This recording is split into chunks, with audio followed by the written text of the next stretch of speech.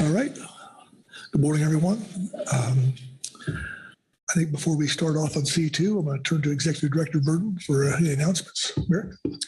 Yes, good morning, Mr. Chairman and council members. No major announcements this morning, but did just want to quickly give an overview of the day. We have 2 agenda items scheduled, each of which is multiple hours. So it will be a day of focus, I'll just put it that way. So just prepare yourselves for that and spending quite a while in some of these seats throughout the day. Other than that, I don't have any other announcements, Mr. Chairman. Okay. Well, with that, I'll turn the gavel over to Vice Chair Hassemer to start us off. So, Pete. Thank you, Mr. Chairman. Good morning, all. We're going to start with our administrative matters this morning, C2, and I will look to Kelly Ames to run through this agenda item. Kelly. Thank you, Vice Chair Hassemer. Good morning, council members. This is agenda item C2, council operations and priorities. In January, the council met in a committee of the whole format to discuss possible changes to council priorities and to the way in which council operations are conducted.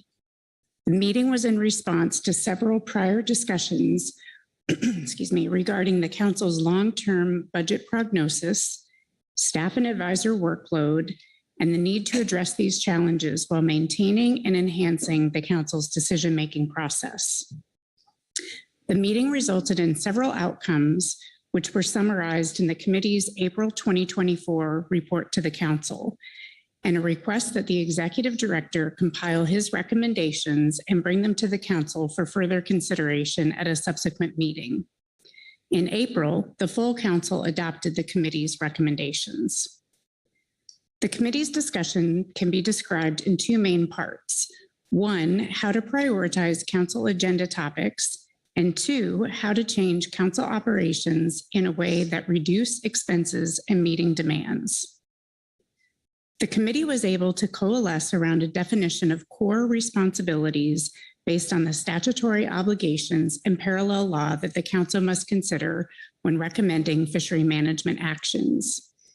The committee also discussed the types of topics that fell beyond core activities and requested that staff develop a tool that could be used to prioritize the non-core items if necessary.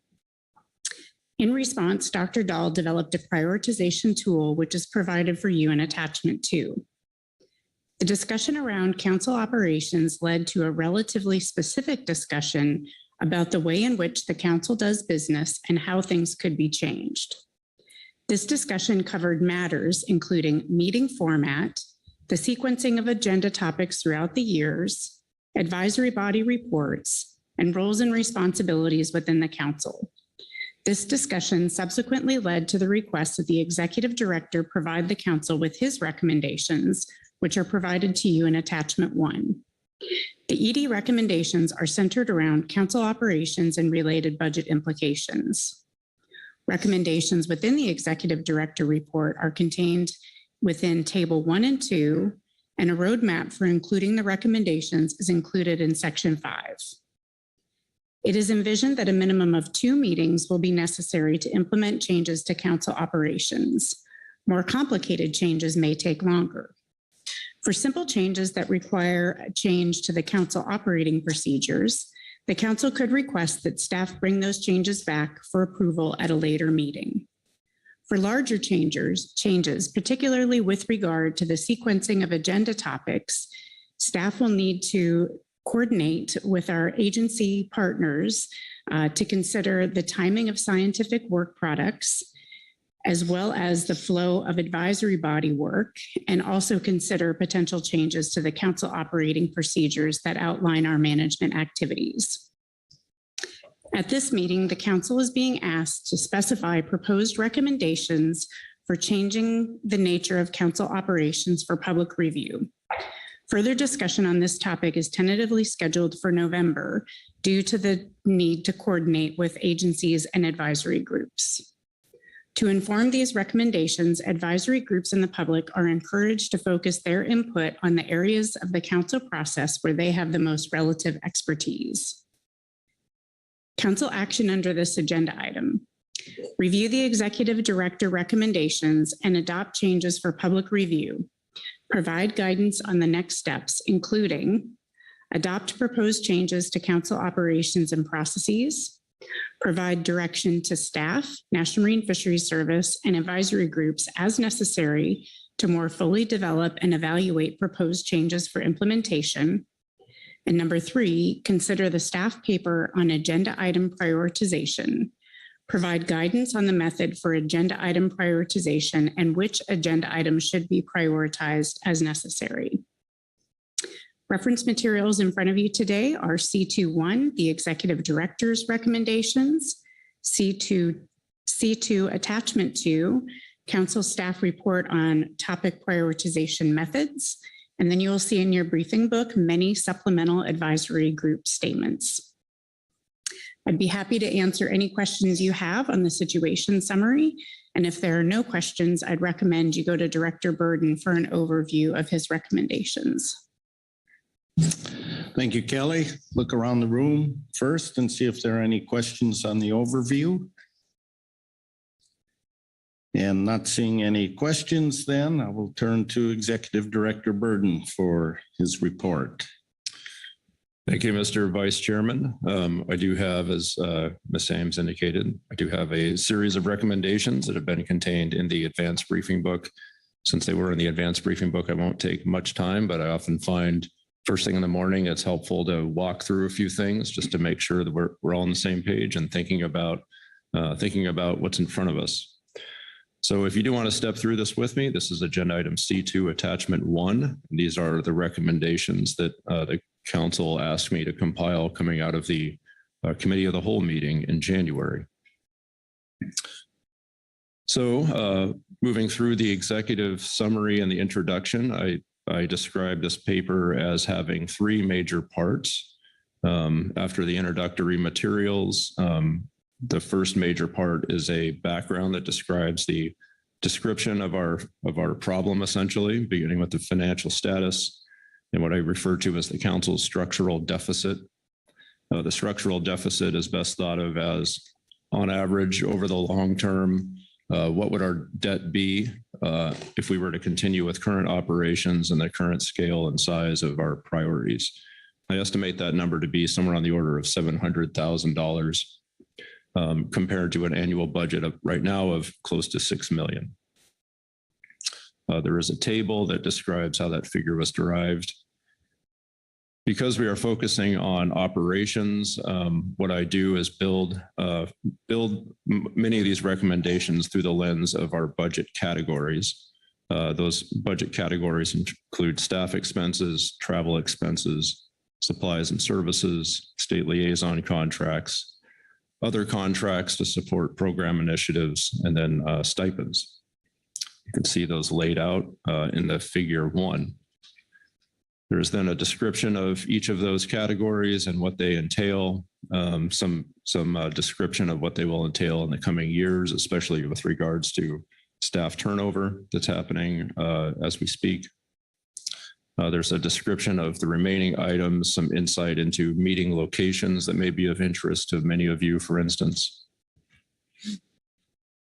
And then there is some insight into what it costs to run a 5.5-day meeting versus a 5-day meeting, what it costs to have advisory bodies present at the meeting for the length of time they spend now versus reducing that time by 1 meeting. Gives you some insight into how much expense and therefore how much savings could be attributed to any of those steps. And then some further description as you go through the document.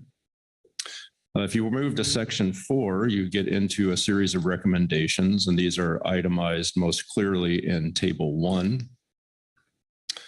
So there are 2 tables like this. There's table 1, and each of the options is initially described with the letter A. There's a table 2, which I refer to as essentially the extraordinary measures table, where if we do start to face a fiscal cliff, what are some of the more extraordinary actions we may be looking at taking? But looking at table 1, there are several recommendations first outlined in terms of reducing meeting size, some summary explanation there. A2 is where we host council meetings and a description of that item. There is a series of sub-recommendations regarding meeting duration and how to go about changing the length and duration of council meetings. The first one deals with roles and responsibilities within the council. The second one concerns meeting duration and the operational practices associated with that and how we may change our operational practices to help facilitate a reduction in meeting duration. We then have A33, which concerns administrative matters and how we may take up administrative matters at council meetings in order to support a reduction in council meeting duration. A4 speaks to our participation in international forums, and A5 concerns maintaining and enhancing the rigor at which we plan agenda topics and workshops and establish new committees. Following that, there's a detailed description of each of those options. And then the third major section is what I call the roadmap for implementation of recommendations. And this does not include everything in Table A or in Table B, but includes some major milestones that are put in place at a pace that I recommend in order for us to maintain the effective and smooth operation of the council, but at a pace that is rapid enough to address our financial challenges. So what you see there is the first step is in January 2025, and this concerns our work at international fishery forums, in particular staff and contractor support of those forums. The next one concerns that the next milestone is September 2025. That milestone is a reduction of our council meeting. That is essentially the elimination of our last half day.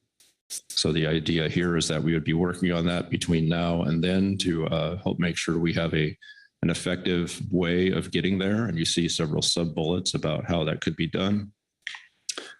March 2026, we are reducing the size of council meetings. So our hotel contracts looking out into 2026 would be shrunk in order to accommodate this. And then there are several sub bullets describing how that can be implemented. In September 2026, we're aiming for a 1 full day reduction by that point in the council meeting size or council meeting duration. And then let's say, and then a series of the report summary and conclusions. So I don't need to speak much more to this, Mr. Vice Chairman. I did just intend to orient you to this paper since we've been here for a few days, but maybe just some higher level thinking. As we came out of the committee of the whole, one of the takeaways that I had from that meeting was that that body concluded that everything that we do has value, and I agree with that. And that's why you see here at this point a series of recommendations aimed at our operations rather than slicing our priorities, although understandably that may be something we have to do at some point. But the intention here is to ask, can we streamline the way that we do our work so that we don't have to reduce our impact? We don't have to reduce the role that we play in the management of marine resources off the west coast of the US. So I'm optimistic that there's quite a bit we can do here. And if we do most of these things, I think we buy ourselves a few years, and that's meaningful. And so I look forward to our discussion. I'll stop there, Mr. Vice Chairman. Thank you. Are there any questions for the executive director on his report? And looking around, I don't see any. So we'll move into our management team advisory body reports. We have a long list, so I will try and announce which one is up. The budget committee report will be first. Patricia Hearing will give that. And then on deck will be EEJC report. So they can prep. So good morning, Patricia. Good morning, Mr. Hassmer and council members. I have agenda item C2B supplemental BC report for the council operations priority item. The Budget Committee discussed Executive Director's recommendations included in Agenda Item C2 Attachment 1. The BC agrees with the need to take steps that can improve the cost efficiency of council operations. Based on the fiscal outlook provided by the National Marine Fisheries Service, the BC agrees with Executive Director's recommendation that such steps be made in a steady and systematic fashion over the next 3 years and in a manner that minimizes the possibility of disruption to the council decision-making. The BC specifically considered 2 recommendations for implementation in 2025, including a goal of shortening council and associate advisory body meetings by the September 2025 council meeting and reducing council participation in international forums. The BC agreed that the pace recommended by the Executive Director for implementing these 2 recommendations is appropriate. Given that the fiscal outlook is one where funds allocated to the council annually have not kept up with inflation and increased workload, the 2 areas would be most promising for cost savings at the least disruption. However, the way they are achieved, especially the shortening of meeting, is one best considered by the full council. That completes the report. Thank you, Patricia. Any questions on the Budget Committee report? And I don't see any questions. Thanks very much. Next, we'll have the EEJC report. That'll be followed by the EAS report. So for EEJC, Mr. Joe Oatman. Thank you, Mr. Vice Chair. So I'll be reading from Agenda Item C2B, the Supplemental EEJC report. So the Equity and Environmental Justice Committee met on Friday, June 7th and discussed Agenda Item C2A, Council Operations and Priorities. The EEJC appreciates the Executive Director's recommendations outlined in Attachment 1. The EEJC discussed the recommendations through an equity and environmental justice lens and offers the following comments and considerations. The committee is more supportive of options that prioritize efficiency over options that would eliminate items deemed non-core. The committee feels strongly that all current council items, both core and non-core, should be maintained at some level, even if at a reduced capacity. Therefore, efforts may be more easily increased when funding constraints are lessened. The committee notes that if resources and time allotted to council items are reduced, the quality of the reports the council receives will also likely decrease and adversely impact council decisions. The committee discussed the council could leverage partnerships with outside funding sources, such as state agencies, tribes, universities, among others, on specific items to supplement the council budget and potentially offset the reduction in capacity and quality. The committee suggests the council consider modifications to the appointment process for the 2027 cycle to identify ways to increase outreach to underserved and underrepresented communities and ensure the application process does not discount individuals who are not already involved in fisheries management process. The committee also has concerns that if certain fishery management plans or FMEPs have a reduction in their number of annual meetings and council meetings are also reduced by 1 day, some FMPs may be subject to a double deduction of meeting time.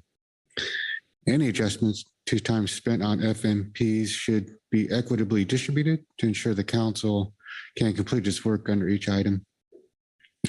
The committee also reiterates the importance of a gap analysis that reviews council processes and products and identifies where there might be improvements that would address EEJ considerations. See the September 2023 EEJC report 1. The outcome of this analysis might help provide insight into how EEJ considerations can be integrated into the council's efficiencies discussion. With that, Mr. Vice Chair, that concludes reading of the committee's report. Thank you, Joe. Are there any questions on the Equity and Environmental Justice Committee report? And not seeing any questions. Thank you. We'll move on to the Ecosystem Advisory Subpanel. That report will be followed by the Ecosystem Work Group. For the Advisory Subpanel, Teresa Labriola is online to give that. Good morning, Teresa. Good morning, Vice Chair Hassemer. I'm Teresa Labriola, and in the spirit of this item, I will summarize the report of the Ecosystem Advisory Subpanel. First, we appreciate the Council's budget situation and the need to find concrete ways to reduce travel and meeting costs to address our projected annual deficit, in addition to identifying ways to make the Council process more streamlined and efficient. We understand and appreciate the Committee of the Whole's approach to addressing the situation and focusing the Council's agenda on core activities as a priority. However, we think that the criteria developed to define core activities should be inclusive of identifying essential fish habitat and minimizing fishery-related impacts to EFH for council-managed stocks. Further, NOAA Fisheries has fully engaged in implementing ecosystem-based fisheries management to fulfill its key mandate, the stewardship of the nation's living marine resources and their habitats, interactions, and ecosystems. Therefore, we believe that habitat and ecosystem-related items should be considered core. In particular, the annual ecosystem status report is a key component of managing council fisheries and provides the council with the best scientific information available for decision-making. We look forward to supporting the council should you decide to develop a more clear and detailed definition of core activities in order to refine your priorities. Thank you. Thank you, Teresa. Questions for Ms. Labriola on the Ecosystem Advisory Subpanel report? Looking around, no questions. Thank you. Next, we'll have the Ecosystem Work Group report that will be followed up by the Coastal Pelagic Species Management Team. For the work group report, Dr. Tommy Moore. Can you hear us this morning, Dr. Moore? Yes, thank you, Mr. Vice Chair. This morning I'll be reading from Supplemental EWG Report 1 on the Council Operations and Priorities. The EWG met via webinar on May 24th, 2024 to discuss Agenda Item C2. During that meeting, the EWG discussed the Executive Director's recommendations and the Council staff report. The EWG's comments on these documents and this agenda item reflect the action scheduled for this meeting, which is Council review and discussion and not final action.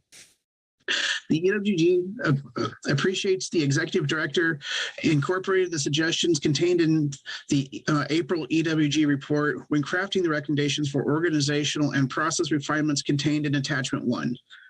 The EWG continues to support the approach of the Council, starting this process by implementing steps focused on logistics, i.e. recommendations A1 through A4, rather than eliminating agenda topics and/or advisory bodies.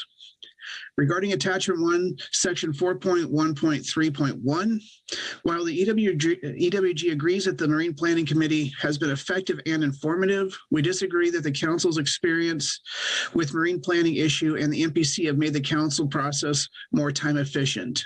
The Council has increased its floor discussions of marine planning issues in recent years and is unclear whether the existence of the MPC has made those discussions longer or shorter than they might have been without an MPC. The Council itself is a cross fisheries management plan, AB. Forming a junior cross FMP AB that requires multiple advisory body members to serve on multiple advisory bodies leads to a rapid advisor burnout and can be particularly burdensome for non-governmental advisory body members. An alternative to developing a new cross FMP working group while still achieving similar objectives is for the Council to incorporate FMP specific advisory body input into relevant reports and/or situation summaries for cross FMP agenda items. For each topic, a free Council webinar could be held during which relevant information would be provided for consideration and discussion. Advisory bodies wishing to or required by Council to provide input would attend or designated representatives would attend these webinars and provide input either directly to the associated working group, i.e. a Marine Planning Committee or EWG, or to the Council staff leading the agenda topic. Input and recommendations received from ABs at these open public webinars could then be incorporated into the working group or staff reports and presented to the council. Since the review of time spent during council meetings indicates that advisory body reports constitute the largest portion of council meeting time, this would reduce the number of reports presented to the council, but still allow the opportunity for advisory bodies to provide input to the council on cross FMP topics. The EWG encourages the council to consider this or other innovative methods to receive advisory body input while increasing efficiencies. Regarding attachment 2, the EWG recommends that the council staff develop a more clear and detailed definition of core activities. Under the MSA, FMPs are distinct documents subject to multiple requirements. For example, Pacific halibut is managed under the North Pacific Halibut Act, is not an MSA species, and does not need to be subject to the same council oversight as MSA species, and is not managed via an FMP. The EWG commends the council staff for suggesting limitations on their travel expenses related to international fisheries management, and suggests the council floor time might also be reduced with less attention to international fisheries management issues outside of the council's purview. If the council does not decide, if the council does decide to take more deliberate approach in developing a list of tasks to prioritize, the EWG will provide recommendations for consideration of core activities. Thank you, sir. Thank you. Questions for Dr. Moore on the Ecosystem Work Group report? Looking around, not seeing any hands. Thank you, Dr. Moore. Next, we'll have the Coastal Pelagic Species Management Team report that will be followed by the CPS Advisory Subpanel report for the management team. Kirk Lynn is online. Good morning, Kirk. Thank you, Mr. Vice Chair. Council members, good morning. I'll be reading from Supplemental CPSMT Report 1. The Coastal Pelagic Species Management Team supports the council exploring the following components of the recommendations from the Executive Director Report on Council Operations and Priorities. A1, limiting coastal pelagic species agenda item meetings to twice a year. This will require a thorough review of which meetings those would be and the timing of specific items related to workload, stock assessments, data availability, and changes needed to council operating procedures. A2, holding the April council meeting in the Pacific Northwest as described in the Executive Director Report. The team also recommends that the other meeting with CPS agenda items be held in Southern California to even out any necessary travel for its advisory body members, the public, and fishery participants attending council meetings who live closer to Southern California. A31, exploring an ad hoc cross FMP AB composed of members from various FMP advisory groups. The team suggests the cross FMP AB be for specific, well-identified topics and be composed of members with expertise in those topics. The ad hoc cross FMP AB would likely need to have membership changes when it takes up different topics so that it has the necessary expertise to provide the council with advice. A32, the team supports approaches that reduce council meeting length. These include considering changing public comment or council discussion time limits. Modifying AB report format as described should be explored, but a 2-page limit may not always be possible for complex issues. Summarizing supplemental AB reports rather than reading them completely on the council floor should be encouraged. Alternatively, presentations for complex issues should also be encouraged instead of reading a report. If the ABs are not meeting on a day when the council takes up its items on the floor, the team agrees with creative scheduling so that AB members traveling can still be able to support those in the council seat remotely.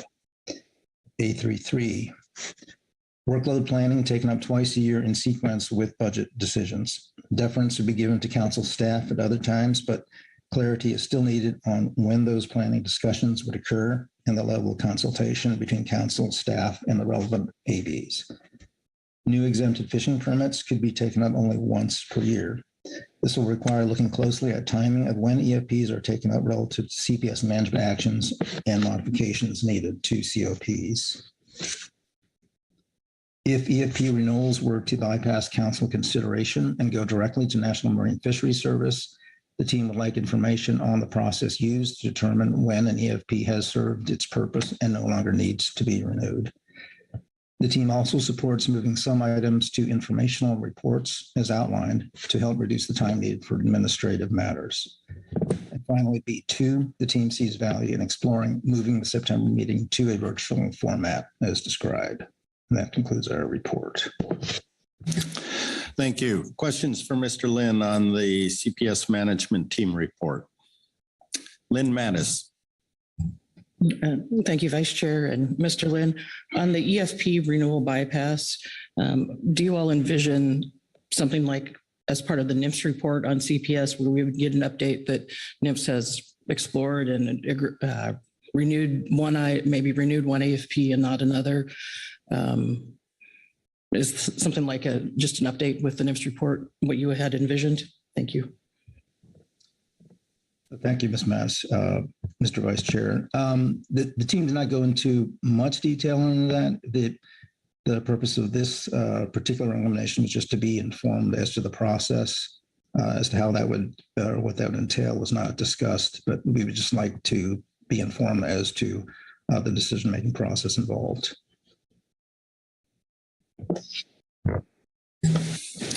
All right, thank you. Any other questions? Not seeing any. Thank you very much, Kurt. Next, we'll have the CPS advisory subpanel report. That will be followed by the Groundfish management team report. For the advisory subpanel, we have Mike Okneski online. Good morning, Mike.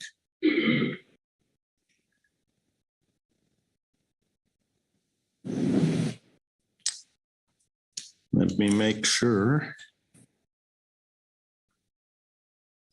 Have the thumbs up that you're online, Mike. Can you hear me now? Yes, we can. Please go ahead. Okay. Good morning. Good morning. Sorry for the confusion there. Be reading from agenda item C2A, supplemental CPSAS report 1, June 24. Coastal Pelagic Species Advisory Subpanel Report on Council Operations and Priorities. The Coastal Pelagic Species Advisory Subpanel, CPSAS, supports the process moving forward to realize efficiency in the Council's operating procedures. We believe that reducing CPSAS in-person participation to 2 meetings can allow for effective participation by the subpanel, A1. In some cases, it may be necessary to extend meetings a day to provide sufficient time to complete the agenda.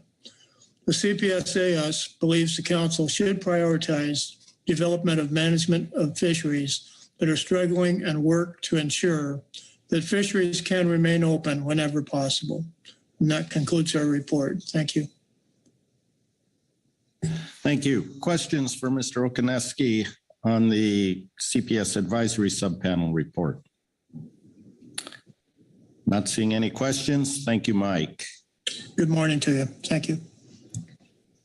Next, we'll have the Groundfish management team report. That will be followed by the Groundfish advisory subpanel. For the management team, Katie Pearson is here to deliver that. Good morning, Katie. Good morning, Vice Chair Hasmer, council members. My name is Katie Pearson for the record. I'll be reading agenda item C2B, Supplemental GMT Report 1 on Council Operations and Priorities. The GMT would like to preface this report with a sentiment that informs each of the recommendations, suggestions, and comments offered below.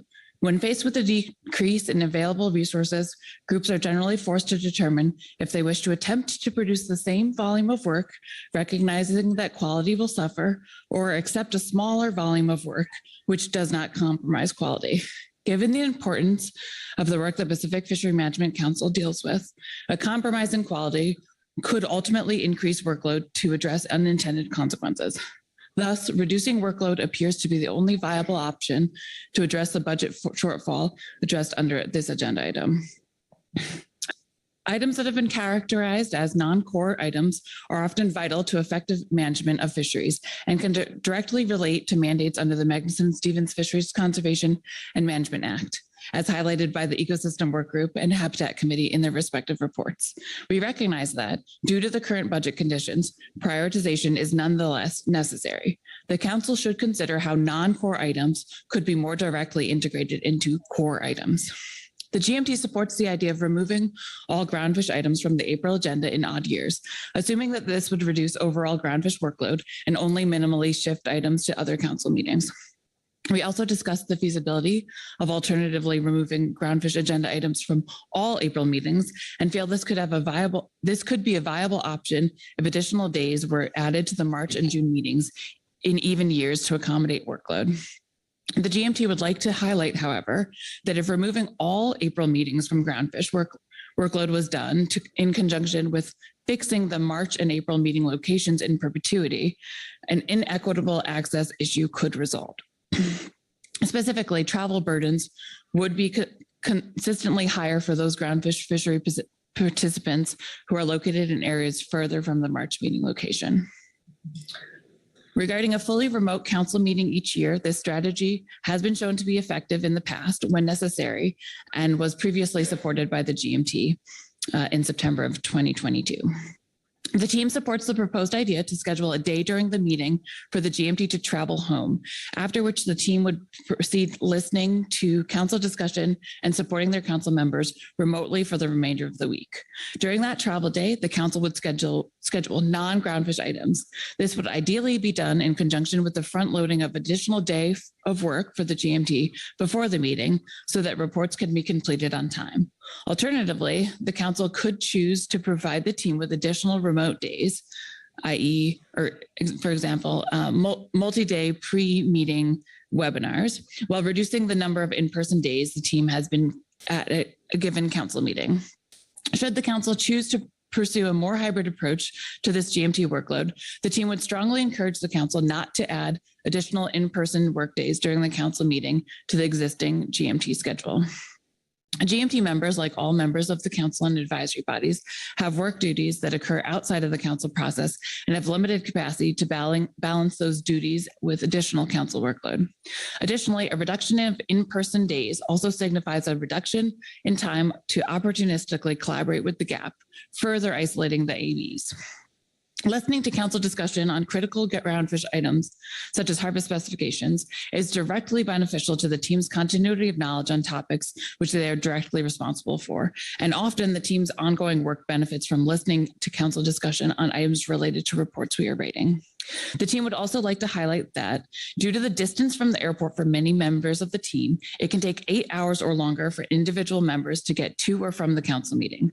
We would recommend that the council allow the team a night at the hotel before the meeting starts and avoid starting the team on a half day as a cost-saving measure, given the inherent challenges with travel logistics related to attending meetings in person. Regarding the suggestion to streamline advisory body reports, the GMT supports this in principle and has already begun implementing this proposal. However, we have concerns about explicit page limitations that could limit our ability to provide productive advice to the council on actions that require a more robust rationale. Additionally, reports often serve as documentation of analysis required to meet MSA standards. Shortening reports, if curtailed in extremis, could result in actions not being approved by agencies. Regarding the following statement taken from agenda item C2 attachment 1, except for the ASMT chair or other necessary members, advisory groups would not be expected on the council floor during council discussion. Instead, the groups would be expected to continue developing recommendations for the council on other agenda items or to depart the council for home. The team strongly encourages the council to continue to allow any team member to be present on the council floor, not just the chair or vice chair. Advisory bodies should have the flexibility to select the members most appropriate to the agenda item, especially for complex agenda items. As stated above, multiple members listening to council discussion in real time is directly beneficial to the team's continuity of knowledge on topics that we are directly responsible for. Remote locations outside of metro areas are inherently more difficult to access, resulting in increased travel costs and decreased public access. Cost savings related to meeting locations should be explored, but they should not result in creating differential access to our constituents to reduce costs. Additionally, given that many GMT members live in areas distant from major airports, additional funded hotel nights may be necessary to accommodate greater travel time if meetings are held in locations far from a major airport. Agenda topic prioritization. If this proposed prioritization tool in attachment 2 moves forward, the GMT offers the following questions for consideration. Does the agenda item fall solely in federal waters? If other interested parties are involved in this agenda item, do they have representation at the council? Does the agenda have broad applicability to the fishery management plan or across multiple FMPs? Given budgetary and personnel constraints, the council may need to prioritize items that consider multiple issues under a single action in order to address the needs of a fishery. Additionally, analysis of the prioritization tool found under attachment 2 suggests that the tool is weighted towards core agenda items. If current agenda items such as equity and environmental justice are run through the rubric, they would score low, despite the council having identified these agenda items as a high priority. This suggests that the rubric needs further refinement and alteration. The GMT recommends that this rubric not be prescriptive and instead be modeled after the council's utilization of the National Marine Fisheries Service Stack Assessment Prioritization Tool. And an example question, does the agenda item support non-core council objectives which have been identified as important, such as EEJ, climate change resilience? And that concludes our report. Thank you. Any questions for Ms. Pearson on the Groundfish Management Team report? Lynn Mattis. Thank you, Vice Chair. Thank you, Katie. This is more of a thank you. I know the GMT, and I'm going to preemptively thank Susan and the GAP. Y'all have already started on some of the guidance we have asked for in terms of how the reports are outlined, putting the recommendations up front so we see them, and then having the documentation. So just wanted to acknowledge that you guys have already started to take these steps, and thank you for doing that. Through the Vice Chair. Thank you, Ms. Mattis. Thank you. Sharon Kiefer. Thank you. And I'm just going to expand on Lynn's comments just a bit and once again acknowledge that your team and the GAP has also started to move forward on a summarization. So from the perspective, I think the 2-page limit was, at least in my mind, more of a reflection of a recommendation in terms of what was verbally delivered to the council versus the length of the report. Clearly a lengthy report because it does have a lot of important technical documentation. I would certainly hope the council would not have an expectation of that being limited. So from that perspective of whether it's a 2-page limit or a actual formalized summary, presentation, which again, you guys have already embraced that, would you still have concerns about that type of language? Through the Vice Chair, thank you, Ms. Kiefer. So we talked about this at length. I think some of the hold up and hang up is that we have been directed that things are needed for the record, but we don't actually know what things oftentimes. And so the differentiation between that summary report and the rationale needed for the summary report versus every other kind of all of it building up rationale, we don't know where that distinction is. So that's where I think it's hard for us because we don't have that guidance. So I would suggest maybe we have some guidance given to the teams to help us with what you actually want. Follow up, Sharon. Thank you, Mr. Vice Chair. I guess the question, I assume that your submission of a detailed report is the record when you provide that report to the council. Whether you verbalize that report in its entirety or not does not detract from the record. And I guess I'm asking if someone can correct me on that point. Somebody want to take that on? Kelly, I see you reaching for the microphone. Thanks, Ms. Kiefer. You are correct. Anything that is in our briefing book is considered part of the record, whether it is read to the council or simply posted in the briefing book. All right, thank you. Bob Dooley. Thank you, Mr. Vice Chair, and good morning. Thanks, Katie, for coming forward with this report. Appreciate it. I have a question for you. One of the problems as an industry based council member that doesn't have the option of taking a break here during the day. And when reports are delivered day of, that really makes it so you have to read them verbatim on the floor, or at least do a lot better job. And I've been thinking about that and understanding the GMT, particularly in the gap, often work through the night to finish these reports, and we don't get them. It's not because they don't want to get them early. It's because it happens that way, and understanding that. But a thought I had was understanding these are large reports in some cases.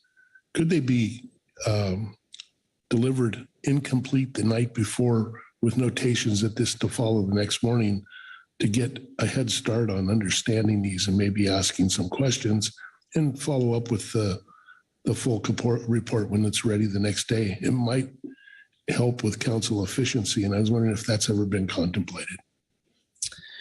Through the vice chair, thank you, Mr. Dooley.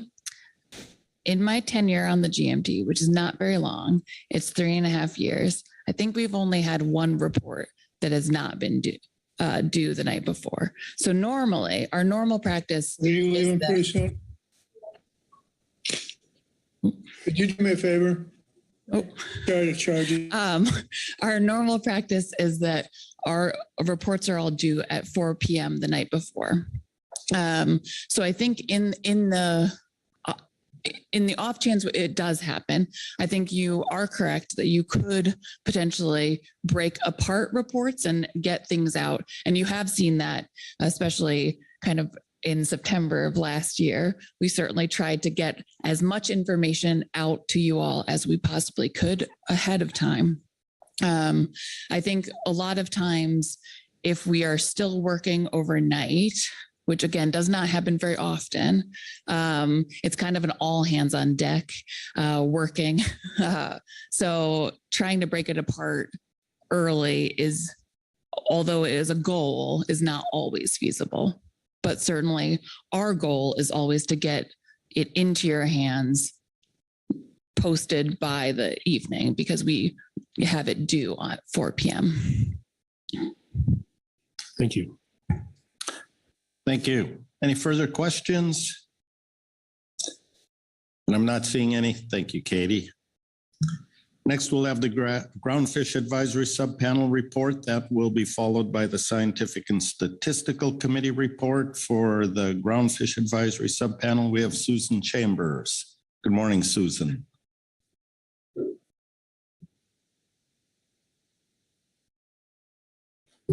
Good morning. Thank you, Mr. Vice Chair. My name is Susan Chambers, and for the record, and I will be reading the Supplemental Gap Report 1 into the record. We do have a summary of the Groundfish Advisory Panel recommendations regarding virtual meetings. In-person gap meetings are preferred. Webinars are used strategically, and that we eliminate groundfish items in April of odd years, even years if that's also possible. Regarding comments and public involvement, the GAP agrees with agenda item C2, attachment 1, item A.3.2, aligning the group and individual comments to 5 minutes. That advisory body reports can include a summary followed by detailed rationale. That exempted fishing permit renewals could go directly to the National Marine Fisheries Service. And that we include in informational reports without presentation to the council, subject to council leadership discretion. And that creating an advanced webinar on cross FMP items for advisory bodies instead of creating another working group. Regarding meeting location, we suggest retaining the September meeting in person, since it is the most cost efficient, but possibly completely virtual would work in even years given the GAP's schedule. For the GAP discussion, we reviewed the documents under this agenda item and agree with the range of ideas proposed for improving council operations to accommodate the budget, acknowledging this will come up again at the November council meeting. So virtual meetings, while the GAP is not opposed to occasional webinars and virtual meetings, we continue to find value in meeting in person for agenda items that are comprehensive and complex, like harvest specifications, trawl catch share reviews, et cetera. the GAP finds value in webinars held in advance of council meetings to take care of items that are relatively simple, sector-specific, or don't require joint meetings with the GMT. History has demonstrated that eliminating groundfish from either the March or April meeting agenda has not worked well. However, better planning for eliminating groundfish from the April agenda, especially in odd years, non-harvest specification years, seems feasible, and the GAP supports this proposal. This would also provide groundfish staff time to complete work on groundfish items. As mentioned above, the GAP could meet virtually for any cross FMP or administrative items that may be of interest to the GAP prior to the April meeting. For example, it would be very helpful to recreational fishermen on the GAP to receive California Department of Fish and Wildlife's prior year's recreational seasons report in March versus April. It is important that these summaries of the previous season's catch be available to managers prior to the start of California's recreational groundfish season. Comments, timing, reports, and public involvement. The GAP sees value in public involvement in this process and agrees that aligning 5 minutes for public comment for both individuals and groups is sufficient. We recognize this may save some time on the council floor, but it might be most helpful when used in combination with other changes. Limiting the number of pages for advisory body documents seems unnecessarily restrictive. However, after listening to the committee of the whole discussion, the GAP has been working to provide a summary table or comments in our statements with detailed rationale following. This seems to work well for long statements when they are posted to the briefing book the day before the agenda item is on the council floor. Continuing this effort will allow council members to review the statements ahead of the agenda item and ask questions of the GAP members who are reading the statement or reading just the summary into the record. The full written advisory body statement, including the supporting rationale, will be retained as part of the official council record for future access. Regarding item A.3.3, EFP renewals, the GAP agrees that renewals of established EFPs could go directly to NIFS without taking up council and advisory body time. The GAP recognizes it would be beneficial to discuss new EFP proposals as already aligned with our harvest specification schedule. The GAP also supports inclusion of written informational reports to the briefing book without taking the council floor time for presentation of the same information. The GAP notes that some reports are of value across the range of council entities, but is comfortable with council leadership deciding which items should be solely informational or also presented to the council. One agenda item could cover multiple informational reports with respective agency staff available virtually to answer questions from council members. Regarding creation of a cross FMP advisory body, the GAP agrees with the HMS-MT that a council hosted webinar for broad advisory body input regarding these items in lieu of a working group would be beneficial. Again, creating another advisory body seems counterproductive when the council is trying to cut costs. Regarding meeting location, the GAP agrees with the council meeting in areas outside of those that are most expensive. We note that Spokane, Tacoma, and Vancouver appear to be the least expensive regions to attend, as noted in attachment 1. The suggestion of eliminating the in-person September meeting, recommendation B2, in favor of meeting virtually seems counterproductive. The September meeting includes some significant groundfish items, especially in the odd years for stock assessments, for example. However, it might be worth considering holding a September meeting virtually in the even years, as there are fewer comprehensive groundfish items at that time. Mr. Vice Chair, that concludes our statement, and I'm happy to take any questions. Thank you. Are there questions for Ms. Chambers on the Groundfish Advisory Subpanel report? Corey Ridings.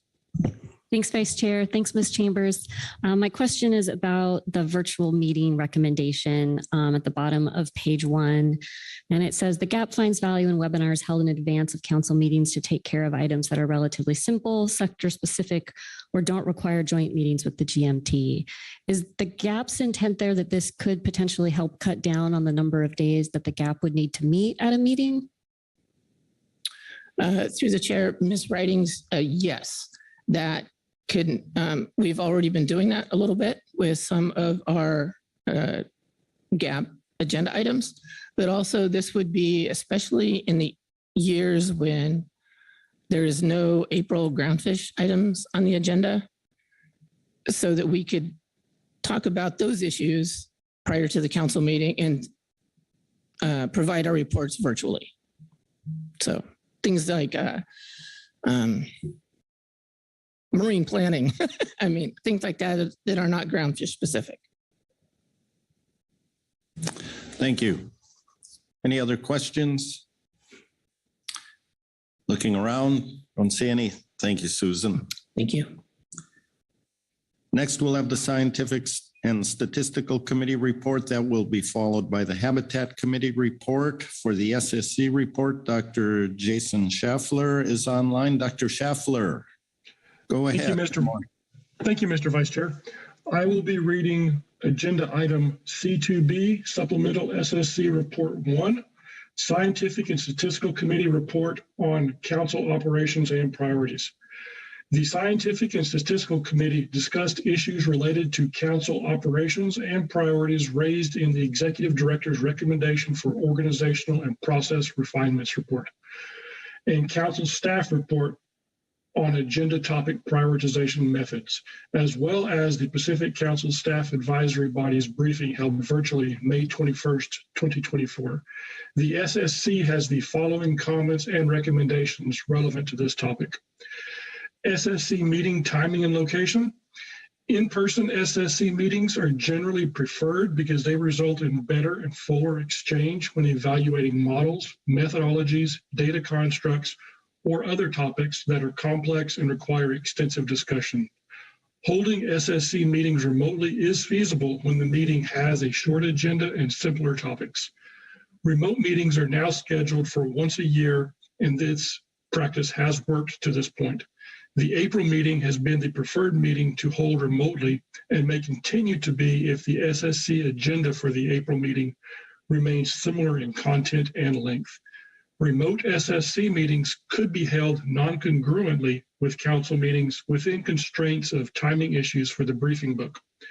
Considerations could be given to shifting briefing book deadlines and timing if the SSC meets in advance of the council. If the briefing book schedule was earlier with respect to the council meeting, the SSC could schedule its first day earlier than the day before the council meeting starts.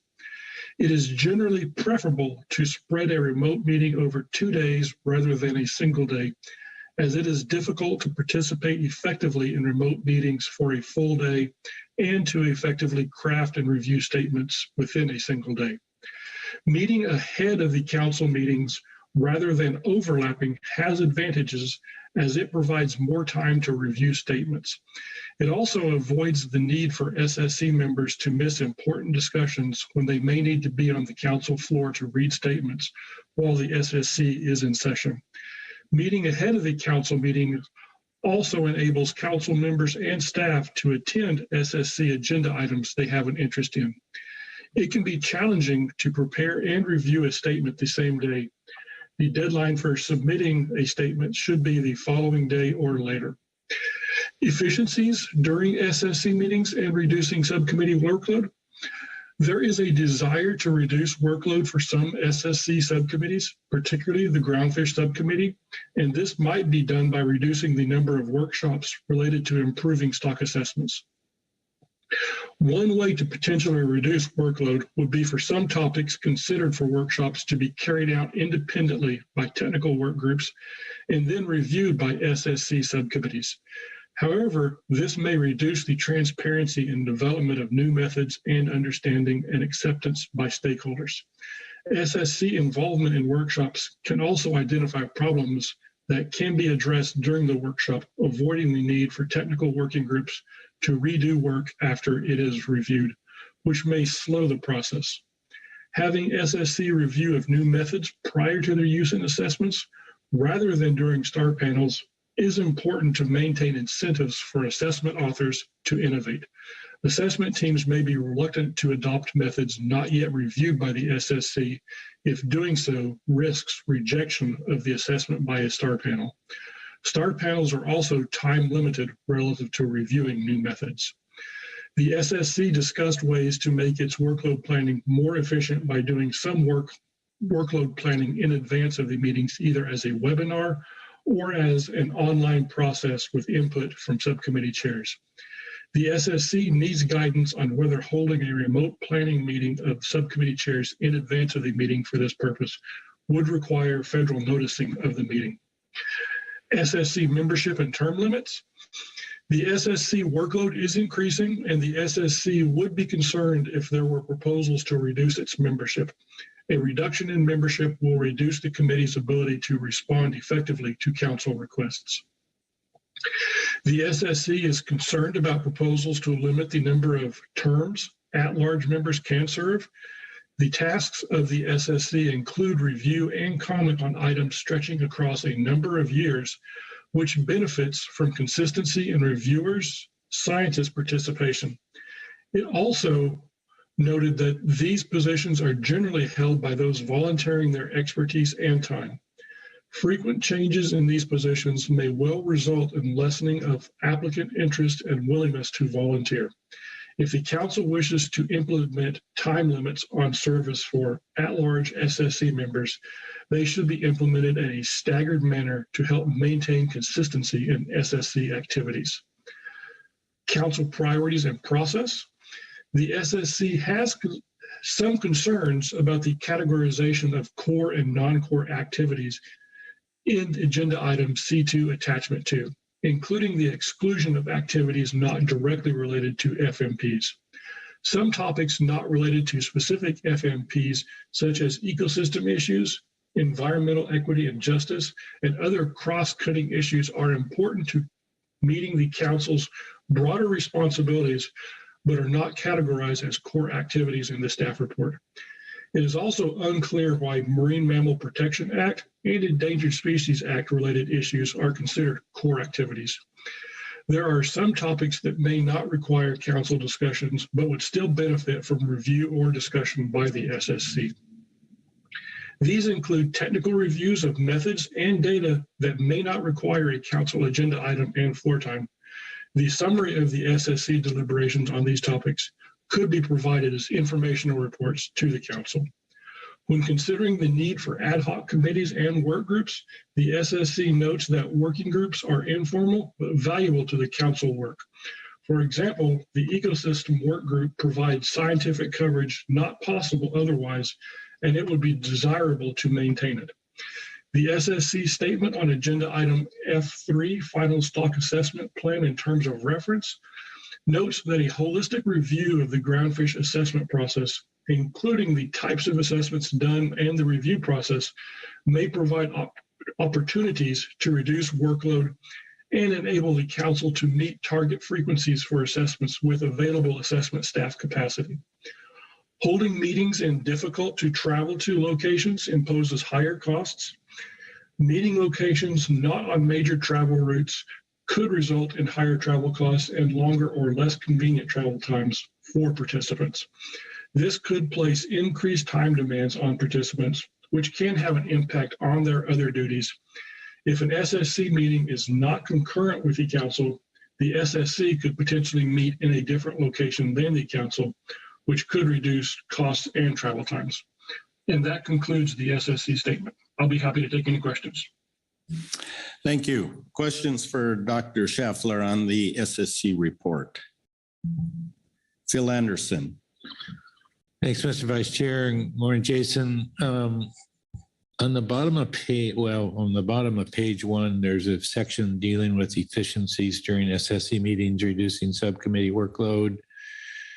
And toward the bottom of that paragraph, there's a sentence that talks about the SSC reviewing new methods prior to their use and assessments rather than during the STAR panel. Is that occurring now? Is that the practice now that new methods get reviewed prior to a stock assessment author using them in an assessment? Or are new methods a part of this STAR panel review process? Thank you, Mr. Anderson. Yes, the current accepted practice is to review new methods through a methodology review workshop prior to them being in a start panel. A number of assessment authors have said that they don't want to bring something to a start panel that deviates from an accepted practice and have it be rejected, because that then, eliminates a lot of their time that went into developing that, and then it creates the need to essentially redo the assessment. Follow up, please. Yes, go ahead. Thanks for that response. And so the suggestion here is the potential of having that review of a new method be done by a technical work group. And that you're thinking that might be an efficiency, but recognizing that there may be some loss of transparency over how those new methods are being reviewed now.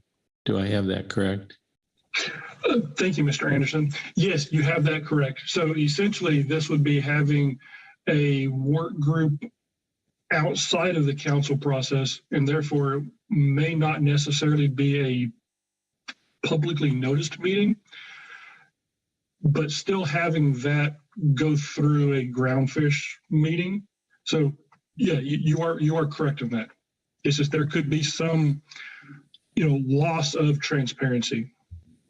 Okay, thanks very much for that response and for the report. Thank you. Additional questions, Lynn Mattis. Yeah, thank you, Vice Chair and Dr. Scheffler. On the SSC meeting time and location section, it mentions if the briefing book schedule was earlier with respect to council meetings, et cetera. The briefing book deadline is already approximately 1 month before our council meets. How much earlier would you expect that to need to be? And then is there a concern that some of the information could be stale between the time of the briefing book and when the council meets? Thank you, Ms. Mattis. We are talking about days to a week difference. So our expectation would be that potentially an SSC meeting could occur in the days prior to a council meeting. So we're really talking about a minimal change. Thank you. Any other questions? Not seeing any. Thank you, Dr. Schaffler. Next, we'll have the Habitat Committee report that will be followed by the Highly Migratory Species Management Team. For the Habitat Committee, we have Dr. Scott Happel online. Dr. Happel, good morning. Thank you, Mr. Vice Chair. Good morning, members of the council. I will be reading agenda item C2B, Supplemental Habitat Committee Report 1, Habitat Committee Report on Council Operations and Priorities. The Habitat Committee discussed various options for reducing costs of Pacific Fishery Management Council meetings. The Habitat Committee has several recommendations. 1, better define core agenda items. 2, prioritize cost savings by reducing large cost items. And 3, improve the format for advisory body comment. For core habitat issues, attachment 2 of this agenda item discusses the amount of council floor time taken up with non-core agenda items presented in table 2 and the need to prioritize these items to reduce floor time. Current habitat issues, i.e. the Habitat Committee report, are listed as recurring 4 times per year non-core agenda items. As noted in our April 2024 Habitat Committee report on council operations and priorities, the Habitat Committee briefs the council and drafts letters on federal actions and other activities that may impact essential fish habitat for species managed under a fishery management plan. Notably, the council is required by Magnuson-Stevens Act to comment on government actions and activities that are likely to substantially affect the habitat, including EFH of an anadromous fishery resource under its authority. By definition, this is a core responsibility of the council, but is not listed as such in any of the present or past documents for this agenda item. As council and staff continue to work to prioritize council agenda items, the HC recommends differentiating between core and non-core habitat issues that are currently represented in attachment 2 as a single item. The HC is likewise considering the distinction of core and non-core habitat issues for streamlining HC reports. Related to addressing core habitat issues, federal actions that substantially affect EFH are not necessarily predictable and do not always coincide with council meetings. Therefore, the HC recommends continued meetings in conjunction with every council meeting, such as the current schedule with 2 in-person and 3 virtual meetings annually. Options for reducing costs. The Habitat Committee recommends that the council first explore the big ticket items for reducing costs, such as holding 1 virtual council meeting, as this has an immediately measurable effect on the overall budget. It was difficult to parse how other potential cost-saving measures would pan out in terms of reducing overall costs, and a better delineation of those would help put what might seem like smaller cost savings, like reducing individual public comment duration, into context. Furthermore, the Habitat Committee recommends that the council consider an adaptive management process by which some of these alternatives are implemented and then the cost savings are quantified. For reducing floor time for advisory body reports, the Habitat Committee supports the recommendation to make advisory body reports more efficient, particularly by identifying sections that don't need to be read. The Habitat Committee is already considering this alternative for its own reporting format. And that ends the Habitat Committee report on this agenda item. Thank you. Are there questions for Dr. Bell on the Habitat Committee report? And looking around the room, I don't see any. Thank you very much. Thank you, Mr. Vice Chair. Next, we'll have the Highly Migratory Species Management Team that will be followed by the HMS Advisory Subpanel. For the management team, Liz Helmers is online. Good morning, Liz. Good morning, Mr. Vice Chair. Good morning, council members. Since much of this has already been spoken to, I'm just going to touch on the main items from the HMSMT supplemental report. The team reviewed the materials for this agenda item and supports the following. 1, proposal A1 to reduce the council meetings that take up HMS-related items to 3 per year, acknowledging that additional meetings may be needed in some years to satisfy management requirements. To avoid the need for an FMP amendment, we recommend dropping the September meeting in odd years to achieve a regular cadence of meetings among HMS ABs. However, during even years, we recommend dropping the June meeting as to maintain the existing schedule in the HMS FMP for the biennial management cycle. 2, instead of creating a cross FMP advisory body as proposed in A31, council staff could host webinars on cross FMP agenda items to allow broad advisory body input, which could be included in a single report to the council as outlined in the EWG's supplemental report 1. 3, revision of guidance on AB report format, length, and need to read reports into the record. Namely, we feel that the advanced briefing book report should not be restricted to a 2-page length, as there will be ample time for the council to review these prior to floor discussion. 4, scheduling of advisory body meetings to either allow for the advisory body members to be present on the floor for discussion or a travel day in between to allow for them to participate in council discussion remotely. 5, incorporation of outcomes of the HMS roadmap workshop when determining how to schedule future agenda items on exempted fishing permits. 6, exploration into how proposal A33 to take up workload planning as an agenda item only twice per year would function. And then 7, the team supports the elimination of council funding for staff and contractor participation as long as NIMS representation continues as the council's conduit in international forums. That concludes our report, and I'm happy to take any questions. Thank you very much. Questions for Ms. Helmers on the HMS management team report? Looking around, nobody's raising their hand. Thank you very much, Liz. Next, we'll have the Highly Migratory Species Advisory Subpanel report. Dave Rudy is here to present that. Good morning, Dave.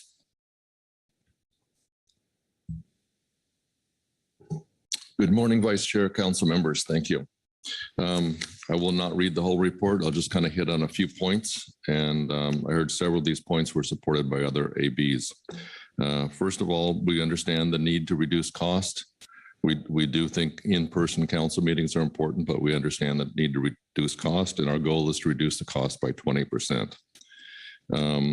We would like to continue our practice of having meetings in advance of 1 to 2 days online. We found this is very efficient in terms of the quality of the reports and the opportunity to spend more time considering these important issues. We feel this will also reduce costs by having more online meetings before the in-person meeting. Second, if we understand the need for we support the idea of 3 meetings per year, except for under certain circumstances. If there's a need for a 4th meeting in the interest of reducing costs, we could reduce the number of AB members at that particular meeting in person. Third, we think on the EFPs, there's important cost considerations and efficiencies also. And I'll read this part. In regard to exempted fishing permits, one suggestion would be to require applicants to forward EFPs directly to National Marine Fishery Service. And if National Marine Fishery Service determines that a specific EFP application would benefit from council comments, it could come to the council with that specific request. This would have a much more effective way to have handled the multitude of EFPs submitted by Deep Set Buoy Gear. This would also be in alignment with many of the comments and insights heard during the recently completed HMS workshop. That concludes my report.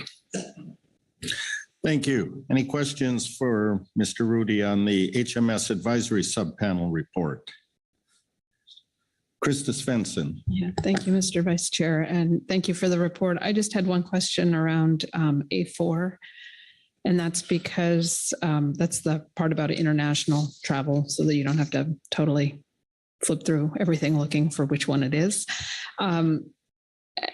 The report is a little bit ambiguous in terms of who. It does note that there is a benefit for having people able to converse in the margins, et cetera.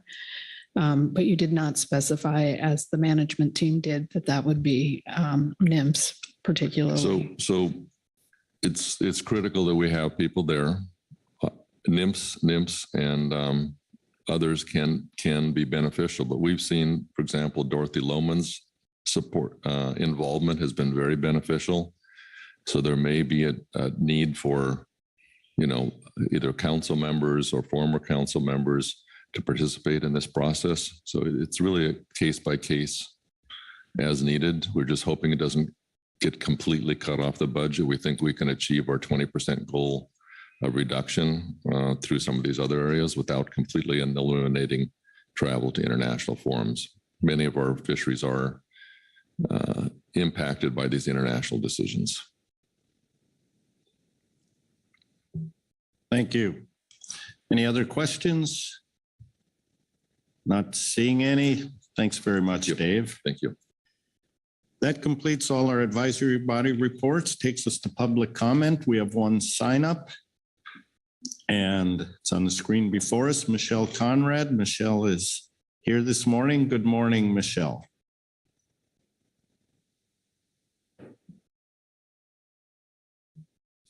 Good morning, Vice Chair Hasmer and council members. I'm Michelle Conrad, and I'm providing comments on behalf of Ocean Conservancy, Oceana, and Wild Oceans. We appreciate the Council Executive Director's recommendations for organizational and process refinements as described in Attachment 1, including the description of the Council's budget situation. While the recommendations address objectives related to achieving efficiency and budgetary savings, we also recognize that some will come at a greater cost in terms of the quality of the council process, such as those that hinder transparency and public engagement, management flexibility, and the achievement of equity and environmental justice. While we support having more structure to prioritize the council's agenda, we believe that the definition of core activities as described in Attachment 1 is very broad. And because it is broad, it is unclear why certain items are considered core while other very important management items are not. Regardless, as we noted in our letter, we would prefer the council to use all of the efficiencies outlined in Attachment 1 to close the budget deficit rather than eliminate important agenda items. The current council process runs smoothly, which takes a lot of work by all involved. The system has many pieces, and it's difficult to consider any of them in isolation. And by doing so, we risk losing sight of how all the pieces work together. And there are likely efficiencies already built in to how we do our work that we may not fully realize or appreciate until they're gone. To summarize, we support recommendations A1, A2, A3.1, and the strategies in A3.2 to reduce meeting length, such as more structured advisory group reports. We want to stress the importance of maintaining a meaningful public comment time. Public comment brings valuable information to the decision-making process, as well as additional perspectives, technical expertise, and increased understanding, which results in a better process with better outcomes. We also support recommendation A3.3, including the revised scheduling of workload planning and the management of EFPs and EFP renewals. While we agree that most informational items could be reclassified as written informational reports, we think an exception should be made for the annual ecosystem status report. While the IEA team has done a tremendous job synthesizing and distilling the ESR into a readable and digestible format, the council, its advisory bodies, and the public benefit from the presentation of the report and the ability to interact with the IEA team. We also support recommendations A4, A5 in consideration of B1 and B2, again, being cognizant of the council's budget deficit, but do not support B3 nor the elimination of important agenda items.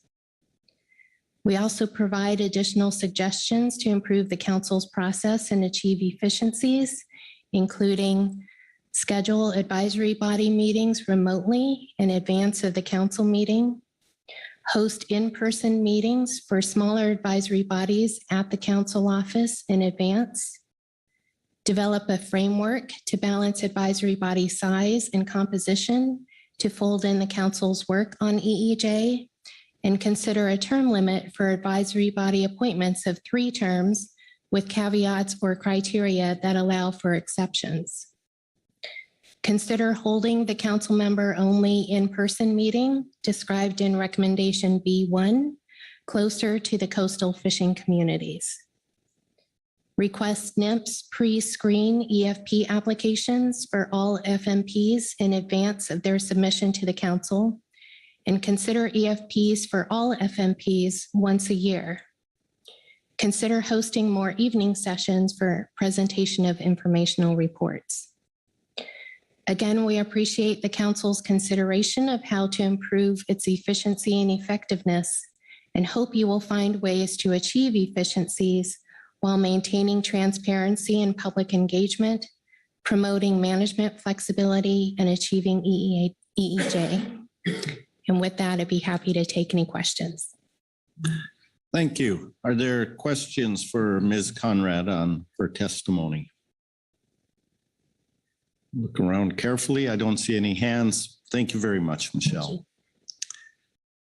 That concludes all the reports of public testimony. We're going to take a break before we get into discussion here. There's been a lot of information presented to you. Let's be back in the room in 10 minutes, and sometime shortly after that, we will commence with our discussion and council action. So let's take a break.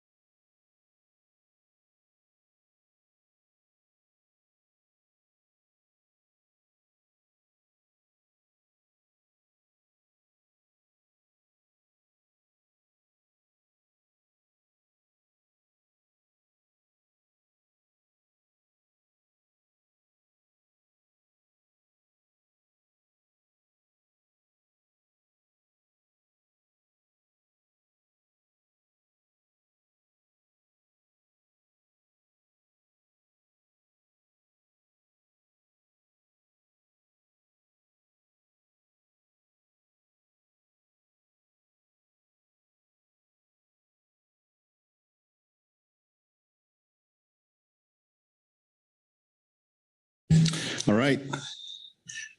Thank you all. Looking in your eyes, there's lots of caffeine and sugar in your systems. You're ready to go.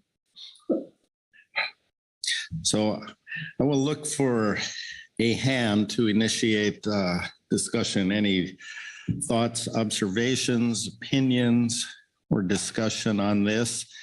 Our action, again, is simply provide some guidance on next steps. Chair Penninger.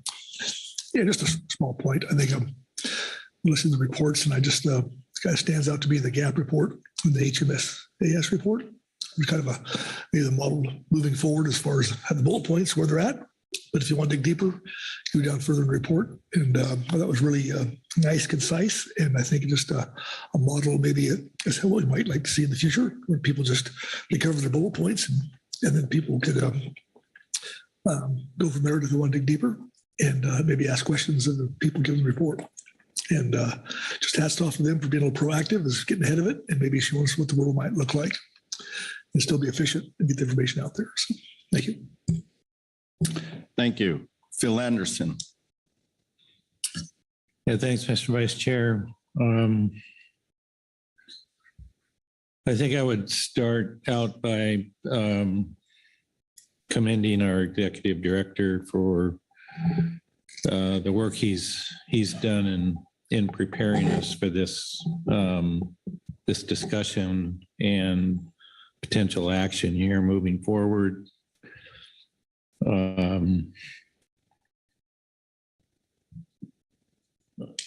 I will admit that I was probably in a bit of denial when he first started ringing the alarm bell.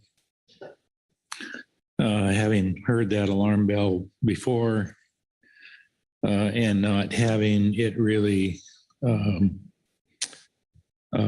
come to a point where we had to make these kinds of decisions.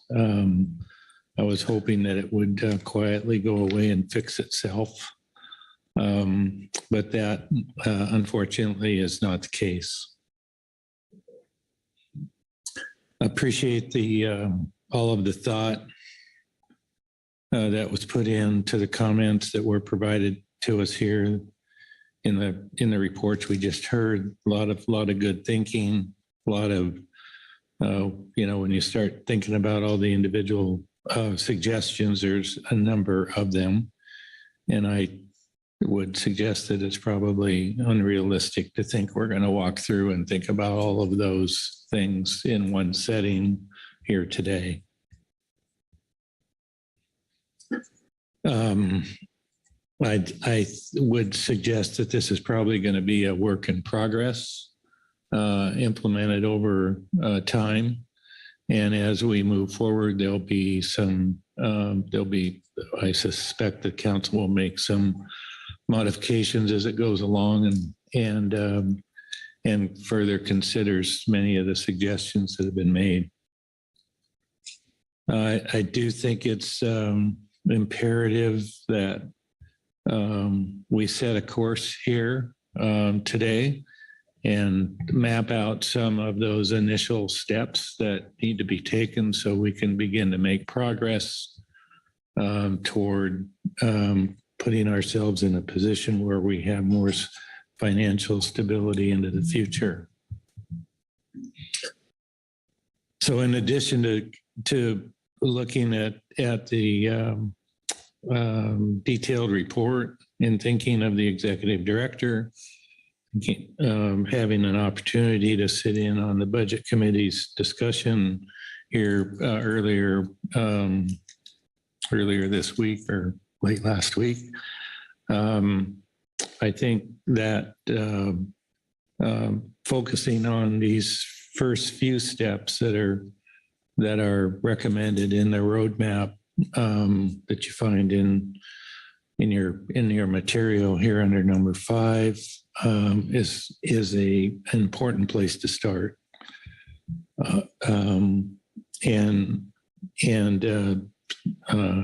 Like I say, I think this is a work in progress. We ought to ensure that we have these first few steps that we have agreement around the table that we're going to take those first few steps, and that we continue with further deliberation as we move through the roadmap and consider the additional steps that have been recommended. So that's just some of my initial thinking on what I am hopeful that we can accomplish here today. Thank you, Phil. Other thoughts? Joe Oatman?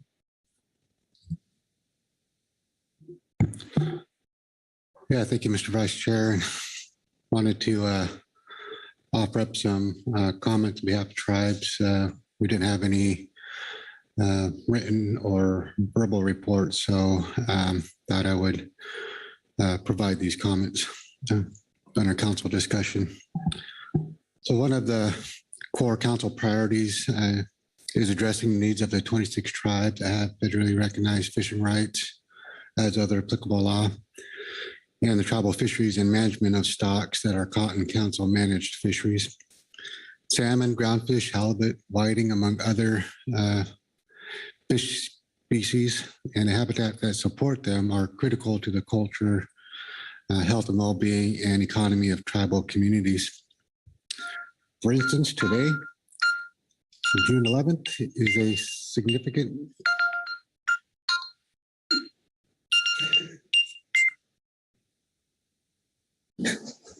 doing it.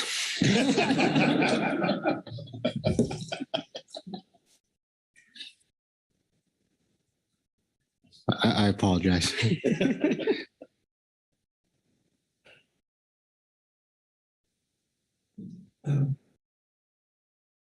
I apologize. I have to turn my watch off.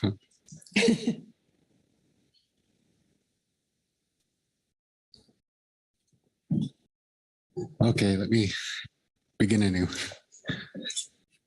So for instance, today, June 11th, is a significant day for me and the Nez Perce tribe. The tribe and the United States government entered into the Treaty of 1855. I descend from Chief Lookingglass, one of the Nez Perce leaders of the time who negotiated this treaty. And it is our treaty, much like those of the other tribes I represent, is the reason why I sit here today to work in this process to protect our federally recognized fishing rights and the fish and ecosystems that support them. Wanted to note that the tribes are not part of the state liaison contracts, despite their role as co-managers. And I encourage the council to continue to support critical tribal participation in this process, you know, the way that you have, as well as potentially other ways as we head into the future. I support the executive director's approach of first looking at making the council process more efficient before looking to reduce the number of agenda items and advisory bodies. Should this not be sufficient to address our deficit, it likely will be necessary to eliminate some items from the council agenda. I expect the council will work to pare back the meeting time and the number of agenda items to fit within the council's operating budget, recognizing that there is simply no way to maintain our current workload with the funding that we'll be working with. As the council works through this process to prioritize core activities and remove or eliminate non-core activities and workload, that we maintain the ability to address critical items that may go away or be reduced in some manner if certain advisory bodies or agenda items are eliminated. As we work to balance the council's operating budget, I would encourage us, to the extent we can, to try and strike a balance between core and non-core items as presented in a staff white paper. Much of what made the council a leader amongst the regional fisheries councils has come from our work on both harvest management and ecosystem issues, along with our efforts to improve public input and engagement. It is important that we not lose sight of the bigger picture challenges that we face, such as managing fisheries in the face of a changing climate and new ocean uses, such as offshore wind.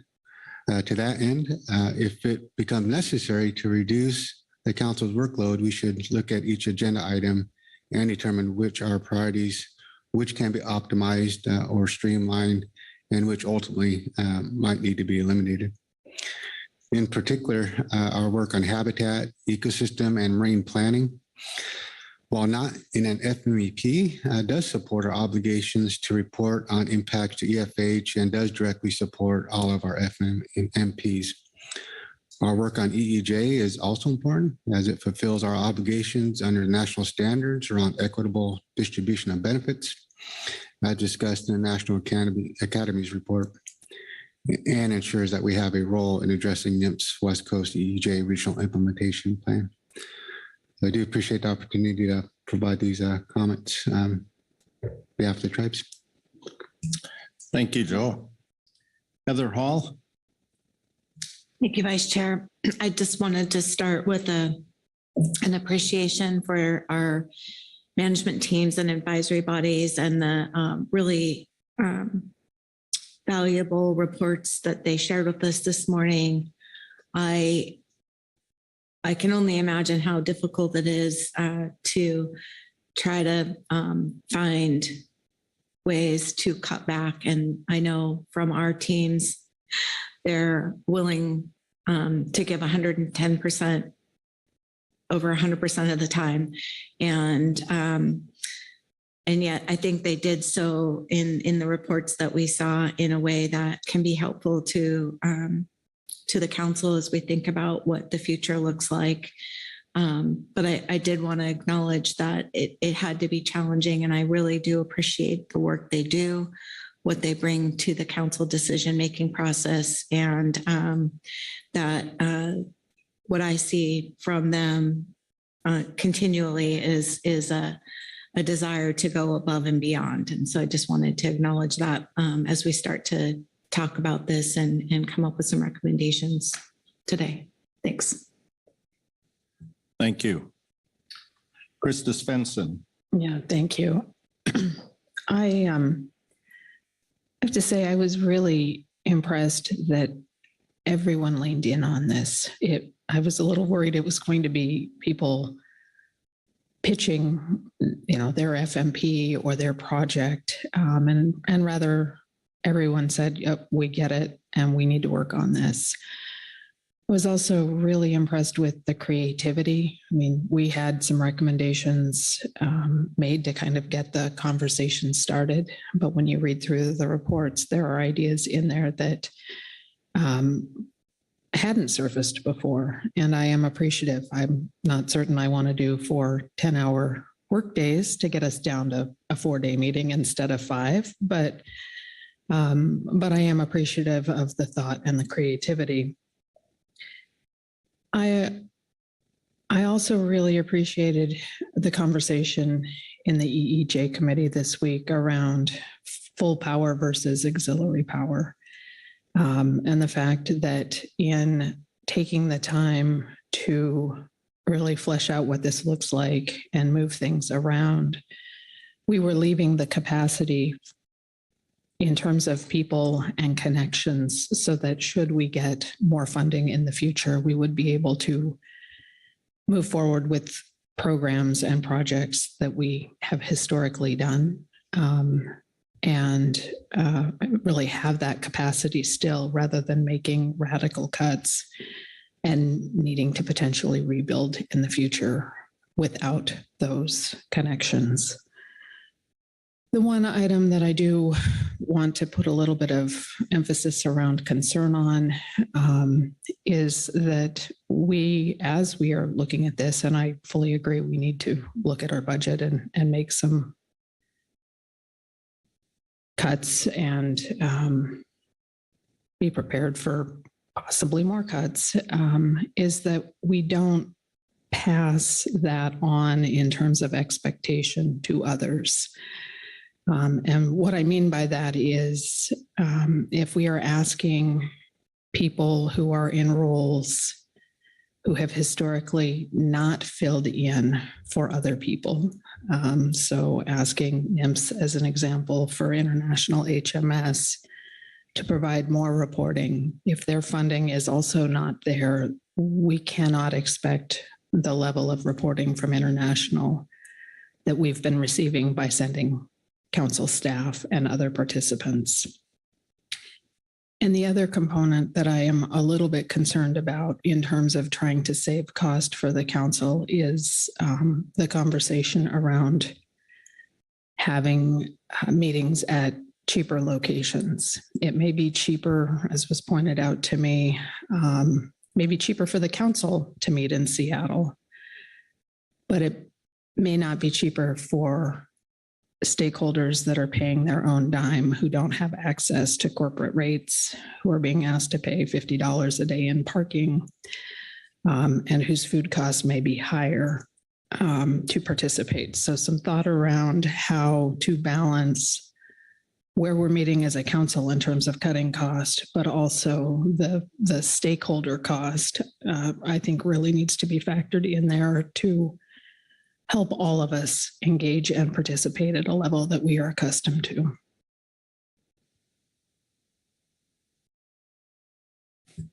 Thank you. Mark Gorelnik. Thank you, Vice Chair Hassemer. I think good points have been made around the table already. I also want to compliment staff in that we've already seen cost savings over budgeted expenses. So the process obviously has already started. I do think we need to be sensitive to stakeholders to make sure that our meetings are in reasonable locations, both pertaining to the FMPs that may be discussed. I know that it's cheaper to meet in some places than others, but as Ms. Svensson pointed out, there's a bigger picture to be had. Also, a lot of the bulk of our constraints here are the fact that our funding is flat. Inflation since pre-COVID is over 20%, and we haven't received 20% more money to operate our council. And it doesn't look like we may get that for the next grant cycle. So we're undertaking steps here that are necessary for us to live within our means.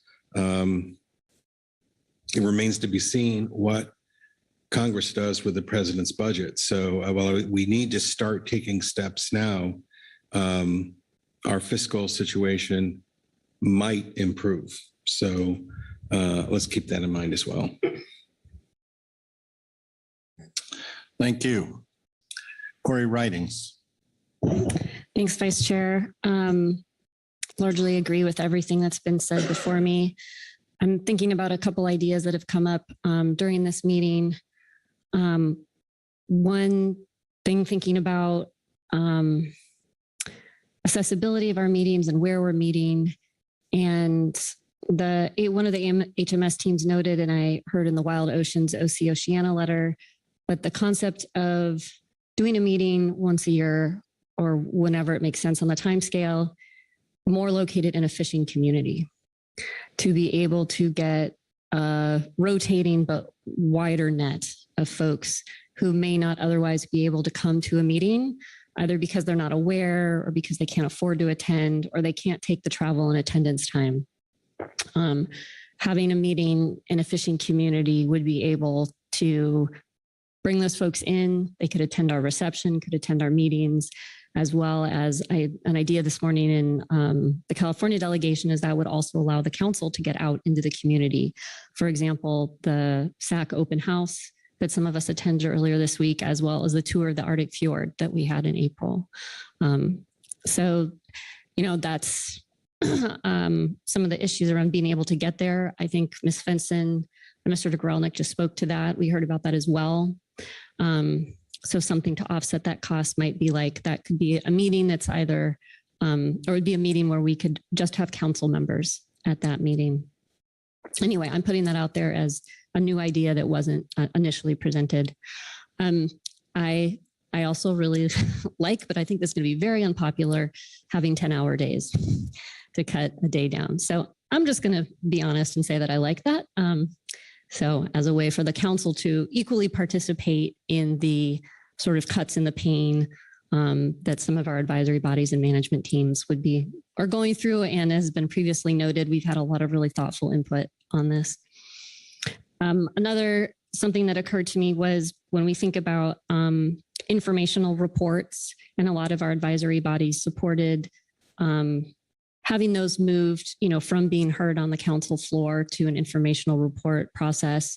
And I was thinking about what would be lost in that process. And one of the real, I think, strengths of the council process in general is the opportunity to learn and to have sort of cross-pollination. I don't think that's a word, sorry, cross-pollination. And so just reflecting on an event that the National Marine Fishery Service did, I think it was last November around recreational fishing. I think it was a roundtable, pardon me if that's not what it was called. And as a member, I was able to go attend for, I think, about 30 minutes. And I was really impressed with what was happening there in terms of NIMS staff being able to connect directly with fishermen. And that was a more discussional type of atmosphere, and just encouraging. I don't think this is like a to-do, but just if we do decide in whatever capacity to move some of our informational reports offline, I think that could be a way that we could retain some of that learning and sharing, and even help foster that to a deeper level. So thanks. Thank you, Corey. Bob Dooley. Thank you, Mr. Vice Chair. I too want to acknowledge and compliment our executive director on focusing on what's going to give us the bang for the buck to get to where we want to go. We need to drain the swamp here. We can't forget about that. We need to reduce cost, and that's so. Some things have a lot of impact. Some things don't. A couple of comments. One new thing that I learned this morning under a perspective that I hadn't thought about was, we pick venues and cities based on the council's ability to negotiate a low rate in an area and all of that. And I'd never thought of the public. It was brought up this morning in delegation that, for instance, an example was Seattle. Seattle, I think we had a pretty good rate going there as the council, but the public sure didn't. And we had people, that's an expensive city to live in and eat in and everything else. And it's nothing, it's something to consider when we think about these venues and what we do. So just adding that in there, just as a consideration. I don't know, maybe it is being considered. And I know that Seattle was a special circumstance and, a product of COVID and not having a place, and that place happened to fit the bill due to cancellations and such. The other comment on this implementing streamlined advisory report, kind of building on what Brad had said earlier. I think consistency of format and itemizing the recommendations in bold in one place, beginning, maybe reiterating again at the end, having a consistent format across all of the advisory groups and management teams where possible, makes it much easier for everyone to understand. And particularly when you have multiple bodies commenting on a particular agenda item, it lets you compare one to the other very readily. And understanding a lot of these reports we get the day before, it would help us understand them and bring them together and ultimately have time savings in the big picture, not just so. I would reflect on the PowerPoint that the GMT came up with on specs and how much that used to be a 40-page report written, read verbatim on the floor, and now it's much more digestible and easy to understand. So I would say that too. The one other thing about the advisory groups, it was discussed at the committee of the whole, and haven't seen much of it yet, but giving our advisory groups more guidance on what's expected of them in their reports, what they weigh in on. And I know that was talked about, but another issue that was talked about was the minority reports and addressing that. I know I've had a couple of over my time here, which hasn't been that long, but I've had a couple of our advisory panels chairmen come to me and say, hey, we got to do something about this, the minority report. We have one person out of the group wanting a minority report that's written in our report. And I think we need to define what a minority report is. I don't discount the fact that not everyone needs their voice, but if it's one person, that's what we have public comment for, not 2 bites at the apple to put it in an advisory panel report as well as public comment. So I think it would save us time. It would save some debate that happens within, and so taking the advice and then just passing on the advice of a couple of the advisory panel chairs that I'd spoken to over time, it might be valuable to say, look, it's, a minority report is 2 or 3 people. Yes. If it's one person, acknowledge that it wasn't unanimous, and you'll hear more about it later. Something like that, just to get it down. And I know it's not a big issue, but it's in the spirit while we're doing this, and particularly as we talk about formats and rules and advisory panels and management teams and such, that we give that advice so that it's clear and it saves them time, saves us time. So thank you. Thank you, Bob. Sharon Kiefer. Thank you, Mr. Vice Chair. So certainly reflecting some of the commonalities that I did hear in the reports. And as we've already asked some of those report presenters a little bit, I know there's a bit of concern over the 2-page limit. Again, I interpreted that as more specific to the presented reports. And so I think as we talk about these things, to make a clear distinction between expectations for the written reports versus expectations to those presented reports. It may be good to give format guidance on both, but particularly in terms of the presented reports. And I think I hear the committees themselves recognizing a need to summarize. Again, I go back to the last meeting's GMT report, which was amazing, where they took something like a 15-page technical report and presented it in a very summarized, digestible format. And I applaud them for that, and they're kind of leading the way, I think, for the other committees. That is something I don't think we need to delay in terms of beginning to be more specific in terms of our expectations for that. I also agree with the proposal to shorten public comment time. I've been watching the clock for this meeting, and generally, whether it's a group or an individual, no one is really exceeding 5 minutes. I think I come from an agency where the limitation was 3 minutes for anybody, and people managed to get their message across.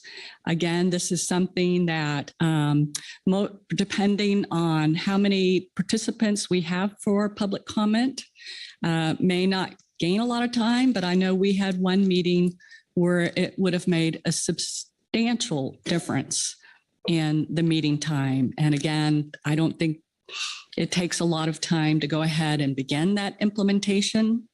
I also did generally hear and they came up with some excellent recommendations. I didn't hear a lot of enthusiasm for a new kind of cross FMP advisory body committee, but alternatively heard many excellent recommendations about how to achieve some of those efficiencies, but through different alternative ways. And so I think that merits some review. Thank you, Mr. Chairman. Thank you. Have Lynn Mattis, then Butch Smith. Lynn. Given where I'm going to go, it might be better to take Butch first. All right. Butch Smith, you're up. Thank you, Lynn. Well, first of all, before I get started, I've been told it's somebody's 29th birthday. I think it's Jamie Dimon. So maybe during break, we can all wish her a happy birthday today. So anyway, but I want to agree with Sharon. You know, when Zoom now is a fact of life, and a good thing from Zoom is we get, a lot more testimony on some items. And I am a port commissioner at the Port of El Waco, and my commission, as much as cities all over the United States, because of Zoom, have certainly had to look at how much time people can testify. And I was noticing today, and I don't mean to pick Michelle Conrad out, but she gave very nice testimony. It was very concise, and it was full of information, and it was all done within 5 minutes. And so our commission is 3 minutes also. Our Wildlife Commission, I believe, is 3 minutes in the state of Washington. So I think that, a 5 and 3. And I also think that one thing that I've noticed is anybody that's affiliated with an association all gets the same amount of time. Seemed in the old days that the president of an association or an organization would come up and say that, have the 10-minute or whatever for association. And then the others that would come up and support that would be considered as public under the whatever it is now. So I think there's things that we can look at too for the making meetings a little shorter, but not, this is a public process. This is one thing that we champion here is we're available to the public. But I do think, in lieu of what's happened in the school boards and everything else, that we do have to look at our public testimony times and make them more realistic. So anyway, and I appreciate everything people have said today, but I come from the advisory panel world, and I come from a time when we were actually begged to respond to different topics, and I'm wondering, too, if every advisory panel has to speak on every topic when it doesn't pertain to that a particular advisory panel. I've wondered that too. So anyway, thank you, Mr. Vice Chair. Be anxious to hear from Lynn. All right. Thank you. Lynn, let's turn back to you. Thank you, Mr. Vice Chair. I was specifically holding off to try to wait for my chance until everybody else had spoken, because I sort of voluntasked myself with trying to wrap this up and provide guidance, how we move forward with what our council action is. I had the chance to speak with Executive Director Burden yesterday afternoon as to what exactly he was looking for from the council. Did it require a motion or a written guidance? Executive Director Burden indicated written guidance would be preferable. So I worked on that last evening. I communicated with a number of council members. I apologize, I didn't manage to communicate with everybody. I ran out of time and brain power. But I have sent the written guidance to Hayden and Chris. And I think this isn't a formal motion, but guidance written out so that we all see what we're talking about. Based on discussions around the table and advisory body reports, with help of everybody who helped last evening, I think we've captured a lot of it. But since it's not a formal motion, hopefully there's room for some tweaking. But I think now would be a good time to start going through that to make progress, if that's agreeable to the Vice Chair. That sounds good to me. Let me just make sure that everybody's had a chance to speak on that sort of high level observations. I think so, but if there's any other things that wanted to be said, not seeing any hands, then I'll turn back to you for your guidance. Thank you. Thank you, Vice Chair. I did want to put in some overarching considerations. These 2 bullet points were some of the key things I and I think most of us were keeping in mind. And I've heard it both in council discussion as well as in our advisory body reports, that as we're working on considering these options to create efficiencies and reduce costs, we need to ensure that we do not erode our public process or disenfranchise our public participation. Additionally, reductions in the number of meetings, meeting length, and the use of remote meetings should be spread across all FPs, FMPs, and FMP associated advisory bodies. In other words, we don't always look for CPS and HMS to be remote, while salmon and groundfish are always in person. If one of our FMP advisory body groups needs to be remote part of the time, then all of them should have to be remote part of the time so that the pain is spread about. So into some specific guidance. Looked at the roadmap for implementation of recommendations, which is section 5 of the executive director's report. And the guidance is to work towards the following benchmarks by the times listed sooner if possible. If there are things that could be implemented sooner and maybe help start us saving costs sooner, that would be helpful. So for January 2025, discontinue staff and contractor travel work on international HMS members and council member travel to the IPHC Halibut Commission, or to the International Pacific Halibut Commission meeting. I think we'd already sort of offered up IPHC, but wanted to make sure it was out there and transparent that if we're discontinuing international travel support for HMS, we should probably be doing it for IPHC as well. Similar to HMS, there are people from other agencies, other venues who are there and can report back to the council. So I don't know if you want me to go through all of this or if we take chunks. I don't know what the best, since this isn't a formal motion, I don't know if we should be discuss January 25 and then discuss September 25, or just go through the list and then discuss. I'm going to ask people to take good notes, keep it in their mind, but let you go through your guidance here. And thank you. We'll come back to it. I should have clarified this with the vice chair at the break. I apologize. For September 2025, continue to work towards reducing council meeting length by at least 1/2 day, including commensurate reductions in the length of advisory body meetings. This may also require a decrease in the number of agenda items covered at each meeting, rather than trying to do the same amount of work in less time. Work toward providing advisory bodies with clearer guidance on which issues outside of their FMP they are expected to provide comment on. Examples are marine planning and ecosystem. Additional information is needed before guidance can be provided on the proposed cross FMP advisory group, such as where the membership would come from, how and when it would meet, goals of the group, etc.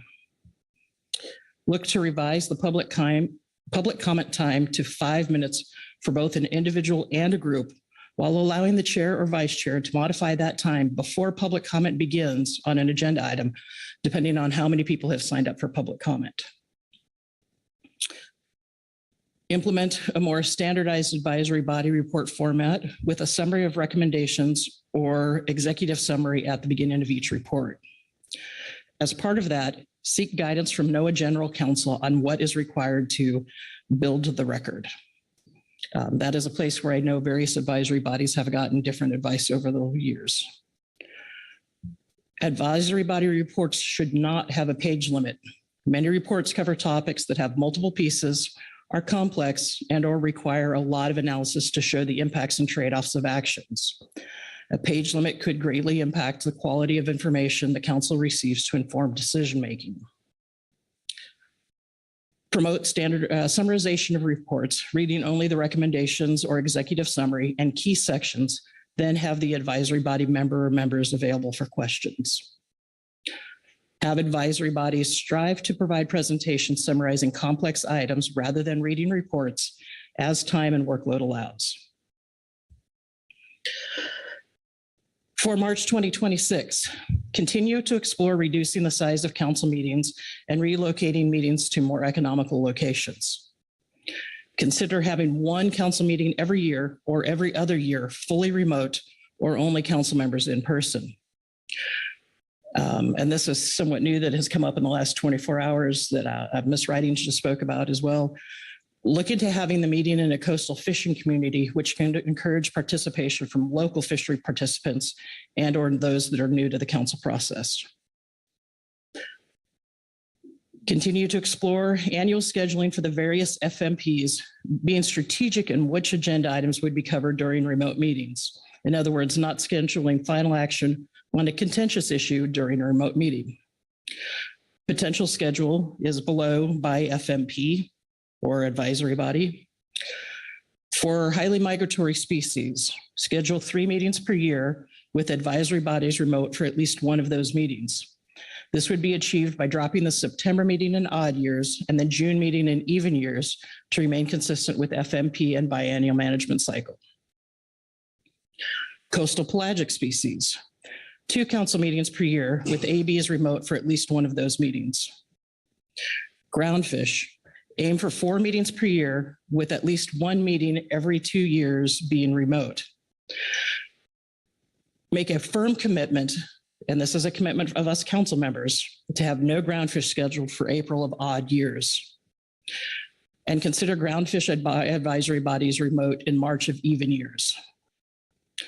For salmon, 3 to 4 meetings per year with March and April in person for all advisory bodies. The 1 or 2 other meetings should be remote depending on topics scheduled. Ecosystem, 2 meetings per year with advisory bodies remote for one of the meetings. Habitat Committee, their current schedule of 4 meetings per year with at least 1 remote meeting per year. The SSC, 5 meetings per year with at least 1 remote meeting per year, which I believe is their current schedule. Schedule advisory body meetings in advance of council meetings when possible, given council schedules and process requirements. Explore a decisional mechanism framework to determine effective advisory body size and composition, keeping in mind the EEJ goals and operational needs. For September 2026, reduce workload and agenda planning to twice per year rather than at every meeting. Scheduled for meetings that can help inform the council's budget process. Between those meetings, have council staff schedule items as necessary. Examine how to streamline the EFP process across all FMPs, such as only accepting new EFPs once per year and approving in a 1-meeting process, and having only NIMS review and disapprove renewals while keeping the council informed of those EFPs. Agency reports that are informational in nature, especially those that were available in the advanced briefing book, do not need to be read or summarized on the council floor. Staff from the appropriate agency would be available for questions. And put all informational reports under the respective FMPs and/or agenda items rather than bunched together at the bottom of the online briefing book page where they may easily get overlooked. And then for September 2025, and I may need to check with Executive Director Burton to make sure 2025 was the right year for that piece, because it seems like we were going backwards. But work toward developing a new process for considering new initiatives on a pre-specified schedule, which may require changes to the council operating procedure. And this new process should align with the budget process. Thank you. All right. Thank you, Lynn. While you're digesting some of that, I know the council has not agreed to this yet, but what I first want to do is put the executive director and probably the deputy director in the hot seat and get an initial response to that, because this was crafted in response to the executive director's report and the reports we've heard in the public comment. So just a starting point there. Are we on the right track? Executive Director Burden. Yeah, thank you, Mr. Vice Chairman, and thank you, Ms. Mattis, for providing this guidance. It's very thorough, and just my initial read here as I'm going through this, I do find it very consistent with the outline, the steps that I've outlined in the roadmap portion of my recommendations. There is the new matter of the meeting in a coastal community. That's something that I would love to be able to do. What I would like to do is, let me see here, you aim to have that in March of 2026. There's a lot of just logistics and advanced contracting that goes into a meeting. And if it is the council's desire to have that as an aim, what I would do is work with Kelly and our admin staff and come back and say, this is what it would take to do that. And I think it would take a pretty substantial change to the way we do things. And then we can consider it more at that time. Committing to it now, I think is, I'd be hesitant to do that. Other than that, I think it's very consistent. All these suggestions, recommendations that you have are very consistent with what we've had in mind. But look to Kelly also. Kelly, anything to Thanks, add? Vice Chair Hassemer. And yes, thanks, Ms. Mattis. I agree with the executive director's conclusions. This looks like a good starting place. Lynn? Thank you, Vice Chair Hasper. Just some clarification for Executive Director Burden on the March 2026 coastal meeting. The intent there was not to have the meeting in a coastal community in March of 2026, but have maybe some more of the information on what it would take to schedule at a future time by March of 2026. Hopefully that is a more realistic process timeline than trying to schedule a meeting for 18 months from now. So just wanted to make sure that clarification was there for you all. All right, thank you. Now I'll look around to the council. Agreement, disagreement. Sharon Kiefer. Thank you, Mr. Chair. So in reviewing the roadmap in regard to public comments, it said actually indicates implementation of a revised public comment time at late 2024. Yet you reflect for September 2025. I just wanted to ask if that was intentional, or in my mind, unless I think the intent was perhaps to move on that sooner rather than wait until September 2025. However, I will be the first to admit, and we might want a little more discussion, I am not familiar enough with the council's operating procedures to understand where those procedures may need tweaking to be consistent with where the roadmap is going. So is something like revising public comment time articulated in the COP and would require modification or not? Who wants to respond, Lynn or the executive director? So through the Vice Chair, Ms. Kiefer, I had it under September 2025 because that is where it is listed in the bullet list in the report. However, it does say begin implementation in late 2024. That is why at the beginning, I put the caveat sooner if possible. So if this is something that Executive Director Burden and Deputy Director Ames are able to implement, or we as a group, I'm fine with that. I caught that when I was typing last night, but because it was listed under that time period is why I kept it there. Executive Director Burden. Yeah, thank you. I appreciate the question. I do think that's an important point to clarify, is that the roadmap portion of my report, the date is by this time we will have implemented this milestone. And then the sub-bullets are essentially the objectives for getting there, and that we would be working on implementing those between now and that time. So some could go into place. I don't know if we could do it quite by the next meeting, because this one does take a modification to our COPs, but start working on these things earlier rather than doing it all at once in September and doing it all at once in the next milestone, that we're implementing these things over time. Thank you. Now, I'm not sure whose hands went up first on this side. I know I have Krista Svensson and Ryan Wolf, and I have Bob Dooley on my right. So let's start with Krista and then Ryan. Krista. Yeah, thank you. I am generally supportive. I do have some concerns around the HMS meetings that were proposed in terms of which ones might be possible to miss. I believe it was September and June, and I apologize, I don't remember which page that is in taking notes.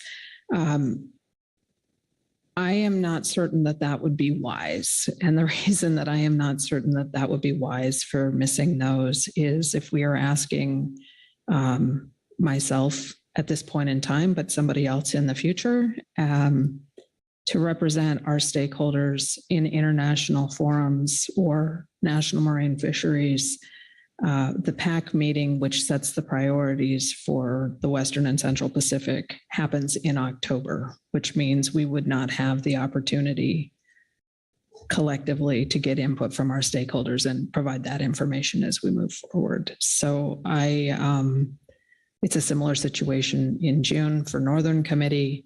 It may be more prudent to have the November meeting be the meeting that we drop. We're currently not meeting in April, is why I'm not proposing that one. But I would just ask that we leave that particular timing flexible and probably get a bit of input from our advisory stakeholders before making that decision by committing to it on the floor today. Thank you. Ryan Wolf. Yeah, thank you. And thanks, Lynn, for putting all this together and getting it in writing. I think this is really helpful, and I support the guidance. And NIMS will take this back to, and also will bring to our next discussion on this any relevant issues we might see as we look towards actually implementing these. But at least on the surface right now, I think it's good guidance. I actually have a different view than Krista, though. I support the HMS schedule here as outlined in the HMS MT report, which gives rationale for it. And I don't think we could drop November for the reason that is when we take final action on specs. So, but that said, again, this I think is more guidance to look into. It does have a lot of this is what we're aiming for, but it's not necessarily hardwired. So hopefully council staff will continue to look at this and then we can come back and discuss that in more detail. I did want to also underscore, I think what Chairman was getting at, and I appreciate Lynn putting in the "is sooner if possible" at the beginning. The way you read the report as well as the timeline that's in the guidance here. I'll give an example of something that NIMS is very supportive of, which is giving Groundfish every other April off. By this timeline, that wouldn't happen until April 2027, and I don't think we need to wait that long. We've got just a NIMS report right now and potentially Inseason on for April of 2025. I don't see why we couldn't start to implement some of these sooner, just like points that have been made. But I think that's covered here in the guidance. Just wanted to underscore that point from our perspective. And then lastly, just appreciate all of the discussion that we had prior to this. I think this is a positive start to many changes that we can make that will, I think, help our process and our efficiency and also provide some cost savings for the council. But I'd note that the whole roadmap itself, the savings that are listed in there only total about half of the current annual deficit that's projected earlier in the document. So I think this is a start, but there will obviously potentially need to be additional discussions as we go forward if there isn't any new appropriations or fiscal support to the council. So just put in that as a caveat. Thanks.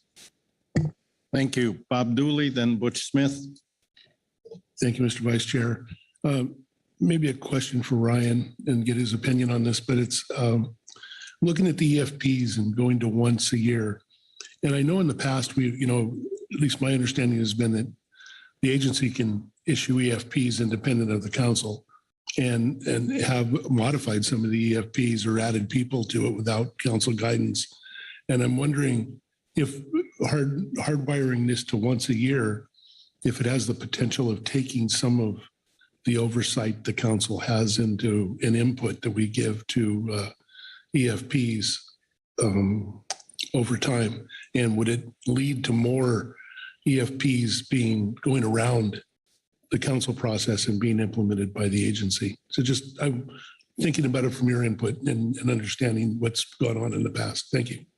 Okay, Ryan, a response? Yeah, the Vice Chair, thank you, Mr. Dooley, for the question. I think it's to some extent on a case-by-case basis, right? But I don't think in principle there is any issue with condensing it to one meeting, right? I think it's clear in the EFP regs, even though NIMS does that on its own through a process, it does specify, the council should be engaged when possible, and to potentially try and overlap council engagement with public comment and things like that. So the intent of getting the council's view on those is foreseen and written into the regs to some extent. I think we heard, I forget which advisory body, but someone recommend maybe if it's renewals, you don't need to come back. I think that's a big difference than a brand new EFP that has potentially a lot of ramifications, right? So I think the way this guidance is written would still allow the flexibility for us to broaden that council engagement even beyond one meeting as needed, especially on a case-by-case basis. But I think in general, there are ways to condense this and consolidate this, but while still preserving valuable council input prior to any NIMS approval of an EFP. And we heard a lot about that on the HMS front at the roadmap workshop, as well as in the advisory body reports. We may need to cater a little more specifically based on FMP and based on EFPs too that are coming at us. But I think that's something that we can work with even under this guidance. Follow up. Yeah, thank you, Ryan. I appreciate that. I just really wanted to flag it so it's in people's mind when we think about that, and particularly the executive director and how it all fits in the big picture. So thanks for that input. Appreciate it. All right, thank you. Butch Smith, then Mark Gorelnik. Butch? Thank you, Mr. Vice Chair, and most excellent job, Lynn. One thing that I would have question is, although I'd love to have a meeting in Newport or on the coast, but the logistics of getting everybody out there, I don't mind making the 3-hour drive, but getting people from Portland Airport to might have a negative effect to better time. To hopefully we have better times, but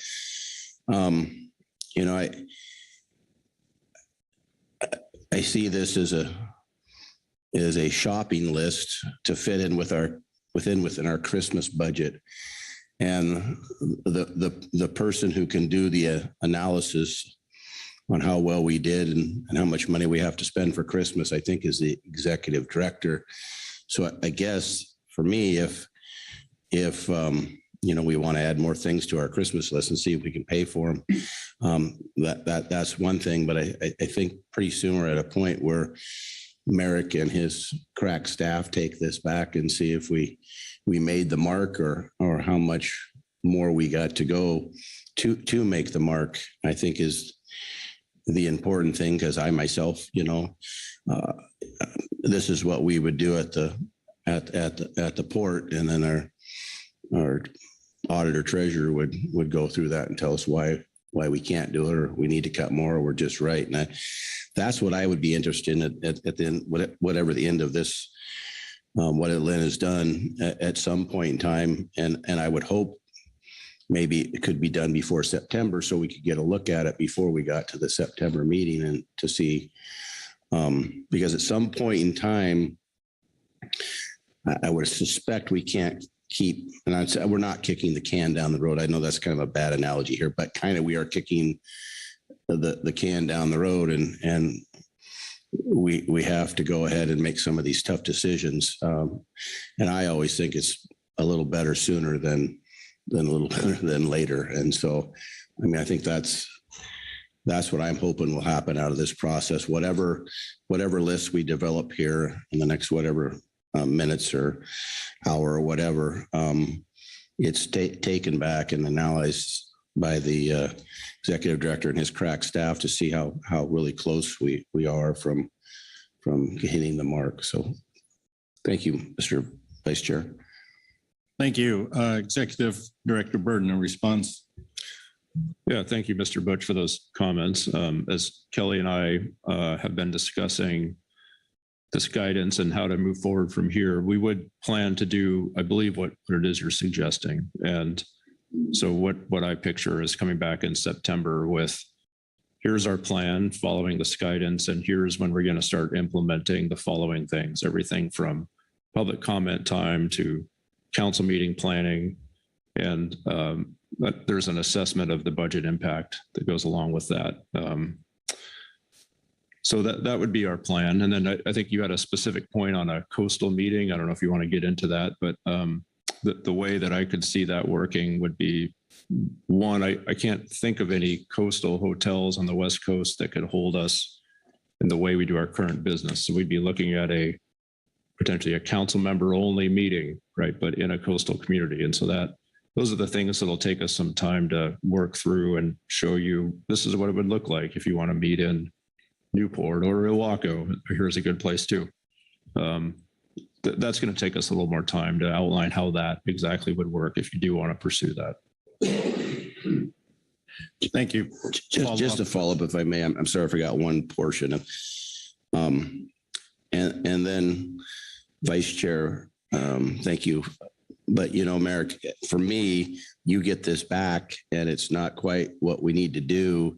I would certainly love then for you to put some more suggestions down and what those equal on what you think, give you the latitude to go back and give us more ideas if needed on where we could save and certainly bring it back, and the council could decide if they have better ones or not. But it certainly kind of gets the conversation going if we have some things to think about, if we're not quite on the mark where we could get there. That's what I envision, and maybe my vision is bad, but that's what I would envision would happen at the end of this, whatever the end of this process means today. So thank you, Mr. Vice Chair. Thank you. Mark Gorelnik. Thank you, Vice Chair Hassemer. I too see merit in meeting in coastal locations. But from the discussion, it seems like we're not doing that already. We're in a coastal location here. Our Costa Mesa location is 4 miles from numerous harbors. Our Vancouver and Portland locations are on the Columbia River, which, we have a fair amount of responsibility at some level for fisheries that take place there, even though they're state managed fisheries. But so I'm not sure. Is a coastal meeting place, is that a euphemism for something else? Because I do share Mr. Smith's concern that if we're talking about a remote commercial port, it does, even on a council member only basis, it's still, there's associated costs and whatnot with that. So, to the extent we're not getting these, I think the exposure we got in Seattle and here were tremendous. I think those are probably also possible in other locations we've been at, but maybe just haven't taken advantage of. I'll have other comments, but I'll just want to leave that up there. Okay, thank you. Did you want to respond? Thanks, Mr. Vice Chairman. It might be better to defer to the EEJ committee members that raised this point, but I took that comment to mean that we'd be looking at a more rural, remote fishing community as a place to host a meeting, as opposed to Seattle or the Bay Area or San Diego like we are now, which are all fine places, but that there is a desire to connect to more rural places that are less able to get to our large meeting venues at the moment. But I'll let somebody else clarify that if they have that point to make. Okay. Well, Corey Ridings has her hand up. Corey. Thanks, Vice Chair. Thanks for this. Yeah, I think Mark made a really good point and read my mind. We are in a fishing community right now. We were in one at our last meeting in Seattle. And Director Burden, I think you just hit on what I didn't take the time to describe earlier, which is the report talked about meeting only in large urban areas. And those are fishing communities across the coast. And we also have a lot of fishing communities that are in rural areas. And to your point, because we have such a large enterprise here, it can be difficult to impossible to meet in smaller, more remote rural areas. And so the idea would be if we are moving to a meeting that is only council members and we have really put our size significantly lower, that creates the opportunity to go to some of these smaller rural fishing communities. And my point was just that I see that as a big value add. And I mean, I would love to go to Santa Barbara. I would love to be in Santa Cruz. I would love to be in El Waco. I think that would add to the council process. Yeah, that's it. Thanks. Thank you. Mark Gorelnik, then Phil Anderson. All right, thanks for that clarification. And while it's not mentioned here, and perhaps it's not a live issue anymore, there was a discussion at our previous agenda items on this topic about the March and April meetings and SAM. And I think that my understanding is that Sacramento is back on the menu for a meeting location, and that may eliminate the need to fix the April meeting in the Northwest. And if I misunderstand that, please let me know. Okay, thank you, Executive Director Burden. Yeah, thank you for that point, Mr. Grelnick. Just quickly in response, as you know, the Bay Area is very expensive. Sacramento had been the one area where we had been able to meet for a variety of reasons. That relationship with that hotel fell apart. We did get an inquiry from them recently asking if we were interested in trying again. And so it might be back on the menu. We might not want to select it, but it is on the menu. So happy to keep looking into that if it's not the will of the council to fix that rotation as you indicated. I feel like there are always possibilities. We can keep trying. So maybe hopefully that's a sufficient response to your point. Well, I would hope that before any such decision were made, there would be a thorough vetting of that. It is important for salmon, the salmon process. I've not been involved in Groundfish, CPS and others, but I was on the SAS for many years before I was on the council. And that process involves face-to-face hallway, SAS discussions, stakeholders present in numbers, which is one reason I think those, and I think it's recognized in this guidance that those meetings need to be in person. Sometimes the March meeting is more important. Sometimes the April meeting is more important. We never really know. But the April meeting is where the final decisions are made. And so on that basis, one may argue it's a more material meeting than the March meeting. And in order to share the burden among the stakeholders and among the states, we have, to my knowledge, always followed a rotation. And I would not want to see that disturbed. And I think we need to find a way to maintain that. And so I don't know if we're making any decisions here on that, but I just wanted to keep that issue top of mind because we want the process to be as equitable as possible. And to disadvantage one state or one community on a regular basis, I think would be unfair. The burden has to be shared. Thank you. Phil Anderson. Thanks, Mr. Vice Chair. Just appreciate the work that Lynn did in putting this synopsis of the report together to help focus our discussion. I'm generally supportive of the points that are being made. I would reiterate that I think we need to leave here with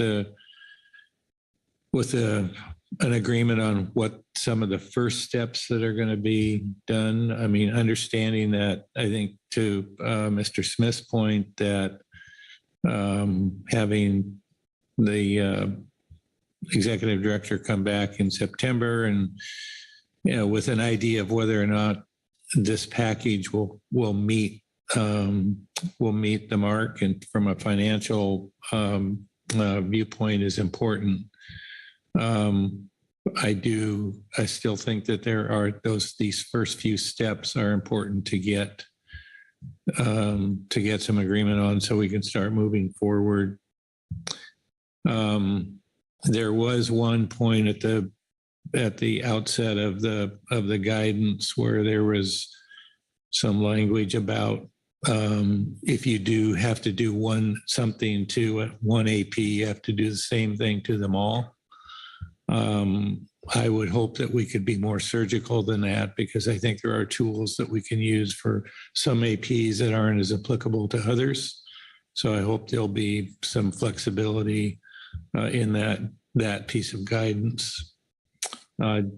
Maybe on a lighter note, my first council meeting as a council member was held in Coos Bay in September of 1987. I was on a motorcycle trip here a few years ago and stopped by and spent the night at that hotel, and to say it had deteriorated quite a little bit from the last time I was there, it would be an understatement. So I'm not sure. I also remember vividly going to a Eureka twice. And the first time we were there were some significant reductions in the California salmon fishery. And they actually had a dummy that they representing the council. They hung it in effigy out in the courtyard and set it on fire. And we had Dick Schwartz was the chair at the time, and I was the vice chair, and we had a fire extinguisher located right up there by the chair. So anyway, maybe you should take a look at Eureka again. I don't know. Thank you, Phil. Lynn Mattis had her hand up. I just want to, in response to some of your comments, which I appreciate very much. As we go through, we're discussing, and I agree, they're identifying a couple of things that we agree to immediate that we can do will be good. Obviously, there are some things we discussed that need a little more work and processing. So again, not to surprise the executive director, but as we wrap this up, I'll ask him for a vision for the guidance that the staff receives from the council. What should we expect as an outcome from that? How will we proceed, and reports back in that on these various things and what could be done? So I'll give the executive director an opportunity to explain how this would be implemented and what we would expect from it. So Lynn, you had your hand up next. Thanks, Vice Chair. Just on the topic that Mr. Golomick brought up about the location of the March and April meetings, I specifically did not include guidance on that one in my guidance, because it seemed like additional discussions needed to have, and there are no reports from the SAS or STT under this agenda item, so I didn't want to preclude that discussion. It seemed like something that still needed to be discussed. Therefore, it wasn't included. It was intentionally omitted for further discussion. Thank you. Okay, thank you. I have Joe Oatman, then Bob Dooley. Joe? Yeah, thank you, Mr. Vice Chair. Wanted to flag an agenda item that I don't think we've discussed or considered yet, at least that I could tell. So as we're looking to kind of pare things back, both in time and agenda items, there's also the open comment period portion of our agenda, where it's usually identified as about 30 minutes. And so I think the council might want to give some thought to, folks maybe really lining up under that portion of our agenda, and that might add in significantly, possibly more time than 30 minutes. So just something to be mindful of, I guess. Thank you, Joe. Bob Dooley. Thank you, Mr. Vice Chair. I'm just making a comment on venues and experiences we've had in the past, and then new experiences. And I think, typically I know from my personal experience, I'll go to a hotel and then, I had a great experience. I'll go back the next time and it's not so great. And I think we've had that happen to us in venues. And I'm wondering if some of this isn't our comfort in going back to places and expecting it to be the same, and understanding staff turnover, management turnover, and all of those things. And maybe that's something as we line up new venues and prepare to go to those new venues or even old venues, make sure our expectations of what we expect are addressed and before we get there. I know in recent times we've ran into a lot of resistance on our donut policy, and we've run into resistance on our table of plenty policy. And I'll give you mine because I don't have an opportunity to comment on that in the future. I think this is a component of who we are. I think it has value beyond just the fact that there's donuts or just the fact that there's snacks. It brings us together. It makes our council different. It makes us a family. And I think we need to make sure we stake out that ground. And when we talk to a venue, we make sure that they understand that we're not trying to cut off their income. We are, but it's an important component of who we are. And when it's missing, I miss it. I miss it. I'm not from a food point of view, but from a bringing us together, walking across the table and talking. So one other comment I want to make in response to Ms. Writing's 10-hour-day comment, and it relates to the same conversation, council family. You know, we put a lot of time at this table, a lot of time in a week. But I particularly, and I think others would agree, get equal benefit from being able to have time to interact with our advisory panels, the public during the week, to get there, to feel the heartbeat, feel what's going on as we make these decisions. And I think if we assign more time for us to be at this table, it's less time for that. And we become more distant to the people we represent. And, you know, I before I got on the council, David Crabb told me, he says, one of the most important times being a council member is Pelican time. And Pelican times when the Pelican's sitting on the piling, looking around, looking for the bait and looking to interact. And so he said, that means get out in the community. That means get to the delegation meeting a half an hour early, because there are people that don't feel comfortable talking or they want to approach you and talk about issues. And I think if we go to a 10-hour day, we'll have less of that. That 10-hour day really does equate to about a 13-hour day when you're a council member, and you know that already. That additional 2 hours could really hamper our ability to function and our ability to function efficiently and take into consideration the public and the industry that we represent. So thanks. Thank you. Heather Hall. Thank you. And I want to thank what you just said, Bob, and for some of the input from Phil, and acknowledge the really sound advice coming from you about this. I'm going to miss that after this meeting. I had the opportunity to run into Dorothy Lohman last night, and she said something that really stuck with me that I just wanted to share too. And as we're thinking about this, and as Merrick and Kelly go back to dig into the details, is trying to find the right balance of changes that we need to make to adjust to our budget realities, but in a way that doesn't deter the interest in the caliber of professionals that serve on our advisory subpanels and our management teams. We want to make sure they're continue to be interested in participating in this process. So I know that's an obvious consideration for all of us, but I did want to just put it on the record. And even this morning in our delegation meeting, we had a really good conversation. We're on an important meeting for Groundfish. It's final specs.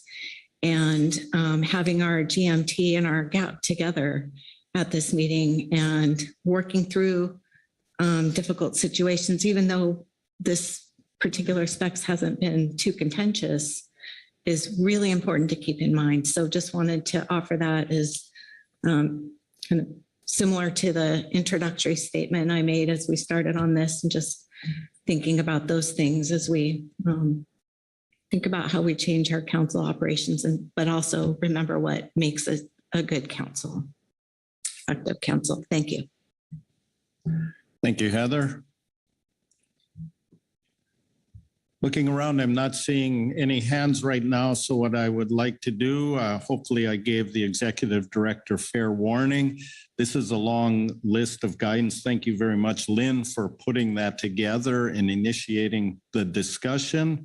I can't look around and ask if everybody agrees with it. Obviously, there are areas where it needs a little bit of work. So I will ask the executive director to think about the list of guidance that is proposed, how he and his staff will interpret and implement that, and what considerations they'll have with respect to all of the discussion that was had. Basically, what can we expect as an outcome from this guidance and the discussion surrounding it, and see then if you agree with that path forward. So Executive Director Burden.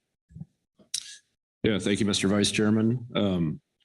Well, as I think about the timeline for implementation here, I go back to our budget committee meeting earlier this week, and I think Phil said, we're trying to turn a big ship, and you turn the wheel and you keep turning, and it takes a long time. And that thinking is consistent and embedded within the roadmap that I suggested and that Ms. Mattis has picked up on in this guidance.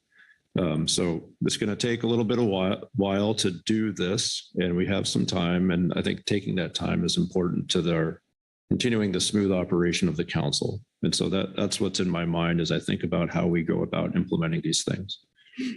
So coming out of this meeting, what I picture is Kelly and I in particular working together on really specifying a clear set of steps for everyone, the council, or the advisory bodies, just to communicate that here is how we're going to start proceeding.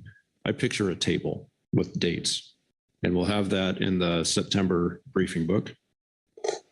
There's probably going to be another stab at that in November as this conversation continues. Along with that, there are some things here that are pretty clear, like public comment times. That would require a change to our COPs. So we'll start introducing new COP language in September. And then as this clarifies itself again, we'll probably do that in November. And that's a standing item on our council agenda. In terms of actual implementation, because public comment does require a change to our COPs, I would envision that being implemented, any change in our public comment time being implemented in November. I also see that the suggestion for AB report formats, that being implemented in November. In January, because of staffing and other issues, I think we just have to say January is when we would discontinue our staff engagement in international forums, and that the IPHC also begins in January, and we would discontinue a formal council representative at the IPHC at that time. And then as we get into mid-2020, what year are we in? Mid-2025 to the end of the calendar year, what we're going to start doing, what I picture is we're going to start streamlining our advisory body meetings. And what that is going to entail is trying to implement some of these sequencing steps. Can we sequence these advisory bodies in a way that minimizes the overlap, focuses, it would result in a more focused council meeting. Like if it's a CPS meeting, the council will spend more time on CPS than we're used to. If it's an HMS meeting, we'd spend more time on HMS than we're used to. And so Kelly and I start massaging our agendas to reflect that. And so that That's going to take us some time, I suspect. And so I'm looking at least a 6-month implementation horizon there. So that gets us through the next year and a half. And that's what I have in mind. In a steady, systematic way of implementing these steps so that we don't cause disruption, but that we make the pace that we need to make. Happy to pause there and see if folks are looking for more. I will look around and see if there's agreement with that. Any strong objections? Not hearing any objections. Bob Dooley. I would agree with all that you said for sure, Merritt, and I appreciate it. Thank you, Mr. Vice Chair, for the opportunity here. I failed in thanking Lynn in bringing this forward and have our ability to focus on this, and I thank you. Thanks a lot. The other thing I was just thinking about here is as we start thinking about particular EFPs being at particular times of the year in meetings, I've noticed over time that like we come to Southern California in November typically, and it's a better opportunity for a lot of the HMS fisheries to engage. And you see the people in the audience that are in the public coming forward, they're in that vein. And maybe we should think about where we are in terms of cost savings there too, to everyone, including the public, as where we schedule our meetings in the future, if we're going to focus things particularly in a particular area. So just an observation. So it's something that might be an effect of this change could be that we need to think of that as well. So just wanted to mention it. Thanks. Okay, thank you. Any other comments? Otherwise, I think we have a path forward here. It's been described. Kelly, since you're in charge now on this, wrapping us up, how did we do? Thanks, Vice Chair Hassemer. I think Executive Director Burden summarized our next steps. And from my perspective, your work here is done, and we'll see you again in September on this item, as well as at the November council meetings. Sorry, I don't mean to belabor this, but in the SITSUM, there was mention of the prioritization exercise, attachment 2. We have not discussed that. Don't want to drag this out, but just want to make sure we don't miss that.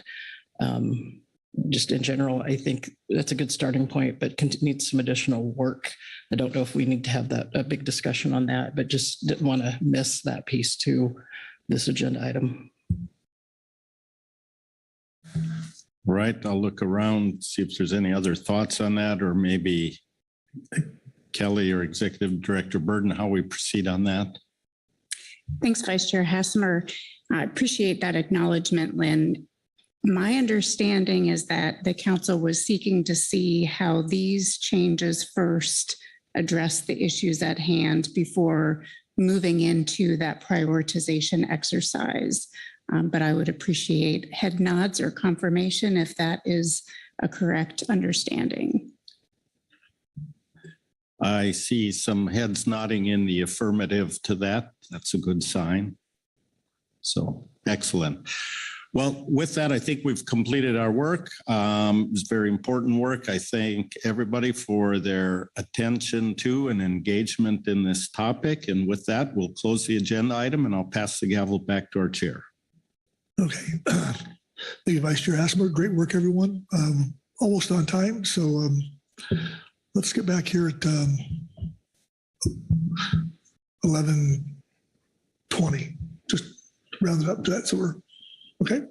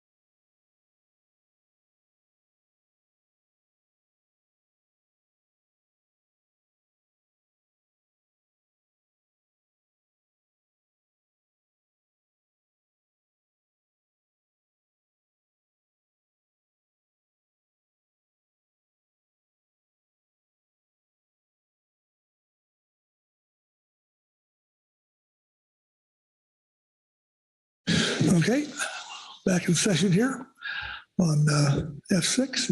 And with that, I'll turn to Todd Phillips to get us started. Todd. Thank you, Mr. Chair. Good afternoon or good morning still for the council. So today before you, we have agenda item F6, which is, of course, the 2025 harvest specifications, management measures, and exempted fishing permits, as well as a fishery management plan amendment, and we are at final action. So at this particular item, the council is scheduled to adopt their final preferreds for 25-26 specifications and management measures for the groundfish fishery. In this particular item, the council will need to consider one harvest specification and a suite of management measures under the agenda item. Additionally, you will need to consider fishery management plan amendment language and recommendations for EFPs. The agenda item is, of course, as you know, scheduled over 2 days. Today, we are planning to get through all council reports from the advisory bodies and as well as public comment and have discussion on the floor, whereas tomorrow is the time for council action. So looking at the overall scheme of what we will be discussing today, of course, is starting with the harvest specifications. As we left April, we had one outstanding specification, and that was for California quillback rockfish. So at this juncture, the council will need to adopt a final harvest specification for quillback, which will, of course, relate into the rebuilding plan. The exempted fishing permits, we have two for consideration. Those permits or those recommendations would go directly to NIPS and for their implementation. The two EFPs are, of course, the as it's colloquially known, the midwater trawl fishery, and the other one is for the CDF&W fishery dependent EFP, neither of which require yield set-asides. The trawl fishery, of course, is utilizing IFQ, and the CDFW CDFW EFP is utilizing any fish that come across the dock. As far as management measures, you have a suite of routine management measures, as well as a set of new management measures. And the new management measures include such things as the short spine thorny head management reconsideration, the descending device requirement, as well as an open access registration permit, amongst others. As we move forward and into that new management measure discussion point of view, we would also need to consider the rebuilding plan, especially the analysis, which is known as attachment 2 to your, or excuse me, attachment 6 to your briefing book materials. And finally, we do have Amendment 33, and depending on how the council moves, we will need to address the changes dictated through our rebuilding plan in the FMP, as well as changes to the FMP relating to short spine thorny head management, if the council so chooses to move in that direction.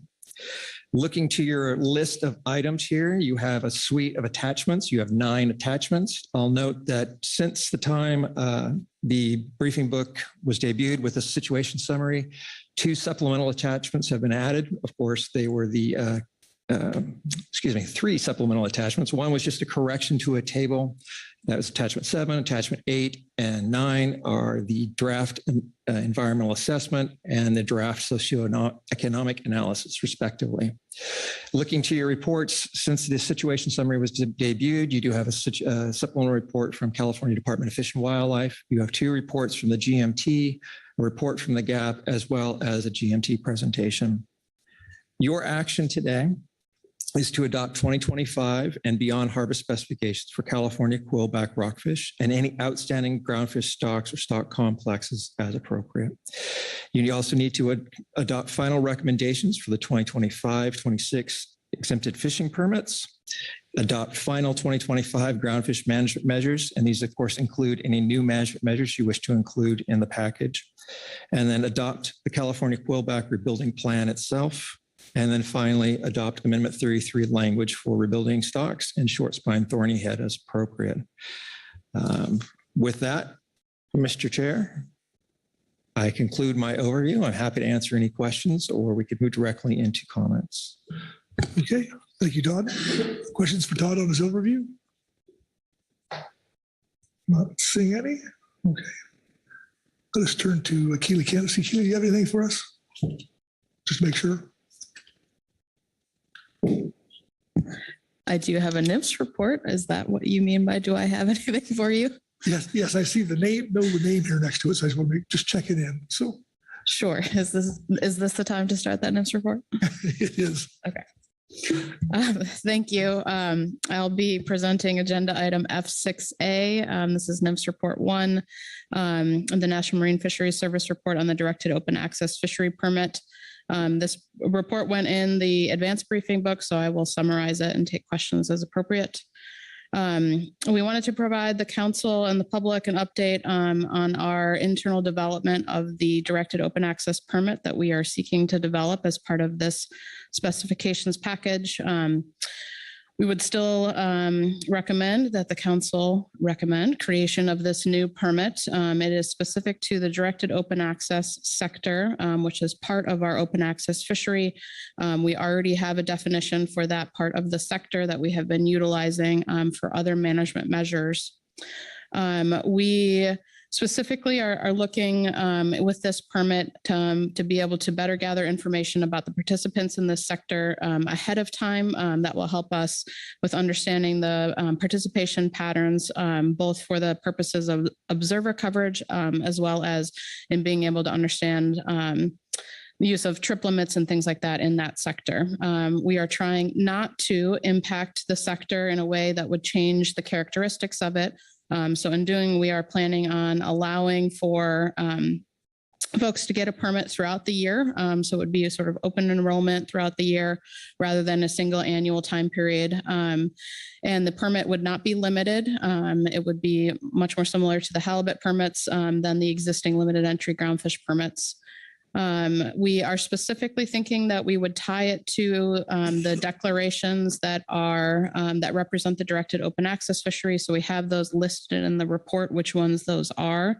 And then as part of the permit requirement, we would need to restrict the ability for vessels to dual declare between directed and incidental open access. So to be clear, vessels could still do what they're doing right now, which is they can use different directed open access gears on the same trip outside of 12E. So we wouldn't be restricting that, but restricting the ability to just keep open some declarations that qualify under the incidental open access versus the directed. The specifics of the permit that we are thinking right now would be a vessel-based permit, rolling electronic permit applications and electronic issuance. The permits would expire on the last day of the month of the vessel owner's birthday. This is actually the HMS permit model. The reason that we're interested in that is because it meters out that administrative workload throughout the year rather than having one big influx, which is how the groundfish limited entry permits are structured. We'll be looking for fishermen to tell us their expected gear types to be used on the vessel that year. I want to be clear, this is not a gear endorsement and fishermen would not be restricted to those gears, but would help us with planning and being able to understand which gears are going to be used by that vessel and use that information for observer coverage and other purposes. The permit, we're looking to make it very simple, so it would not be transferable.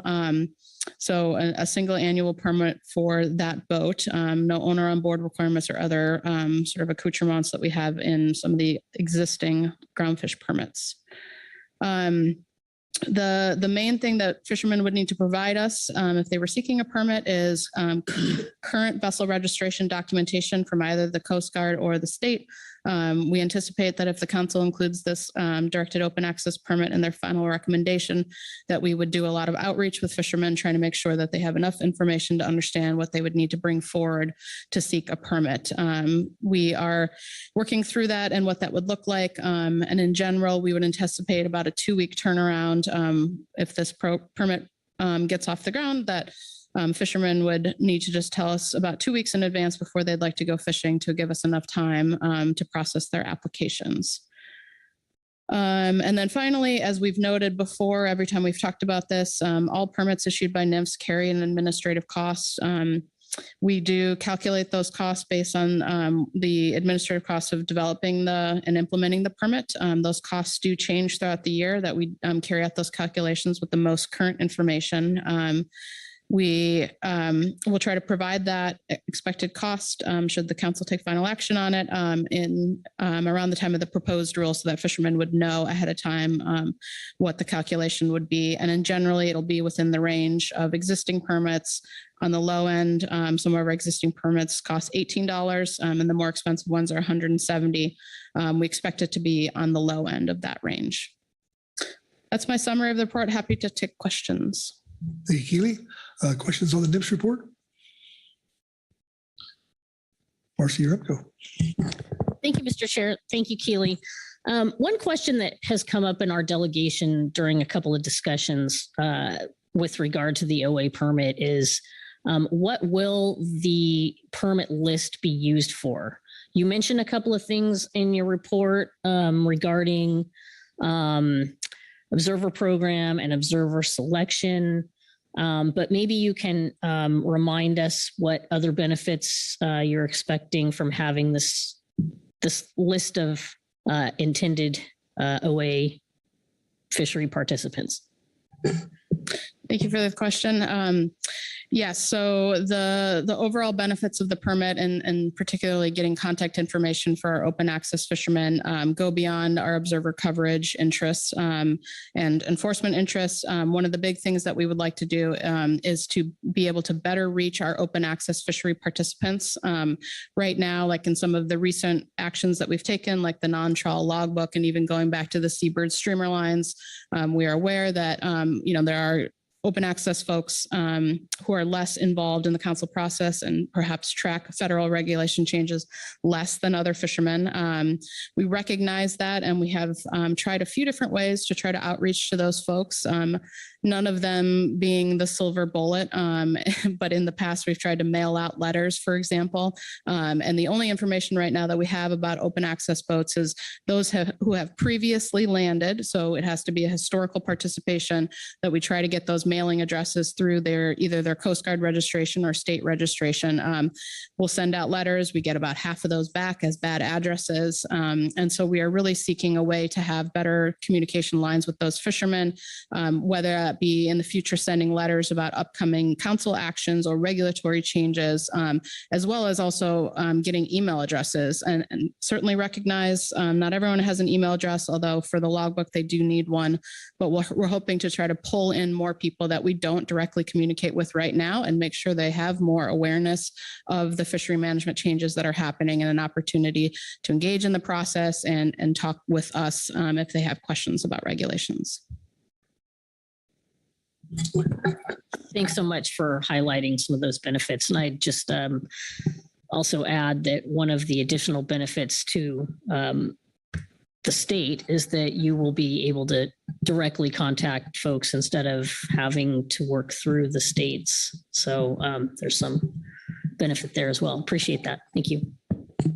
Okay, thank you, Marcy. Any more questions for Keely? All right, thank you. Okay, next up will be the WDFW report, and Heather All. Thank you, Chair Pettinger. I will try to summarize some of this. Our report has been in the briefing book for a while, but try to hit all the key points. WDFW has met with stakeholders 3 times in 2024 to discuss management measures for 25-26. Harvest specifications, most recently following the April council meeting to review the PPA and develop a recommendation for FPA. The fishery is significantly constrained by copper, quillback, and vermilion rockfish, but we are not proposing additional restrictions to the current prohibition on these species during May, June, and July that were implemented in the last cycle. For 2025-2026, management measures are focused on canary rockfish. The FPA for Washington recreational bottomfish for 2025-26 is in all of our marine areas, which are marine areas 1 through 4, maintain the status quo regulatory structure for recreational bottomfish as described under no action, except implement a 5-fish canary rockfish sub-bag limit. The need for action specific to canary arises because absent additional measures, projected mortality for 2025 is expected to exceed the preliminary state recreational harvest guideline of 17.3 metric tons. The PPA for canary rockfish contemplated a 4 canary rockfish bag limit. based on stakeholder input at the council's April meeting and received at the April 24th WDFW meeting. A sublimit of 5 canary rockfish is now proposed as FPA. Projected mortality for Washington recreational fishery in 2025 under the FPA is summarized in Table 1. And I would just note that the WDFW report has been revised in this table and originally included status quo rather than the estimate of mortality under FPA. So projected mortality is 18.8 metric tons under a 5 fish bag limit rather than 22.1. The proposed 5 fish limit for canary rockfish is intended to minimize economic impacts, particularly for charter operations, some of whom have added deep water fishing opportunities to their offerings. During this biennial specifications process, we have closely examined the dynamics of recreational canary rockfish catch. Our analysis indicates that canary rockfish mortality under this bag limit could exceed the state harvest guideline of 17.3 metric tons in 2025. However, with stability and regulations only achieved starting in 2021, the time series of fishing effort and catch rates for canary is too variable and too short to confidently predict catch for 2025 and 2026. In recommending a 5 fish bag limit for canary rockfish, the council would be taking action to manage the fishery consistent with the state share of the non-trawl recreational sector in light of this uncertainty. We appreciate the council and state's longstanding approach to sharing and recognize action is not required if sector-specific share is expected to be or is exceeded, and will coordinate with other states to collectively keep the total non-trawl mortality within the total non-trawl allocation. This FPA does rest on our ability to take prompt in-season action if necessary. WDFW's regulatory processes can react quickly through state emergency rule procedures to implement additional depth restrictions, area closures, groundfish retention restrictions, or changes to seasons if in-season catch reports indicate that recreational harvests may exceed preseason projections and risk exceeding catch limits, whether they're harvest guidelines, ACTs, or ACLs. Before the 2025 season begins, we will seek stakeholder input regarding preferred courses of actions, should any be necessary to reduce catch and share these publicly. Following routine practice, we will closely monitor catch in season. Finally, the FPA recommended in this report reflects the continued interest by WDFW and Washington stakeholders to consider measures that maintain access to fishing areas and healthy groundfish stocks in a precautionary manner that recognizes uncertainty in projected catch. I'd be happy to answer any questions. Thank you, Heather. Questions on the WDFW report? Phil? I have a comment, if that's acceptable. And it has to do with the canary rockfish and the regulations that are being proposed by WDFW and imposing a sub-bag limit on canary. And I know this was a discussion point in the GAP, and there was concern about proposing a regulation, a regime that potentially and was projected to be above the 17.3 metric ton harvest guideline. And I just wanted to take a moment and speak to that if I could. As Ms. Hall's said, we have these 4 catch areas. It's Ilwaco, Westport, La Push, Nia Bay.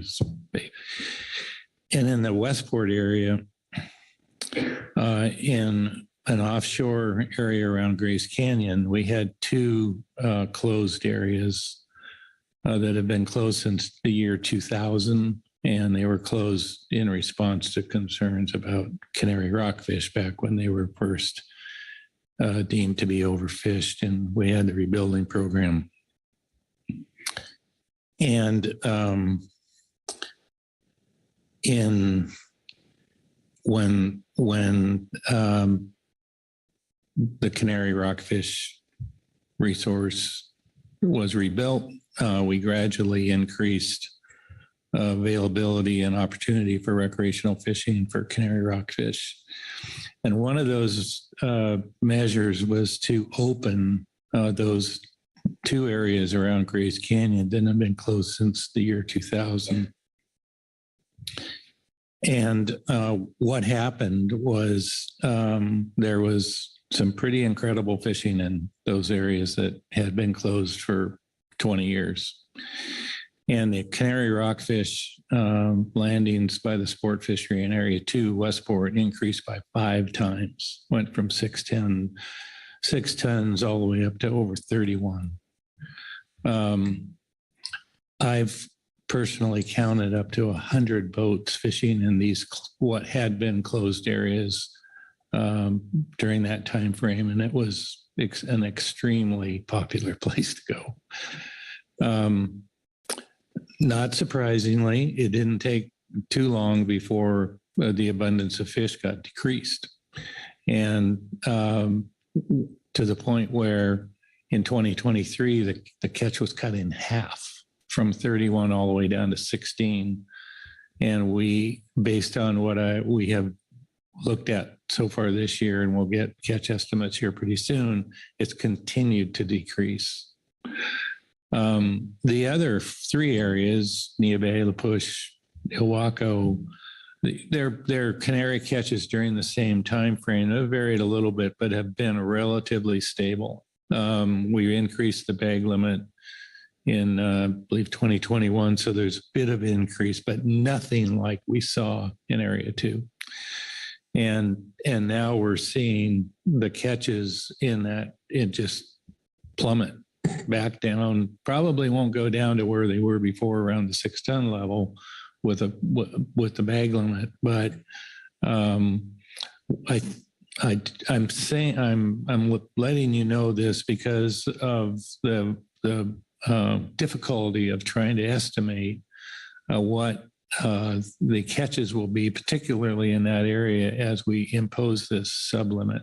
And so we didn't want to go too far and impose a sub-bag limit that was restrictive and had the potential of reducing and causing economic harm if we didn't need to. And because the state has this ability to track catches and react on very short time frame, if we need to, we felt comfortable in moving this forward and putting this proposal out in front of the council.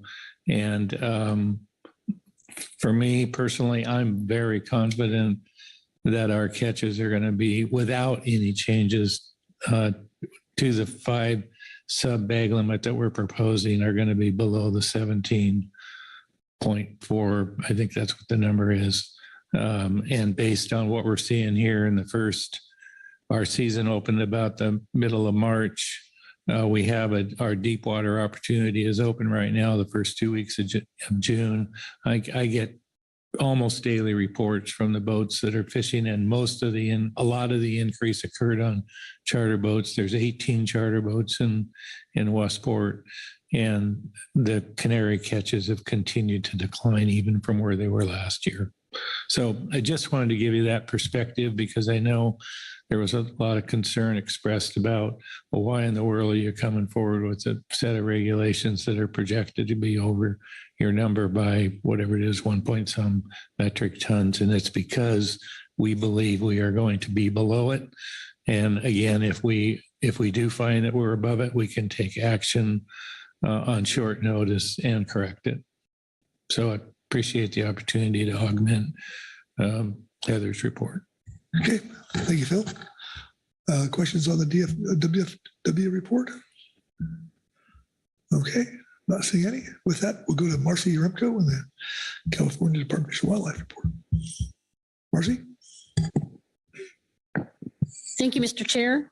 I will be referring to supplemental CDFW Report 1, Agenda Item F6A. We recommend the PPA that we put forward in April under Agenda Item F5A, Supplemental CDFW Report. As our recommended FPA, these include routine measures that would modify waypoints in the 50 fathom RCA boundary line off California to improve alignment with depth contours.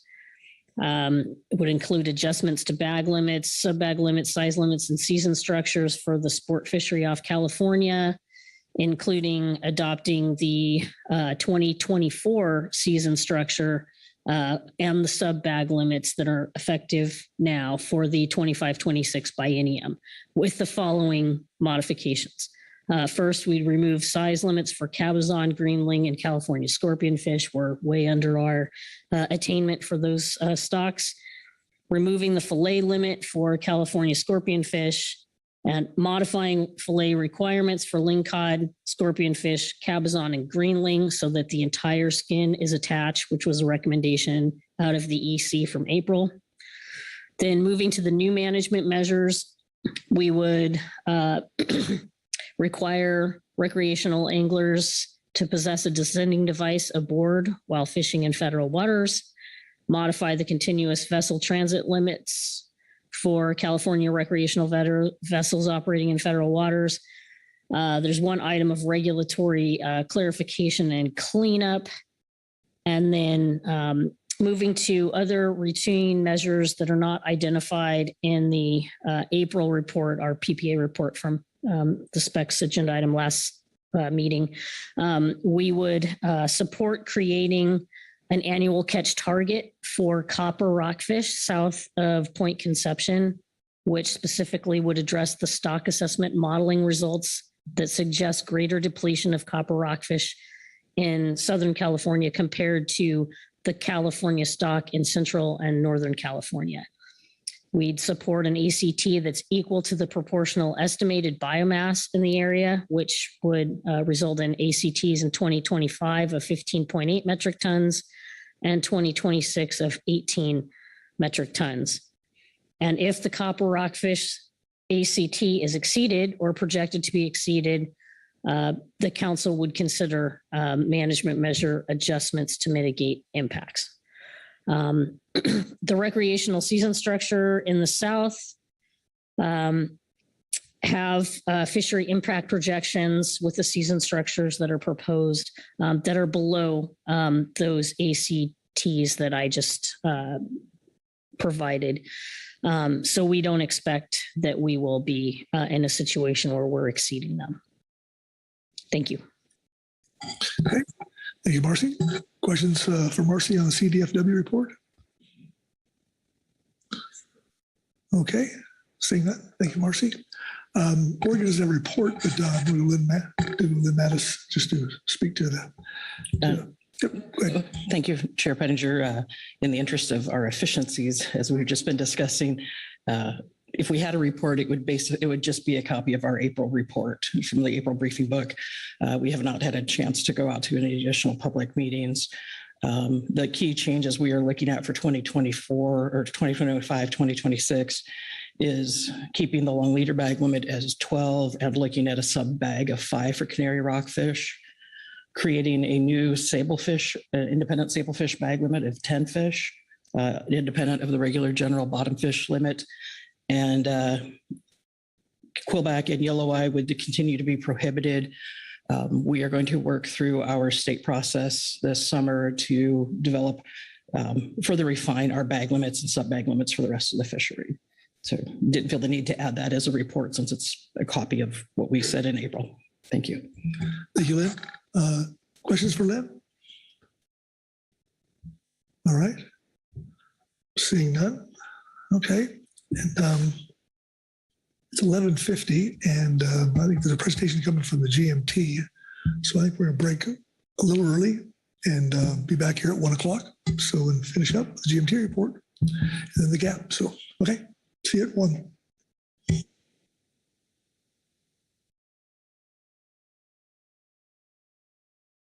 Recording stopped.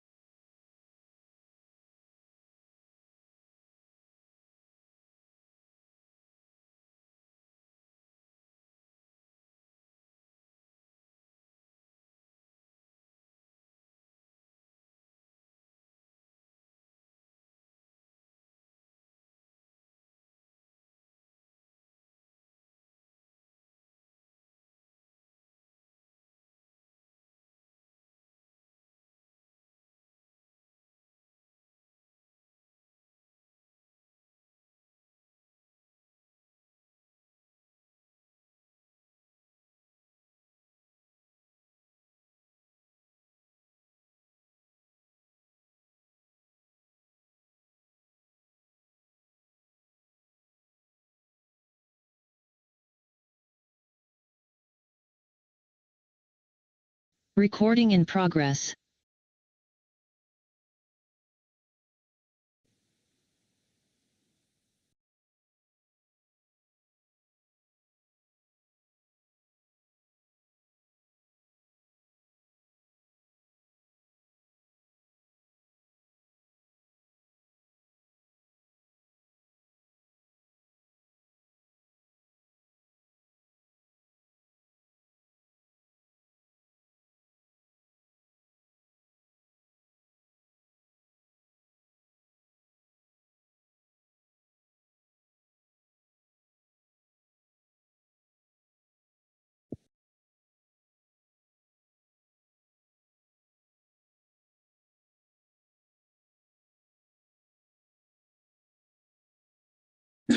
Okay.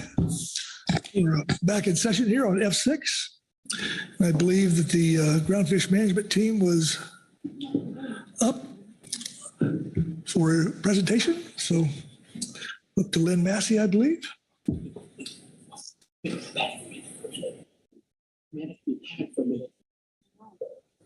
Welcome, Lynn.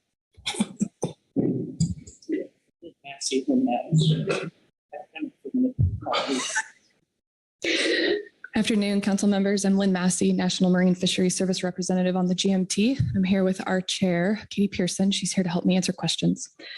We have a very brief presentation for you today. We're just going to give you a very high level overview of the GMT's final recommendations. I will specifically point out where if we have changed anything from our PPA. And we're going to go in order of the action item checklist. So next slide. First up, we have EFP applications. That is the recreational EFP application from CDF&W and our typical annual trawl gear EFP. The GMT does recommend that you forward those for NMFS review. We also recommend removing the 100 Chinook salmon allowance for the non-trawl EFPs, as you've discontinued those and there's no longer to set that aside anymore. Next slide, please. We also recommend that you adopt the Fishery Management Plan amendment language proposed in attachment 6 under this agenda item. Thank you, Todd, for drafting that up. GMT is okay with all of it. Next slide. So first up is action item 1 through 3. The GMT recommends that you adopt the proposed waypoint modifications to the 50 fathom line off of California per the CDF&W report in the briefing book. We also recommend that you adopt the research and incidental open access set-asides, which are in Appendix 1 and 2 of the GMT report from April 2024. We recommend that you adopt a recreational sablefish north of 36 set-aside of 30 metric tons. And that's also in one of our April reports. We also recommend that you adopt all of the tribal set-asides proposed in the tribal report from April 2024. Next slide. Now is action items 4 and 5. We recommend that you remove the yellow eye rockfish annual catch target for non-trawl fisheries. We recommend that you remove the statewide annual catch target for California copper rockfish and instead establish a recreational ACT for copper rockfish. And just noting, we're not changing our recommendation from last meeting, but we're just specifying the values. So that's why those are on the screen. We recommend that you remove the California Quebec rockfish stock statewide ACT, and we recommend that you adopt the 2-year trawl non-trawl allocations listed in our supplemental GMT report 1 of this agenda item, except the GMT continues to not have any recommendation for changes to canary rockfish allocations. Next slide, please. Next is action item 6 through 8. We're continuing to recommend that the yellow eye rockfish rebuilding allocations are 8% to trawl, 92% to non-trawl, status quo for the formal species allocations, except for short spine thorny head, and I'll get to that. And then the same for all the rest of the species that we have listed here. Next slide. And then action item 9, we recommend that you adopt all of the at-sea whiting fishery set-asides, which is in table 21 of attachment 2 under this agenda item. And we've just noted the departures there. Nothing has changed from April. Next slide. For action item 10, we recommend that you continue to adopt the same sharing agreements that you see on the slide there, except that we're noting again that we have no recommendations on canary rockfish. Next slide. For action items 11 through 15, we're recommending that you adopt the status quo shore-based IFQ trip limits for non-IFQ species. We also provided the full list of open access and limited entry fixed gear trip limits for you as Appendix 2 and 3 of our report from this meeting. There is one divergence from PPA, and that was just a simple mistake on our part. Our PPA tables that you find from last meeting and in our analysis don't double the monthly trip limit for split nose rockfish south of 4010. So we've just corrected that mistake for this round. And so it now says 400 pounds per 2 months for all periods. Next slide. For action items 16 through 18, we're continuing to recommend what you find in the relevant state reports for all 3 states, Washington, Oregon, and California, except there is one change, as Phil and Heather have already described to you, that there's an increase in the canary rockfish sub bag limit from 4 to 5 fish. The GMT is recommending that. Next slide. And then for action item 19, which is all of your new management measures. For 19A, which is the directed open access permit program, GMT recommends option 2, that the council moves forward with that. We also recommend for 19B that the council moves forward with correcting the electronic monitoring program discard and retention requirements. When we're noting very quickly that 19C was removed from consideration, so we don't have a recommendation on the rockfish sorting requirements. Next slide. For action item 19D, which is the short spine thorny head new management measure, GMT is recommending option 2, which is to move forward with removing the short spine thorny head management line at 3427 and adopting the following sub options from our April from our April report. Regarding the sub options on the trawl non-trawl allocation, the GMT does not have a recommendation for the council. We defer to the GAP's preference on that. We do recommend that you adopt a non-trawl ACT for north of 3427. It's equal to 25% of the coastwide non-trawl allocation. We recommend that you adopt non-trawl trip limits for north and south of 3427. And we also recommend that you move forward short spine thorny head in the future as a 2-year allocation species as opposed to an FMP specified allocation species. Next slide. And if you do choose to move forward with removing the management line for short spine thorny head, this is what your resulting coastwide allocations would look like. So in April, you did adopt an OFL and an ABC for short spine thorny head. If you choose to move forward removing the management line, this is what your combined ACL, coastwide ACL will look like, and all of the resulting off the top deductions and harvest guideline that would result. Next slide. Continuing on with the new management measures, for the recreational sector, we recommend that you move forward with the requirement for recreational anglers to possess a descending device on board while fishing in federal waters. And we also recommend that you modify the continuous transit provisions off of California. And then we also recommend that you update the scientific name of Pacific sand lance and the common name of Pacific spiny dogfish in federal regulation to match all the other places that we reference those species in the FMP. Next slide. And now this is new. The GMT, as you know, completed a quillback rockfish rebuilding plan analysis between the April meeting and now. So we are recommending that you remove California quillback rockfish from the nearest shore complexes north and south of 4010. That's not new. We're just continuing to recommend it at FPA. We're also recommending that you adopt a California quillback rockfish rebuilding plan using alternative 2 from the GMT's analysis. That's the ABC control rule as your final rebuilding strategy.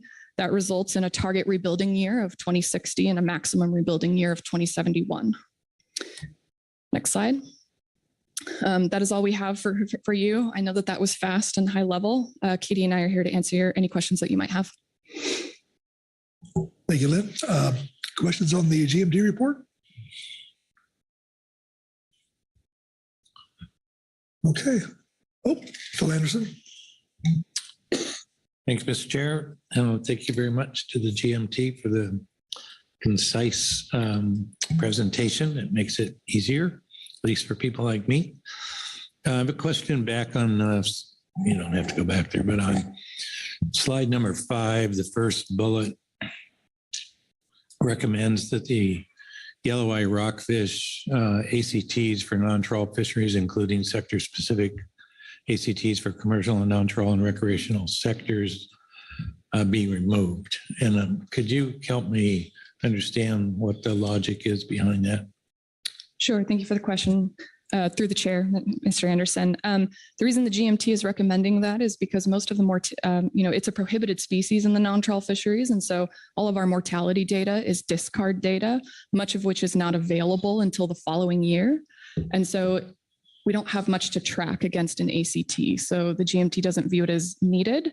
However, we don't feel super strongly. We acknowledge that the council's PPA recommendation in April departs from that. And if the council feels as though they'd like to keep that as a precautionary approach, that's completely fine.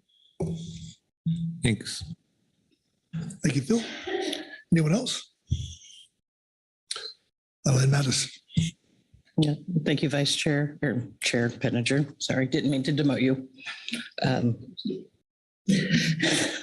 Thanks to the GMT for this report.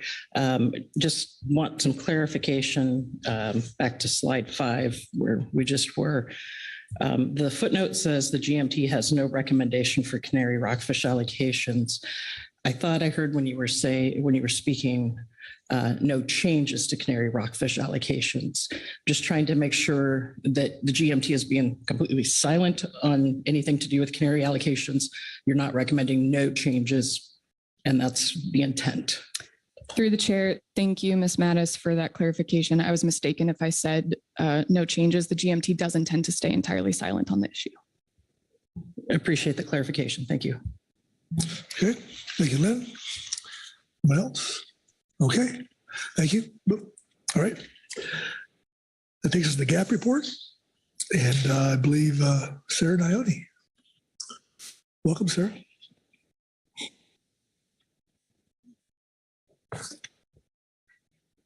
Okay. Thank you, Mr. Chair and council members. Sarah Nione, I'll be reading the GAP report. On EFPs, the GAP recommends that the council adopt both EFP renewals for the 25-26 management period, which are the West Coast Seafood Processors and Oregon Trawl Commission year-round trawl gear, the Midwater Rockfish EFP, as well as the CDF&W Fishery Dependent Biological Data Collection EFP, which will be renewed for cow cod and will add quillback and yellow eye for 25-26. For the year-round Midwater Rockfish EFP, the GAP recommends that this be moved to regulation through the workload prioritization process, which is currently scheduled for March 25. This EFP has been in place for 8 years since 2017, and the GAP believes sufficient data has been collected. There are several inefficiencies for vessel operators under this EFP that could be resolved once moved to regulation. For the harvest specs and management measures, the GAP recommends the council adopt all of your PPAs for the 25-26 harvest specs and management measures as your FPAs at this meeting with the following exceptions and notes. These recommendations are also summarized in a table in the back, and you can see there's like a GAP recommendation column. And if we just fully supported what the council's PPA was, we put a little check mark. And if we had any notes or comments or updates since the last meeting, we put those summarized there. So I'll just go through the details of those. So for number 2, off the top deductions, the GAP supports the council's PPA for off the top deductions, but in line with our April statement, we continue to request that information and samples be collected from any bycatch of short spine thorny heads on the halibut survey. Under the new 25-26 ACLs, short spine will be a constraining species for all sectors, and the GAP has recommended reducing the research set aside amount from 15.8 metric tons to the status quo of 10.48 metric tons in order to provide a little more room for the prosecution of our fisheries. It is our understanding that the council selected the 15.8 metric ton as their PPA and chose not to exclude the anomalous year from the 10-year rolling average as we did for Canary, in part to accommodate expected short spine thorny head bycatch on the halibut survey. If this additional 5.32 metric tons is made available to the halibut survey rather than our groundfish fisheries, the GAP hopes that we can at least gain some samples and research on short spine from it. We request the council communicate this intent to the halibut survey team. As a note for future cycles, it came to our attention during GAP discussion that currently all hook and line research and non-nearshore commercial catch for the majority of rockfish species are assumed to have 100% mortality by the West Coast Groundfish Observer Program within the Groundfish multi-year mortality report, regardless of whether they were descended or released at the surface.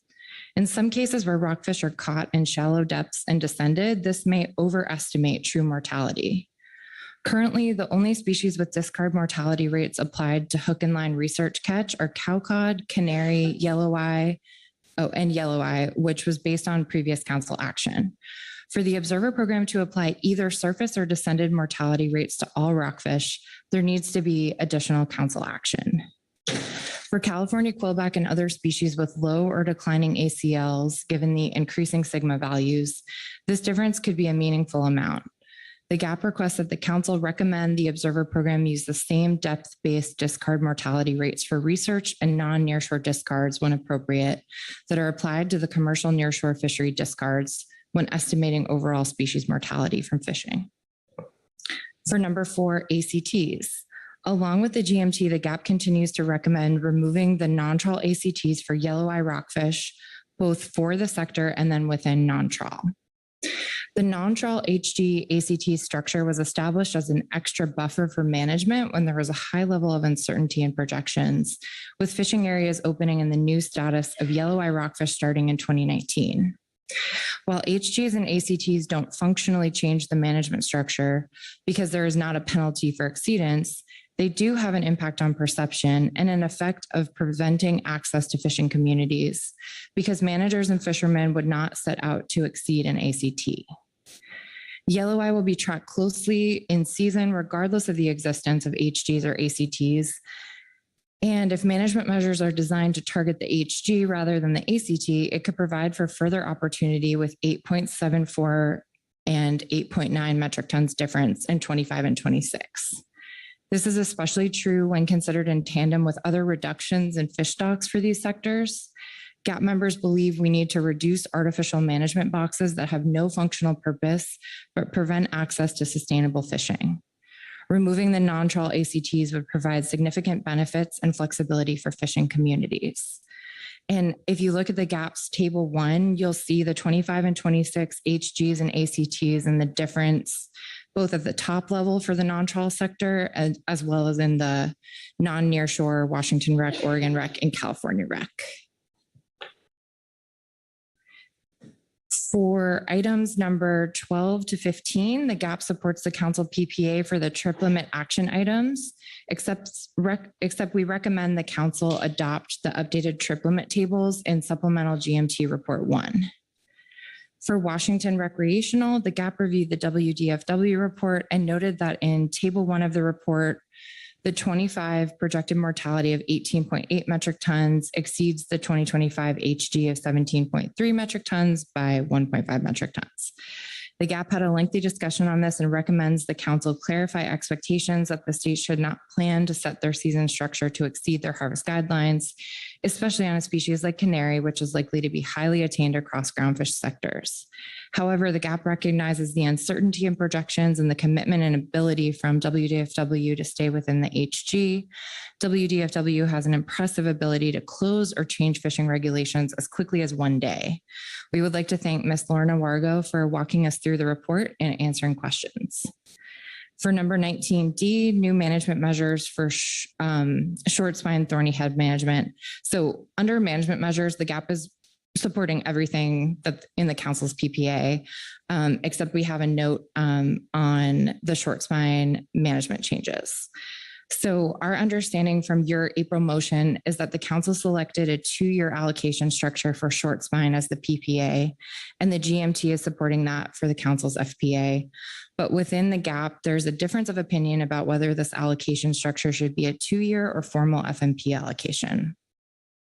Non-trawl participants highlighted the uncertainty in the entire fishery in the short term, and with the short spine management structure changing, felt that a 2-year allocation would be appropriate, at least in the short term, to provide flexibility in the trawl non-trawl allocation for the next cycle. Short spine is currently the highest value species in the non-trawl sector, and attainment of the ACL is expected to increase. Trawl participants are seeking to continue the formal FMP allocation in order to prevent more species for which we have to conduct a forced and potentially contentious allocation review every 2 years. The council can review the allocation structure for any species at any time, regardless of whether it's a 2-year allocation review or allocated as part of the FMP. Formal intersector allocations are reviewed periodically per COP 27. For all sectors, short spine will be significantly more constraining under the 25-26 harvest specs. Short spine attainment declined post-pandemic for trawl and non-trawl. Both sectors look to rebuild their fisheries back closer to pre-pandemic levels. Therefore, short spine is very important for the future and could be very constraining for both sectors at reduced ACL levels starting in 2025. And then number 20 is the rebuilding plan. Although extremely restrictive, the GAP supports the council's PPA for the California Quillback Rebuilding Plan, which is equal to the ABC rule. And upon reviewing the sections of the rebuilding plan that pertain to the impacts of communities, we found the analysis well-written and complete. We offer a few additional comments. Under the PPA, commercial fisheries operating in Central and Northern California will continue to be severely limited. Even so, the PPA, when compared to alternative 4, which is F equals 0, may provide some opportunity to commercial vessels. The GAP is hopeful that the current management structure that is also proposed under the PPA will show limited quillback catch and allow further opportunities that stay within the proposed allocation in the future, for example, to allow limited retention of lingcod. This may not sound like much, but it is significant for the commercial nearshore fishermen who are currently required to discard lingcod and all shelf species due to concerns over gear that is intended to target midwater stocks and may unintentionally result in quillback mortality. Wreck fishing for groundfish in California is one of the most reliable fishing opportunities. It's important to shore-based and especially boat-based angling. However, quillback rockfish catch has never represented more than a tiny fraction of total rockfish catch. It would be devastating if anglers were to lose all access with F equals 0 in order to more speedily rebuild a single non-targeted species that hardly matters as a catch. Overall, the implementation of the F equals 0 rebuilding strategy would have a devastating economic effects to many California communities. Fishing for rockfish is a staple on the Northern and Central California coast. Other fisheries like salmon and halibut have been constrained by short seasons and even no seasons at all. That leaves rockfish. Coastal communities from Monterey to Crescent City rely on rockfish to support charter boats, campgrounds, tackle shops, restaurants, motels, and more. Some communities like Trinidad and Shelter Cove almost completely rely on the dollars that fishing for rockfish provides. And that concludes the GAP report. I will say we had a small omission because the CDF&W report supported the PPAs. We did not specifically say that we support the CDF&W reports, and we should have added that into our table. So I believe that was meant to be incorporated in our statement, and apologize for that not being there. Okay. Thank you, Sarah. Questions for Sarah on the GAP report? Lynn Mattis. Yeah, thank you, Ms. Nagani, and the entire GAP for a well laid out report and the recommendations table at the end. That's going to make it easier for us here later today when we go through and try to make our work on drafting and formatting motions. On the short spine research piece, the Halibut Commission already coordinates with the state agencies to sample all rockfish that are caught on the IPHC survey. Are you anticipating something different or just unaware of that happens? Just trying to make sure, get an idea of what all the GAP is after. Thank you. Thank you, Ms. Mattis. I would not say that I was fully aware of that or that all of us in the GAP were, so that's very helpful context. And I think the essential point of it is just like, we're hoping to move a few extra tons to fisheries. And if that's not available to us, we just hope that the research will benefit our understanding of the groundfish stocks on this coast, particularly given the decreases in ACLs that we're feeling and our frustration with the SIGMA process. Appreciate that further clarification. Thank you.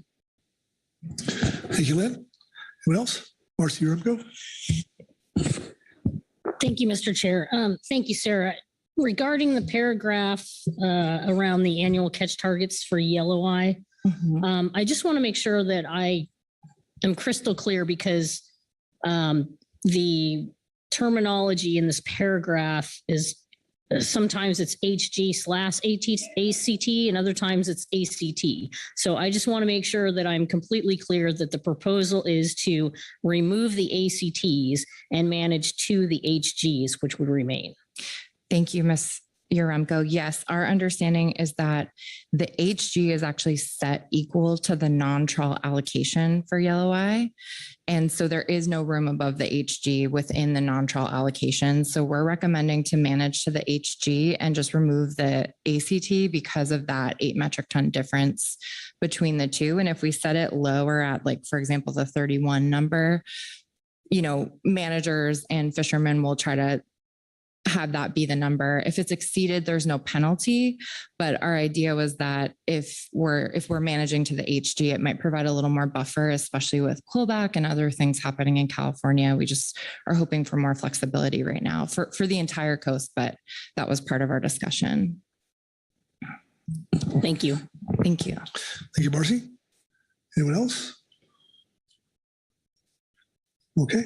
You went easy on me. Thank you. Thank you, Sarah. Okay, that concludes reports. Takes public comment, and I don't think we have any. Wow. Okay, no public comment. So that takes us to council action, or actually, which is going to be to not have action besides discussion, I guess. Council discussion. We're going to put that. So we'll open the floor up for that.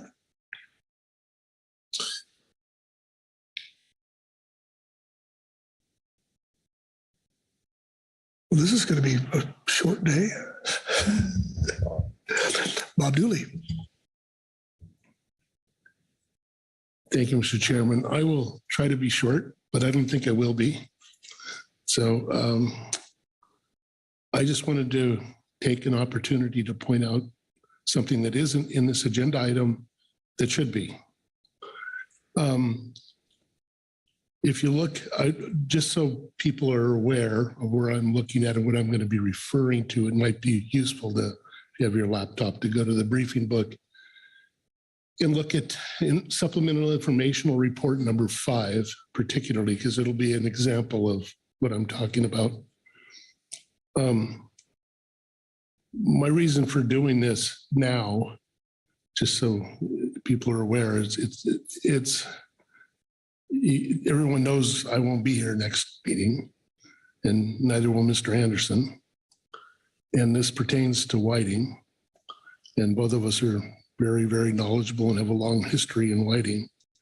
And I think the council needs to understand the effects of things that have been going on here and it's nothing devious. I'm just want to point out some information that we won't have.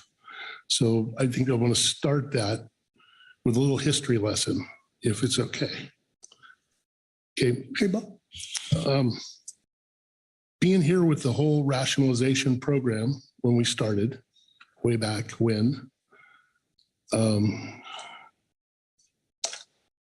the at-sea sectors, at-sea whiting sectors, were interested in cooperative management.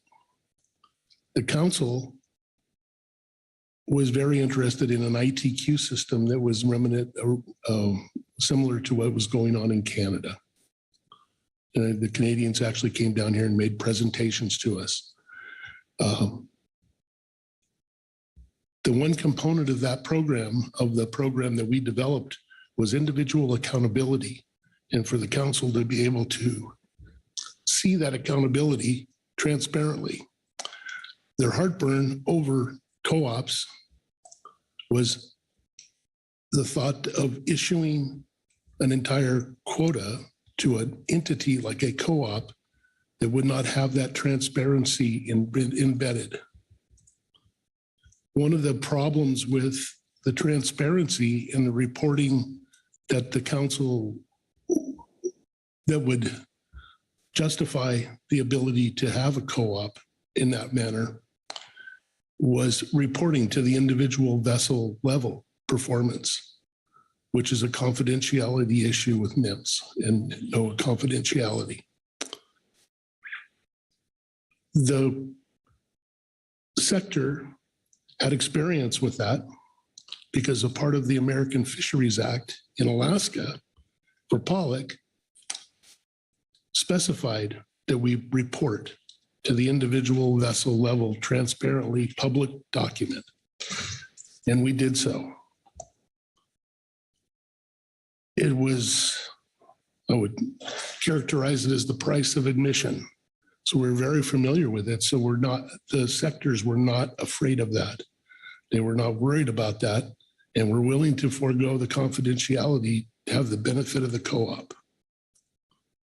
Sure, if I say anything wrong during this, I'm sure Mr. Anderson will correct me because he's got a lot more tenure here than I do. We made that promise to the co-ops. When I say we, I was part of that sector. It's part of the development, part of all of the background. That combined with our cooperative agreements and the self-monitoring that co-ops do, and the self-enforcement that's contained within the agreements that the council was privy to and saw in the I'll fall short of approval, but accepted it as being adequate. For the first 13 years, we have held that promise. I didn't realize it until I went through the briefing book in the informational reports that I pointed out to you, that there's a deviation from that now. It's nothing, and I want to point out that it's nothing nefarious here. But in my opinion, it's a change to our promise, and it has an effect, or could have an effect. It takes our transparency to a different level. It takes the council's ability to monitor the progress of the co-ops to the level that we promised, and to the level that the concern the council had of being able to see that individual accountability and performance. So now I think I'll jump into maybe some specifics. If you want to follow along, it's great. If you don't, I can try to do my best to explain it. In that, in the report, the informational report, and I will go, it explains the co-op's responsibilities and what they have done. If you look on page 2 at the top, it says the federal regulations regarding the reporting requirements. And two little eyes, I don't know how to say that. The co-op's actual retained and discarded catch of Pacific whiting, salmon, Pacific halibut, rockfish, groundfish, and other species on a vessel by vessel. So the annual co-op report will contain about the previous fishing years, including this. So it on a vessel by vessel basis. That was our promise. It's contained in the Federal Register, or in the federal regulations. As we go down,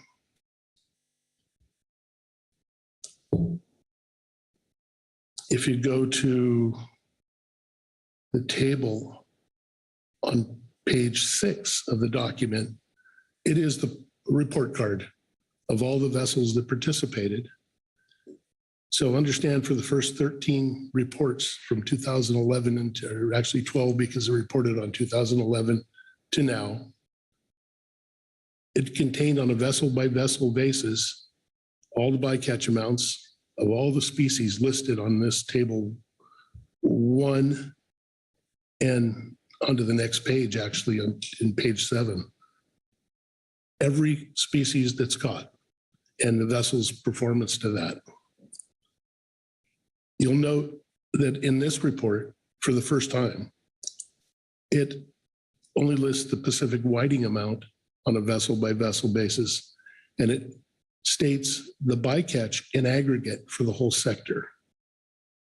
I'd also point out that if you look at the 3rd column where it says at sea % attainment,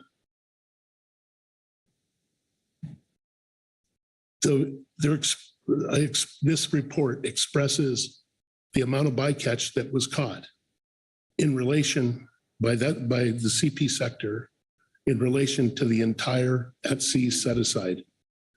We have had many discussions on that in the last year. And although not reflected in any regulation or anything, we have made it clear that co-ops are should be weighing their performance against their pro rata share of that at-sea set-aside. That percentage is not simply the percentage, the 25% that the motherships have, 24%, and the mothership sector of the entire whiting sector. It's not just the 24%, and it's not just the 34% that the CP sector has, because the whiting set-aside only applies to the at-sea. You need to, the pro rata share is really 41.4% whiting mothership co-op and 58.6% PWCC co-op. That's the pro rata share of the at-sea set-aside. This is expressed as the entire set-aside. So we don't have a feeling in this with this information of what percentage of the set-aside their pro rata share is being taken. And it's very informative to the council to be able to judge a particular vessel and co-op's performance. It's very, very important. So you'll also see in that third column, it says at-sea attainment. And you'll notice when you go down to, in this example, or in this, when you get down to sablefish, it says 100%. It says 130.23 is the CP total catch and 100% at-sea attainment. If you look at that, that is well above the at-sea sector set-aside, 130. The actual set-aside, I believe, was 100. So it's not informative of what the council needs to know to judge performance. And that's the thing that was really promised, that we would be transparent in that. So what's my concern and why am I bringing it up, I guess, is that I'm concerned that we would punish the entire sector or disadvantage the entire sector for the performance of one sector. We've talked about that a lot at this around the table in previous times. Sorry, I drift a little bit. I'm trying to stay on track. Okay, another component of this report is due in March. Well, let me back up. I'm going too fast. You'll see in yellow, it says individual vessel catch data other than whiting is removed below for confidentiality. It's true that they have the right to confidentiality, and I believe they've talked with National Marine Fishery Service about that, and that, of course, they have that right, but that's outside our promise. The promise was to be transparent with this council, so you have the ability to manage. That was done. These reports should have been in the briefing book in March. They were not. And I was told the reason they weren't is that this particular report was not ready because of this issue and working through it. And now it's in our briefing book now. And when we really it's getting late in the year for us to have any real meaningful discussion on management measures that we might take to account for this uncertainty. So I think in normal times, we would have had it in March, and I think it would be better. I'll divert a little bit just so put a little comfort in the room. The whiting fishery right now, to what I know about it, attainment's way down this year. I believe the mothership sector's got 270 tons of approximately 90,000 tons. The fish haven't shown up yet. I don't think many people are fishing out there. I think the shoreside's been having equal amount of difficulty. I know the CPs have too. Bycatch is down. I know the mothership sector, I get those reports. The mothership sector's caught 4 salmon to date. 4. So I just want to make sure people don't think there's things that we need to really react to right now.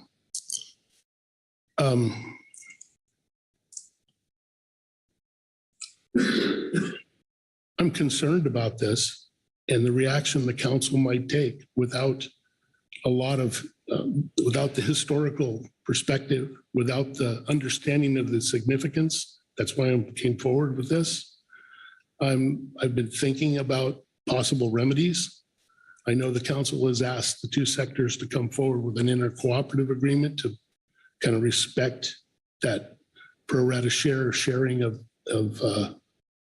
set-asides. Understanding set-asides aren't hard caps. The council has been very understanding that conditions change over years and sometimes they get exceeded. And as long as they're being managed and they're justifiable and all that, we've in the past, and there's room in sectors like in dark plots, there was a lot of room in the whole system to allow that to happen. The overage of the set aside, that it was okay. And that's a privilege that those sectors have enjoyed because of their transparency. And I'm worried that if we lose transparency in one sector and we don't, and the other sector is going along like always and honoring the promises, that we might paint them both with the same brush. So I've been thinking about that, and potential idea that could happen is you could separate the set aside pro rata share between the two sectors. Wouldn't be ideal, but at least we would have some accountability. It's not on the table now. And the reason I bring it up is because I think we have understanding of this that might not be here in the next session.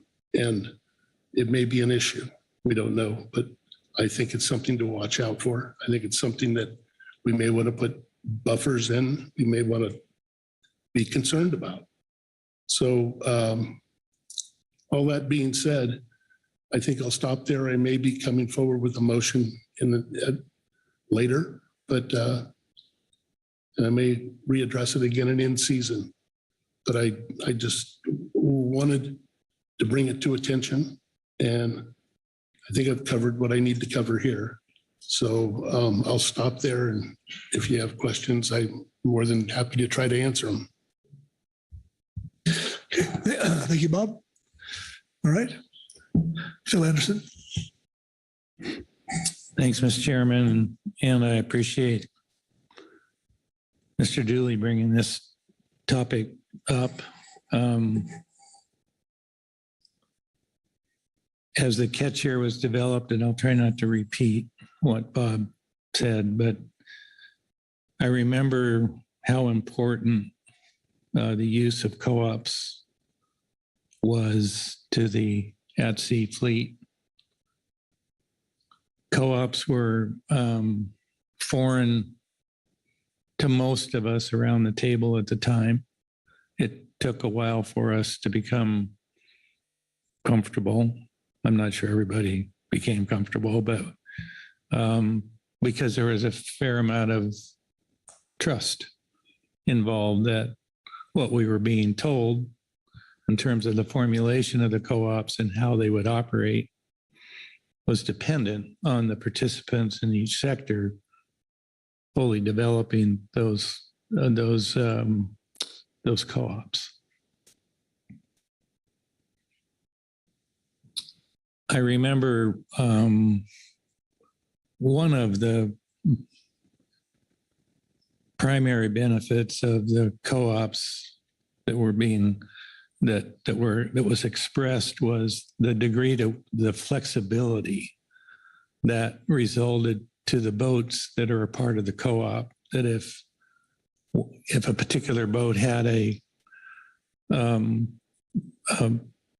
high bycatch of in a particular time, the flexibility within the total of the co-op allowed those members to move that fish around. So it reduced at least the potential of having someone lose their ability to fish throughout the season. if they were under a specific quota for their boat. But, and then the other issue was talking about, well, do we take what were at the time hard caps of bycatch and assign them in a pro rata way to each sector of at sea and CPs, or do we manage them as in a lump sum? And again, by managing them in a lump sum, provided an additional level of flexibility between the two sectors that otherwise wouldn't be there. And I think that was probably a pretty, I don't know that, but I think that was a pretty big step for each of those sectors to say, yeah, we will play within, we're willing to play within the same sandbox, if you will, of having these quotas of bycatch managed under the umbrella of the two sectors. And one of the primary way that the council would be able to continue to know how the fishery was performing was the annual data reporting that Bob spoke to, and the regulations that went with that.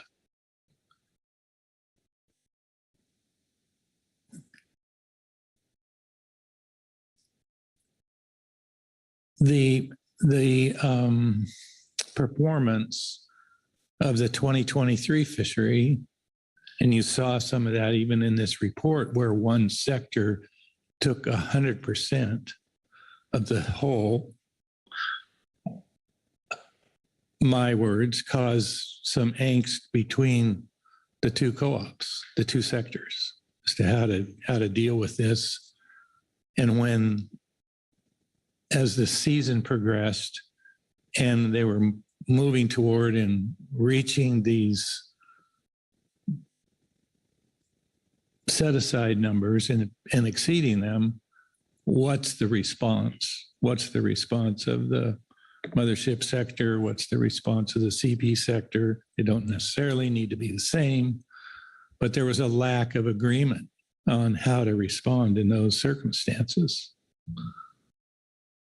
And which, again, from my seat, drove us to strongly request that they develop an inter-co-op agreement on how those situations would be handled. And we know that they took that to heart, both sectors, and they worked hard to try to get there, but they weren't able to cross the finish line with that.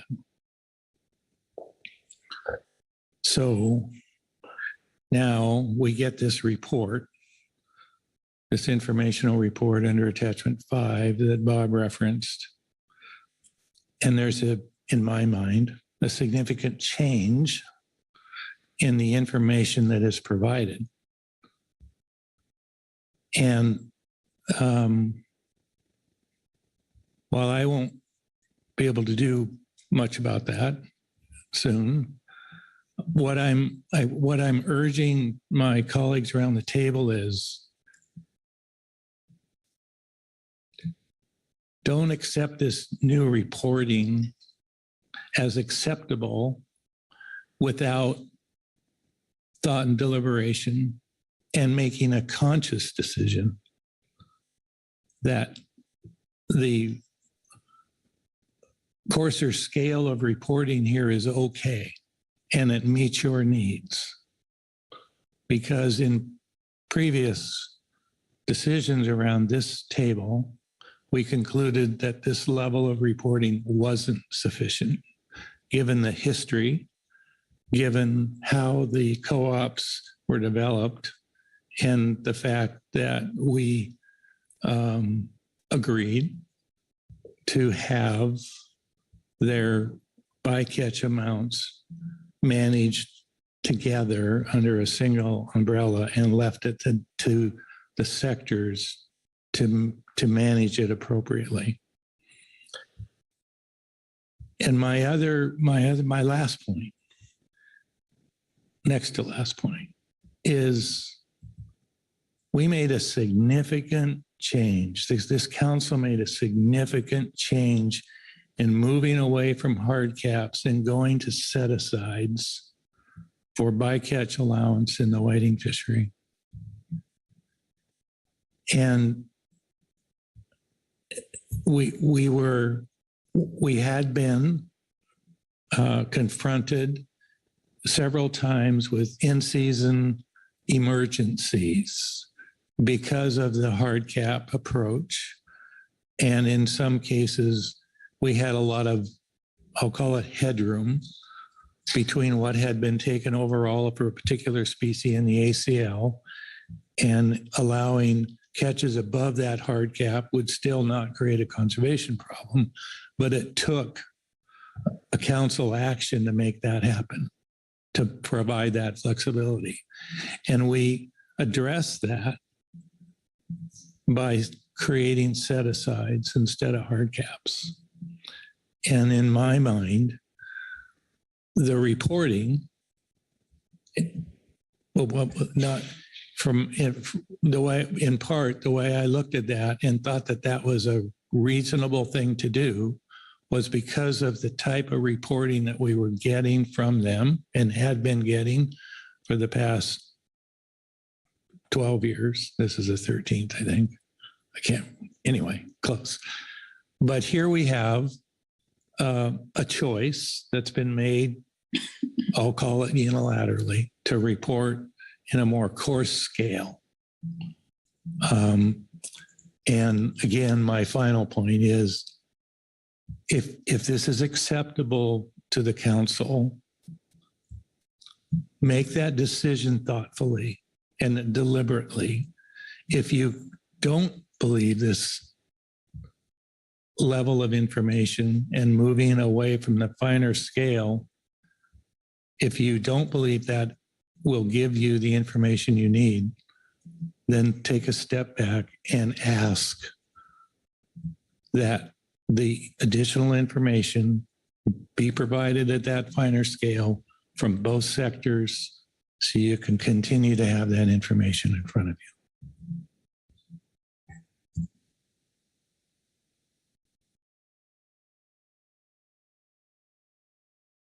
Thank you, Phil. Bob? Yeah, thank you, Mr. Chairman. And Phil, thanks for those comments. It filled in a lot of gaps I left. One that's left on the table here that I would like to point out is that the Whiting Mothership Co-op continued and continues to see it in the briefing book. I think they're report 4, I believe. They have continued to report to the granular level that was promised. And I believe they have signed a waiver to do that, continue to do that. So they've committed to doing this. And so it's a departure. And I wanted to point that out. And then I agree with all the comments that Phil said. It's and I have no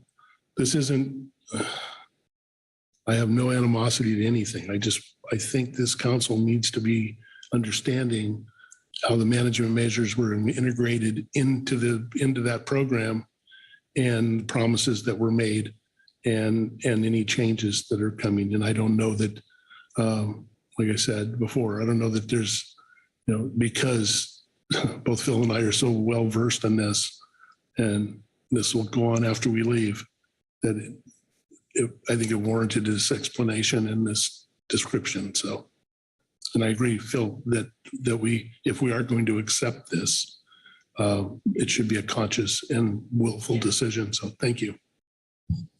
Thank you, Bob. Okay. Further discussion? Then Mattis. Thank you, Chair Pettinger. It's my understanding the Whiting Co-op, the CP Co-op went through some leadership changes this year. Could, just my reading, other than the highlighted part about the removed from confidentiality, is there any possibility that this was done this way just because of some change in leadership and not understanding what was required? Or am I being a little naive here? And I don't expect anybody at this table to be able to answer that question, as they're not the authors. It was just a thought as I've been listening to this discussion. Is there potential for that change to have been part of the reason for the format of the report this year? Thank you. Thank you, Lynn. I would just like to point out that the reports in at least 2022 were also in June, if not in March. So that's nothing new as far as becoming in June. So, Keely Kit.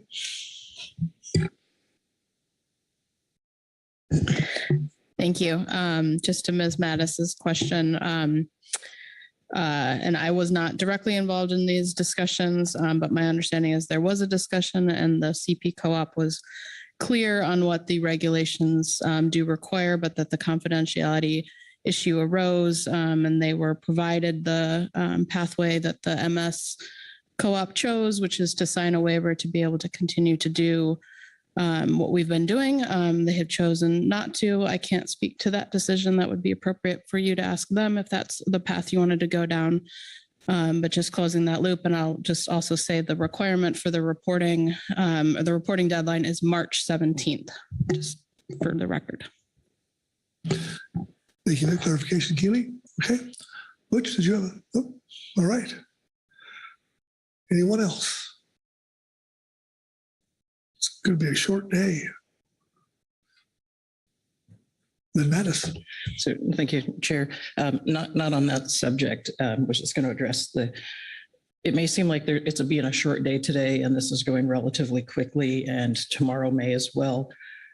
But that's because of all the work that the GMT council staff, NIPS staff, and the GAP put in over the winter.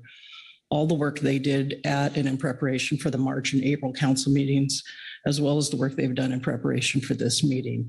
So while this may seem like it's going quick, that is not a reflection of the amount of time and effort. I'd say probably blood, sweat, and tears that the GMT and others have put in on this. So I don't want that to be lost, that maybe it's going this quickly because of how they laid stuff out and all of the good work they did. I just wanted that acknowledged, that it shouldn't be a reflection of the quality or quantity of the work they did, and to especially thank them for that work. Thank you. Thank you, Lynn. Oh, that's right. Nothing happens in a vacuum. Okay. Bush Smith.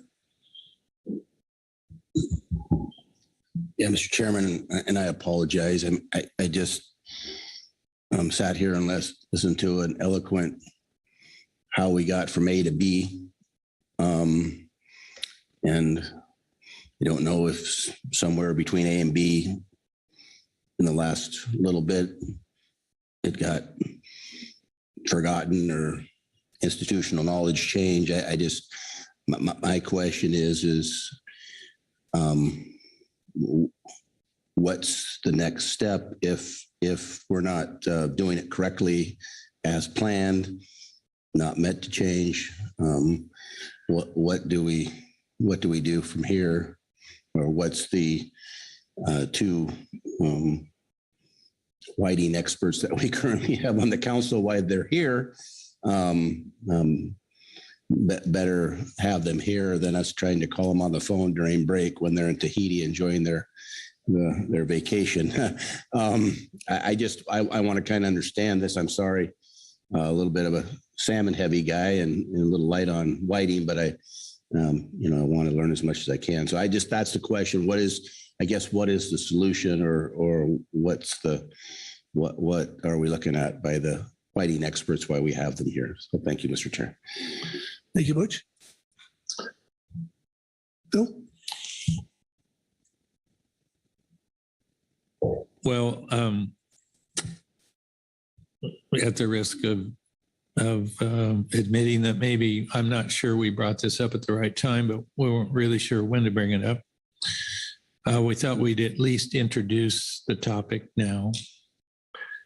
We can work with our process experts to think about whether or not we want to define what the next step is when we get to the in-season management agenda item. If that's the appropriate place to do it, we can have some time to think about that. Or whether tomorrow under this agenda item is the appropriate place. But we'd like to, I say we, meaning Ms. Dooley and I would like to have an opportunity to consult with the powers to be to see when that time is. But we thought, given the time that we had here today, it would give us an opportunity to introduce our concern to all of you and then think about what next steps are. Executive Director Burton. Yeah, thank you, Mr. Chairman. I appreciate the question. Just from a process perspective, I do think it was appropriate to discuss this here because under this agenda item, we are considering management measures, and this is part of our management measures discussion. But in terms of making sure that we have a well thought out discussion of this item, this came up suddenly. And so what I would suggest we do is look ahead to September, where we begin our consideration of trawl set-asides and the trawl program review. And that could allow for some more deliberate information to be brought forward by Jesse, who will be leading that item for us, and give you some lead time to think about this issue a little more specifically. So that would be my suggestion, but I don't want to cut off this is your show, so I don't want to cut you off if you'd like to do something here today. Okay. Thank you, Barrett. All right. So go ahead. Bill? I think that makes good sense. I do want to make sure that those that are affected by the discussion are aware that at least several of us on the council have some concerns, and that we'll be talking about it again in September. So I think that works. I hesitate to think out loud here, that if there was any part of this reporting other than the part that deals with confidentiality, that we wanted to make a request back to PWCC on an additional piece of detail, particularly when it talks about the percent of at-sea attainment column, maybe providing us an additional column that compares that to the pro rata share. That might be informative, but let me think about that a little bit more as to whether I want to actually suggest that or not. But I think taking it up in terms of what we want in the future, what the council wants in the future, and having the benefit of the sectors providing us their thoughts and other members that have or other people that have an interest in this is a wise thing to do. Thank you. Bob?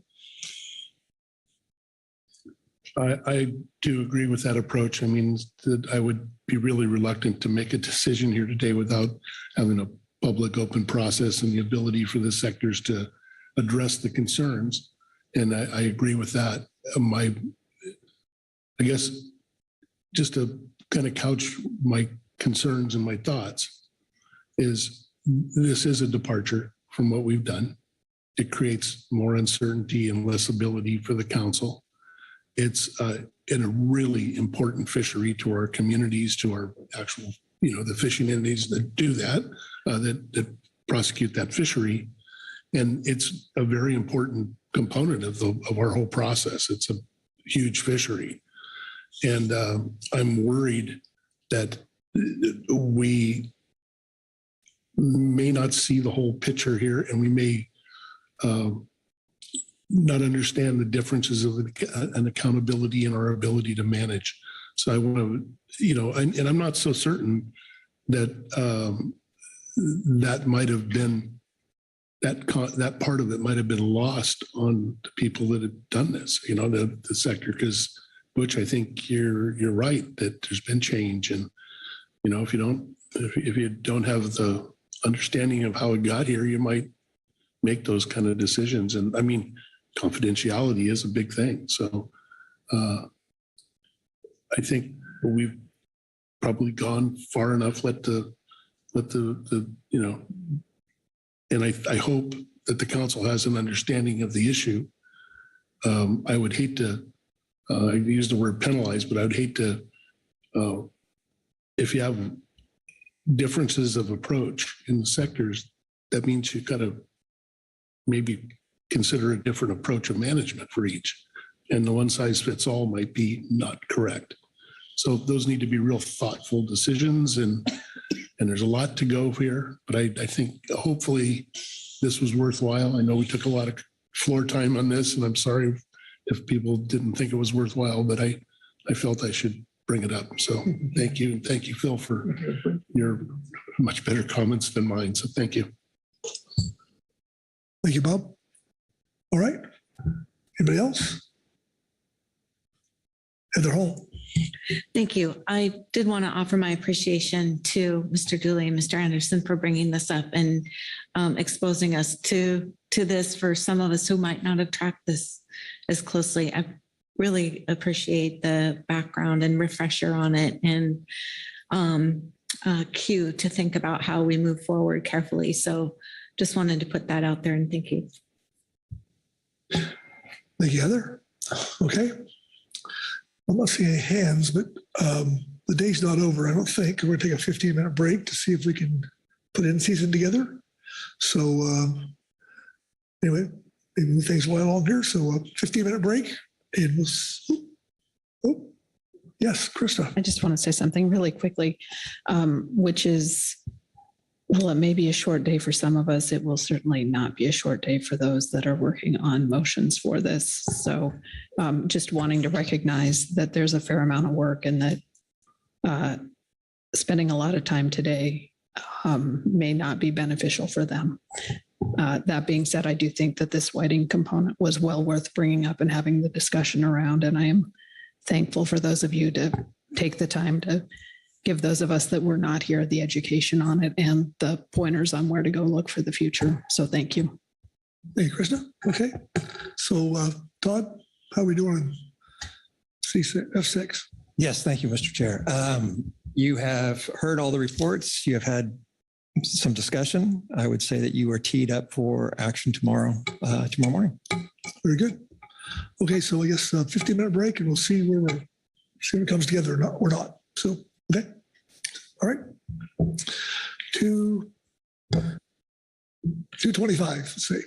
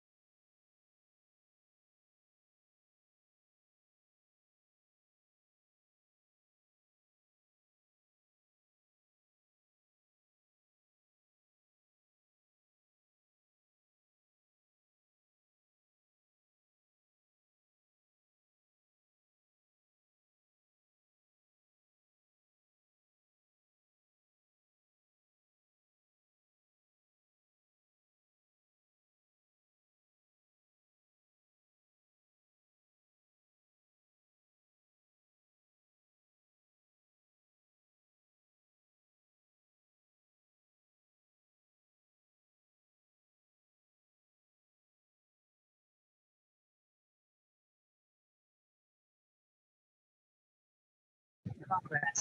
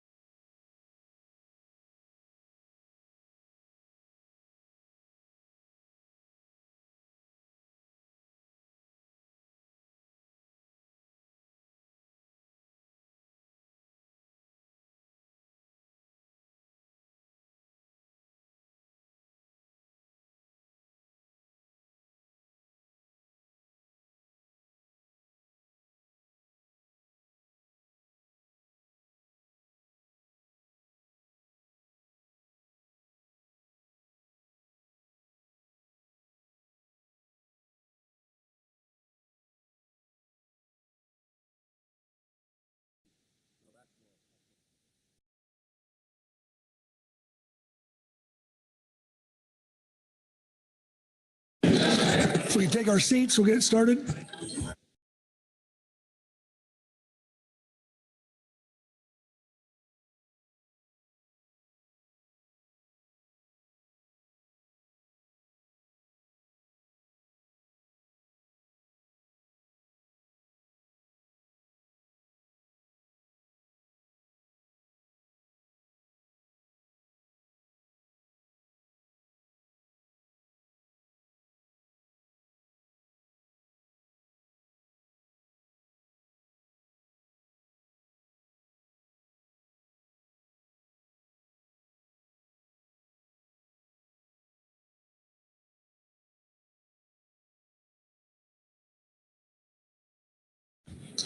We're going to go to Inseason, and I was just informed that Vice Chair Hassemer has the gavel. So,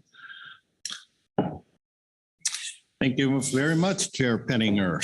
So on this pivot here to take up in season, let me turn to Mr. Todd Phillips to give us an overview. Todd. Yes, thank you, Mr. Vice Chair. Of course, in front of you, we have agenda item F7, which is in-season management final action. And as the council is aware that management measures in the groundfish fishery can be adjusted within the biennium to attain but not exceed annual catch limits. And this agenda item will consider progress to date of the groundfish fishery, as well as any routine in-season adjustments that can be made to 2024 fisheries, such as trip limits, season structure modifications, and that sort of thing. In your briefing book materials, you have 3 reports. One is a supplemental California Department of Fish and Wildlife report, and then you have supplemental reports from the GMT and the GAP. Your action this afternoon is to consider projections for the 2024 fisheries and adopt 2024 in-season adjustments as appropriate. My overview is very short. I'm happy to answer any questions you may have. Thank you, Todd. I'll look around, see if there are any questions on the overview, the task before you here this afternoon. Not seeing any hands. We will move to our reports. Excuse me while I scroll down here. First, we'll have the California Department of Fish and Wildlife report. Marcy Remco. Yes, thank you, Mr. Vice Chair. This is our routine update on progress in our 2024 fisheries. This is the first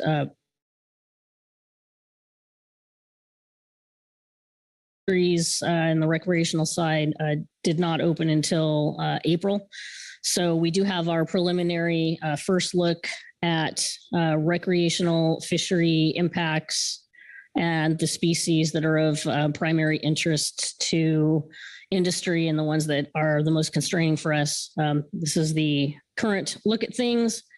And Appendix 1 is our estimated catch in the rec sector and Table 1. And then we move to Table 2, which is our commercial non-trophic skewer harvest. And then Table 3, as usual, compares our harvest limits to the estimated mortality to date. Thank you. Everything's progressing on fine, I guess, is the take home. Thank you. Thank you, Marcy. Any questions on the CDFW report? Not seeing any hands. Great. Next, we'll move to the groundfish management team report, and Ms. Katie Pearson is here for that. Good late afternoon, Katie. Early afternoon. Good afternoon, Vice Chair Hassemer and council members. Thompson Benez is joining me up here to answer any questions, if you have any. My name is Katie Pearson, for the record. I'm going to be reading agenda item F7, supplemental GMT report on in-season adjustments, final action. The groundfish management team discussed the current status of groundfish fisheries and the need for any in-season adjustments. Below the GMT details the action items that have been brought to the GMT for the council consideration. Included below in Appendix 1 are the 2024 scorecards. Summary. Sablefish north of 36 degrees north latitude. Limited entry fixed gear. The GMT recommends option 1, which projects fleet-wide landings at 75 to 97% of the landings target. Open access. The GMT recommends option 1, which projects fleet-wide landings at 88 to 101% of the landings target. Widow rockfish and yellowtail rockfish, LEFG and OA trip limits north of 4010. Although the GMT does not have any management concern associated with increasing these trip limits, we do not have a recommendation and defer to the Groundfish Advisory Subpanel, GAP, and industry as to the need for these trip limit increases. Action items. Sablefish north of 36. The GMT investigated whether sablefish trip limits could be increased per a request from the GAP and provides the following options for council consideration. Discussion with GAP members indicated the sablefish markets continue to be less lucrative than they were prior to 2020, and consequently that prices per pound may be a strong predictor of participation than before, as some vessels opt to target other species instead.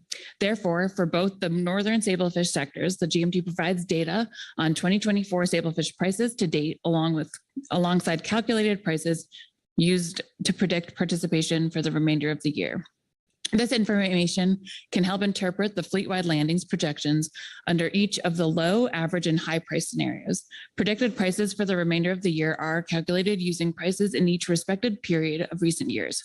Low predicted prices are calculated as 10% lower than the average true price for that period, and high predicted prices are calculated as 10% higher. Predicted prices for the remainder of 2024 are based on 2023 prices in this model run, which are still relatively low compared to all other years in the time series, which means that even predicted prices at the high price scenario are still low relative to historical prices. Limited entry fixed year north of 36. 2024 average bi-monthly sablefish prices per pound in the LE sector north of 36 degrees north latitude have ranged from $2.32 to $2.49, which falls within the average to high price scenario estimated for the bi-monthly periods from July through December, table 1. Note that there is some overlap across the three price scenarios because certain bi-monthly periods, period 4, which is July through August, fetch a higher price per pound than other periods, period 6, November and December, which means that the average period 4 price is higher than the high price period 6 price.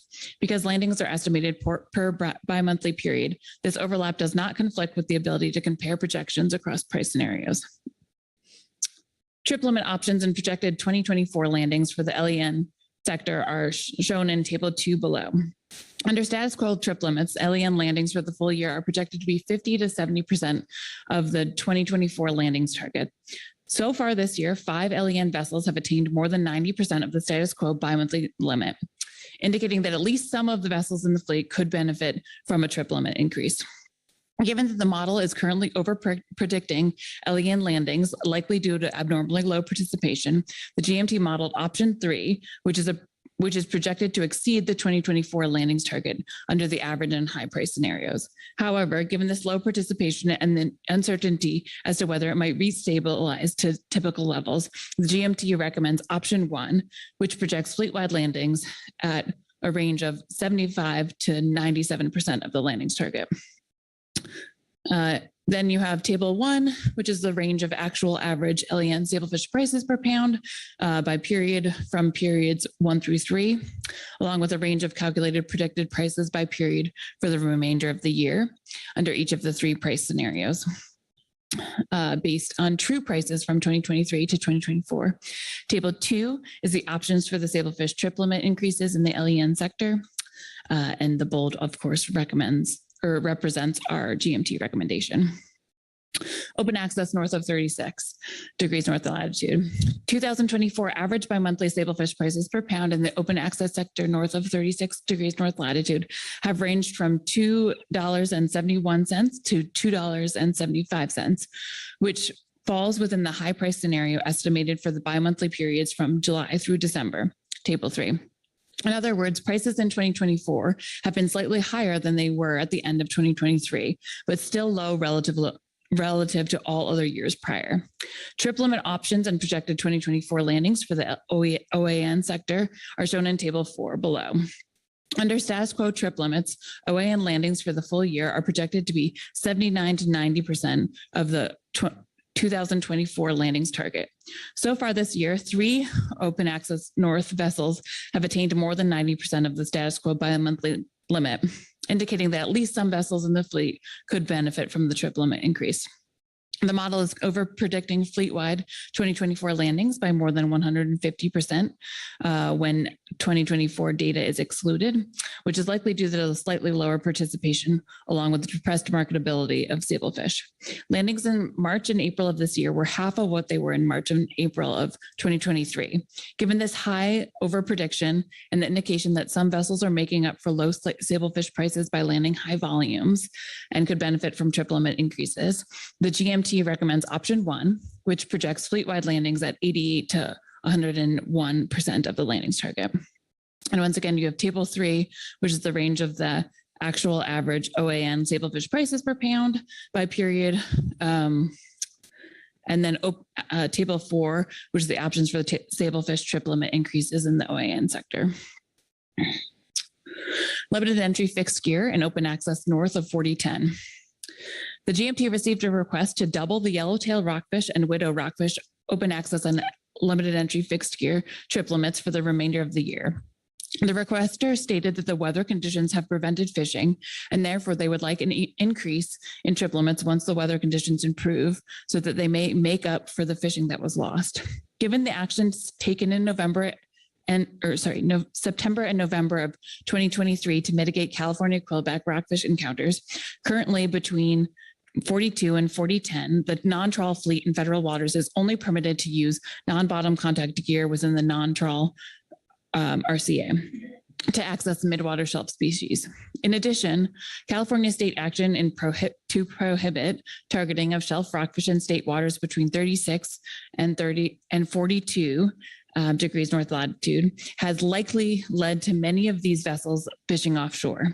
The GMT sees merit in the request as area closures and gear restrictions have required the fleet to fish offshore, where weather conditions can have a larger impact on smaller vessels typically prosecuting these trip limits.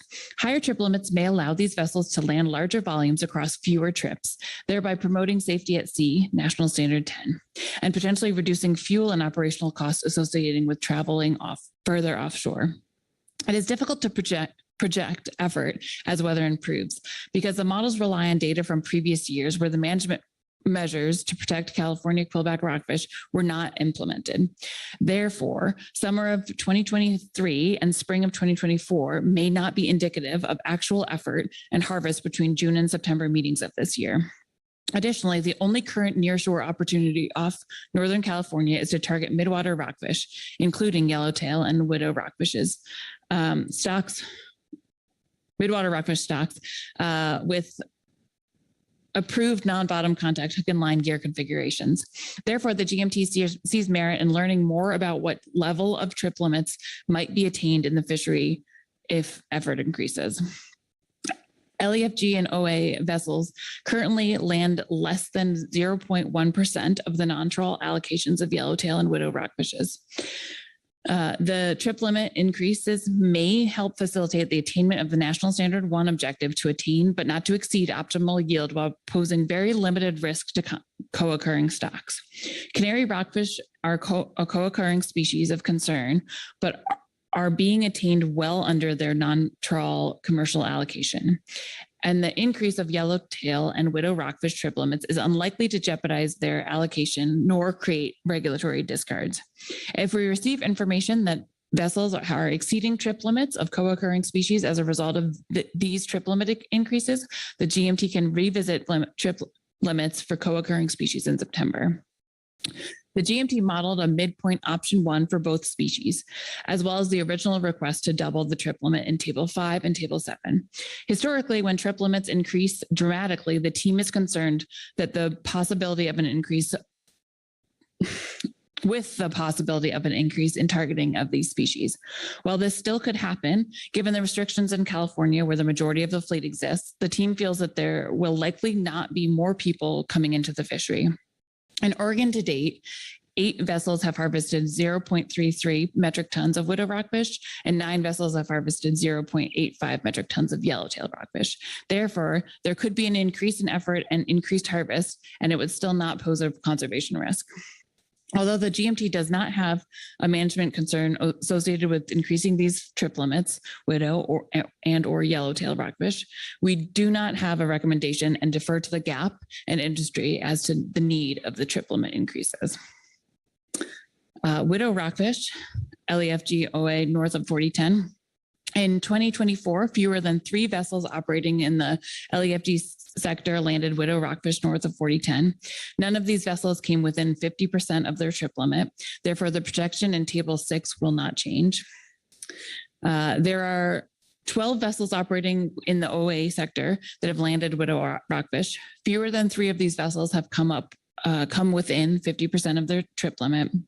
However, there is no conservation risk to the stock of the trip limit increases, given that we do not expect many fishery participants to take advantage of the higher trip limits. Under both options, the sectors would remain well under 1% of the non-trawl allocation of 400 metric tons.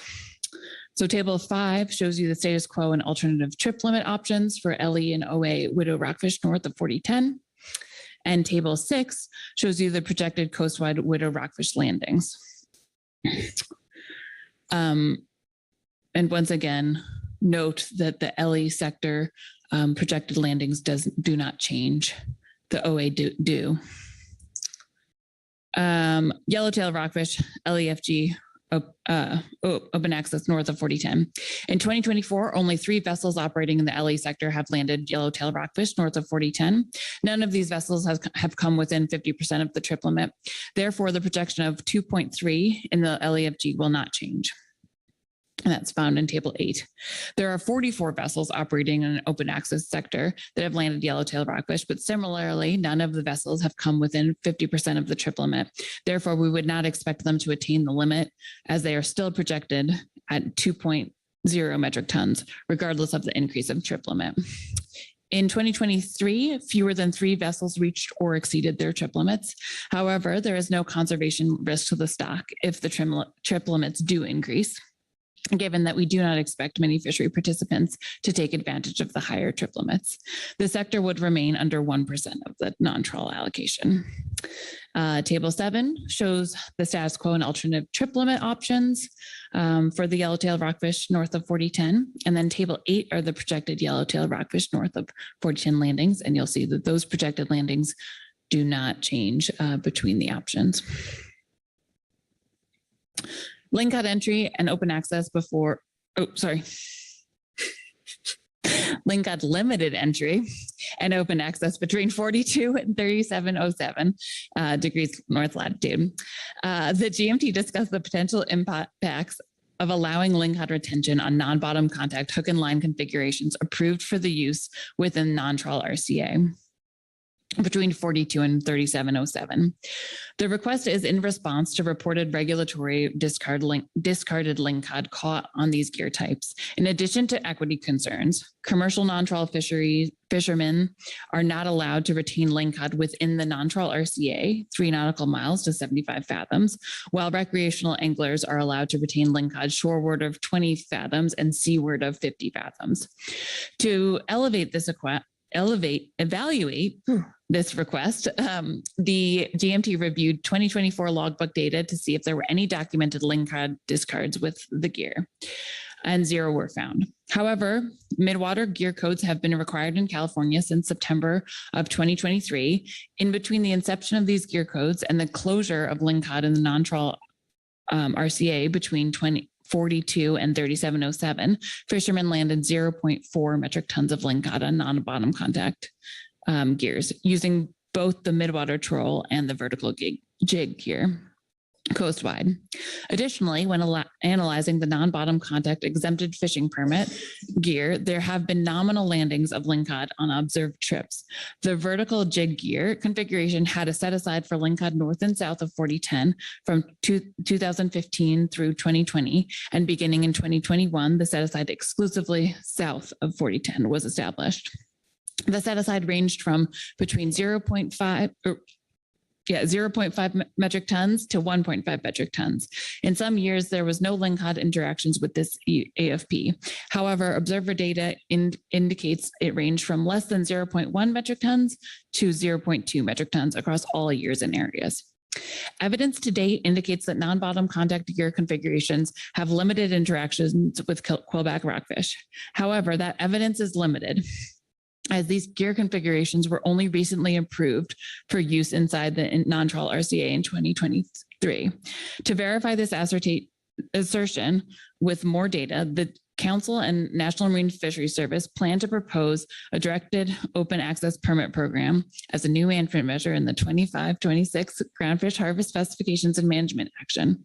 This would allow NIMS to shift more observer coverage to vessels participating in the directed open access fishery, thus facilitating additional data collection on non-bottom contact gear types. The GMT would like to wait until the next biennium, 2027 to 28, when additional observer data on non-bottom contact gear type performance is available to analyze whether lingcod trip limits can be increased in Northern California with minimal risk to quillback rockfish.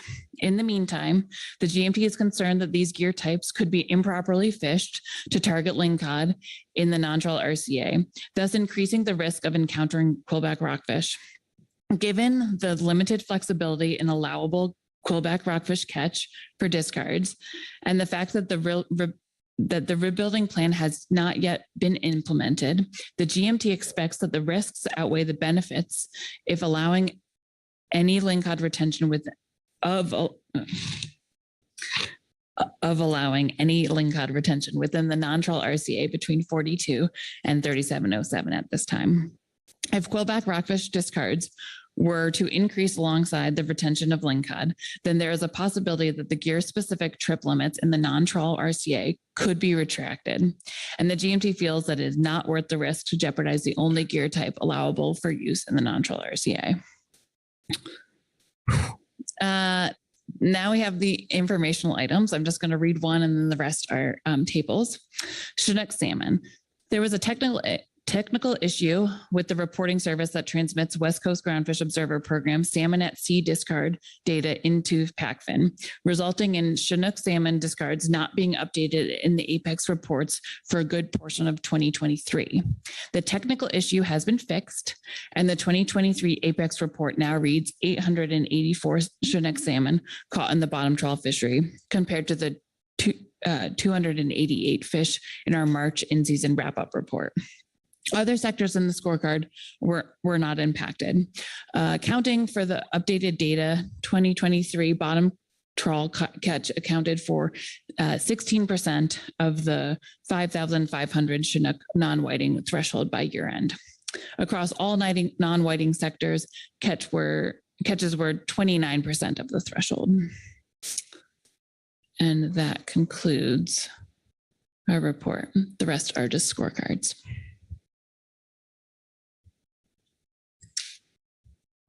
All right. Thank you, Katie. Are there any questions on the Groundfish Management Team report? Lynn Mattis. Thank you, Vice Chair. Thank you, Ms. Pearson and Mr. Benez for the report. In tables 6, I think it's 6 and 8, you have the non-trawl allocation listed and then percent attainment. It's my understanding the non-trawl allocation and also includes recreational fisheries, not just the commercial. Then the next column, percent attainment, just to make sure I'm understanding exactly what is covered in that table. That column is just the percentage from the fishery discussed in those tables. That doesn't include the recreational impacts as well. Through the Vice Chair, thank you, Ms. Mattis, for that. I'll say catch. You are correct. It's the way that we do these are often commercial and then recreational. So this is probably not the most appropriate thing to show. Okay. Quick follow-up. Okay. Just what I know of what's going on with the recreational fisheries, I still don't think there's any risk to that set aside, that allocation. Just wanted to make sure we were thinking of apples and apples and not apples and rutabagas. Thank you for the clarification. Thank you. Marcy Yaremko.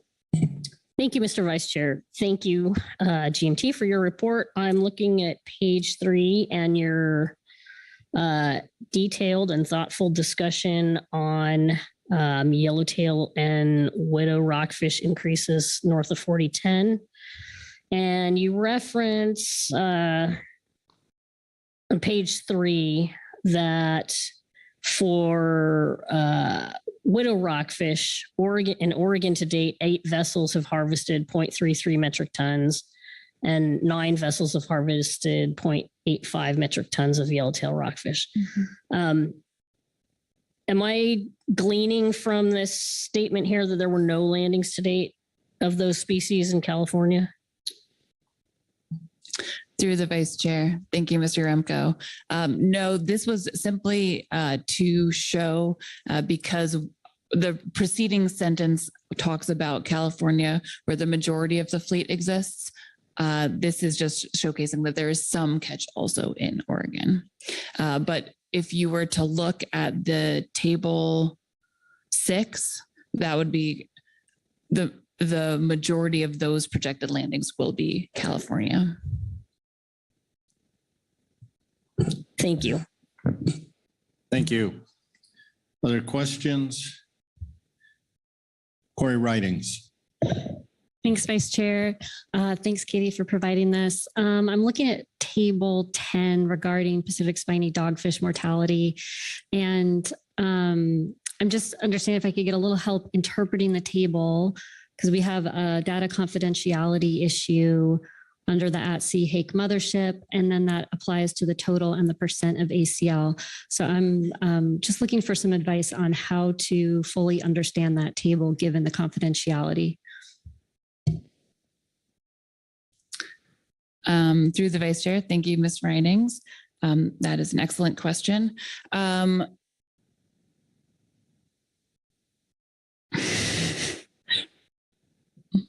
yeah, I have a friend coming. I think I can help with that one. It should be a simple answer. The total that you see at the bottom does not actually include that confidential number. So one could not do the math to figure out what the confidential number is because it is not included in the total. And but I can tell you it's an amount that is fairly minimal and therefore would not be a concern to the total mortality. Thank you. Other questions? Not seeing any. I do have one, so don't run off. Sorry. On the Chinook scorecard report, always appreciate seeing that. In the non-whiting sector, understanding that it's pretty far below the 5,500 fish threshold, but in the bottom trawl to date, 758.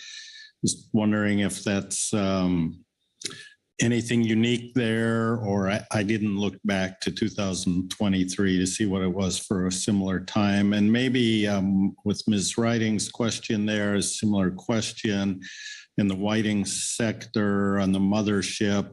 There's a confidentiality issue there. So I don't know what you can tell us, a big number, a little, any concern there also. Thank you. Thank you, Vice Chair Hassemer. What I can tell you is that if we had a concern, we would tell you about it.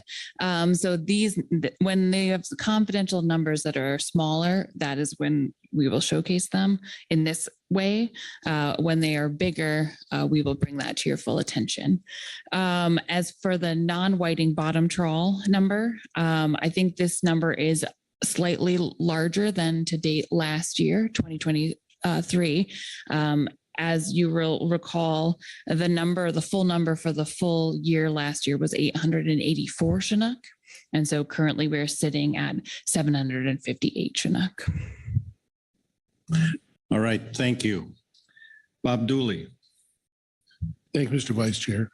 This is a question. I assume that the confidentiality is because it's such low effort this year. I think there was less than 3 boats, maybe 3 boats or less participating. And it's not about catch, it's about the really low attainment in the whole sector. I think 270 tons, I believe, out of 90,000 tons of whiting has been caught. But I would maybe draw people's attention to the informational report on the whiting mothership, just to get a sense of how much was caught last year. Not that it means what was caught this year, but in the whole, it get some information there and feeling for it. So I hope that's right. Thank you. Through Vice Chair, thank you, Mr. Dooley. You are correct. So the confidentiality means that there are less than 3 vessels. So that is in this mothership for wading as well as for the Pacific spiny dogfish. All right. One last, Lynn Mattis. Thank you, Vice Chair. Hopefully you'll indulge me for a moment. This isn't a question for the GMT, more comment, but I think most folks are aware that this is Katie Pearson's last meeting with the GMT and with ODFW. She is going to be moving on to a new opportunity in July. So we wanted to take the moment to publicly and on the floor thank Katie for all of your work with the GMT over the last 3.5 years, particularly the last 2 years, taking on the leadership role when there was a very sudden and large void on the team. You've done a great job of leading the team through a difficult spec cycle on top of all the other things we've been working on. So wanted to take a moment to publicly acknowledge and thank you for all of your work. You're going to be hard to replace, both within ODFW and within this process as well. Sorry.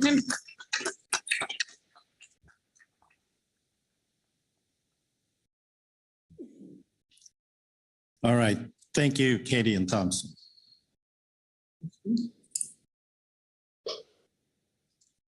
Next, we have a Groundfish Advisory Subpanel report. Gary Richter. Good afternoon, Gary. Good afternoon, Mr. Vice Chairman, members of the council. Be reading from agenda items F7A, Supplemental Gap Report 1, Groundfish Advisory Subpanel Report on In-Season Management, Final Action. For sablefish north of 36 north latitude, fixed gear sablefish landings have been tracking very low to date. Thus, there's an opportunity to increase the trip limits for both limited entry and open access fixed gear in the north. For those fishermen that have a buyer willing to purchase their sablefish, a trip limit increase would be greatly beneficial. Working off the Supplemental Groundfish Management Team Report 1, Table 2, Groundfish Advisory Subpanel recommends the following. Limited entry fixed gear, option 1, 7,000 pounds per week, not to exceed 14,000 every 2 months. And also working from Team Report 1, Table 4, GAP recommends for open access, option 1, which would be 3,500 pounds a week, not to exceed 7,000 pounds every 2 months. Widow rockfish north of 4010 north latitude. Fixed gear representatives in Northern California have requested an increase in the trip limits for widow rockfish for the remainder of the year. Unusually bad weather and sea conditions have prevailed thus far this year, keeping many smaller fishing gear vessels tied to the dock. Fixed gear fishing vessels tied to the dock. The requesters would appreciate an increase in the widow trip limits with the hopes that better weather the rest of the year will allow them to max out their trip limits and make up for the lost revenue earlier in the year. Following GMT analysis, there appears to be plenty of room for an increase in the widow trip limits for the fixed gear fisheries. So working from Supplemental GMT Report 1, Table 5, GAP recommends for open access, option 1, which would be 3,000 pounds every 2 months, as soon as possible. And for limited entry fixed gear, option 1 also, which is 6,000 pounds every 2 months, as soon as is possible. For yellowtail rockfish north of 4010 north latitude, for the same reasons that the fixed gear fishermen asked for trip limit increases for widow rockfish, they are requesting an increase in the yellowtail rockfish trip limits as well. The hope is that once the weather straightens out, fishermen will be better able to make up for lost revenues earlier in the year. As was with widow, GMT analysis suggests there's plenty of fish available for an increase. Working from Supplemental GMT Report 1, Table 7, GAP recommends following for open access, option 1, which would be 2,500 pounds per month. And for limited entry fixed gear, option 1, which would be 4,500 pounds per month. And for the lingcod south of 42 north latitude, we appreciate the GMT examining our request for allowing an incidental trip limit for lingcod with non-bottom contact gear to allow retention of discards. The GAP understands that there is limited information to support this request at this time through the non-trawl logbook and whether there are impacts to quillback. We hope that we can continue to look at this allowance in the future. Mr. Vice Chair, that completes our gap statement. Be glad to take any questions. Thank you. Questions for Mr. Richter on the gap report? Bob Dooley. Thank you, Mr. Vice Chair. Thanks, Gary. Question, you for widow, you say as soon as possible for the options, and for yellowtail, you don't have that. Is there a reason for that, or is there something that needs to be added to that, or is it as critical? Mr. Vice Chair, Bob, I forgot to put it in. Okay, thanks. Sorry. I'm going to see it in my stipend. So you want it in, right? Yeah. Yeah, Yes. Thank you. Other questions? Not seeing any. Thank you, sir. See, that looks like it completes all of our reports. Public comment, I do not see any signups. That's been confirmed. So that will take us to our council discussion and action, which is adoption of final in-season actions. There it is, very simple before you. Anybody want to raise their hand to initiate discussion? Lynn Mattis. Thank you, sir. I feel like I'm talking a lot here today. I have a question for our NIPS friends, if that's all right. On social media last week, the Northwest Fishery Science Center was heavily promoting photos of an extremely large tow from the bottom trawl survey of canary rockfish. Are there any updates from the survey about lightning strike tows or anything else that we should be concerned of? And if this information isn't available now, could we possibly get an update on that for September? Thank you. Keely. Thank you. And thank you, Ms. Mattis, for the question.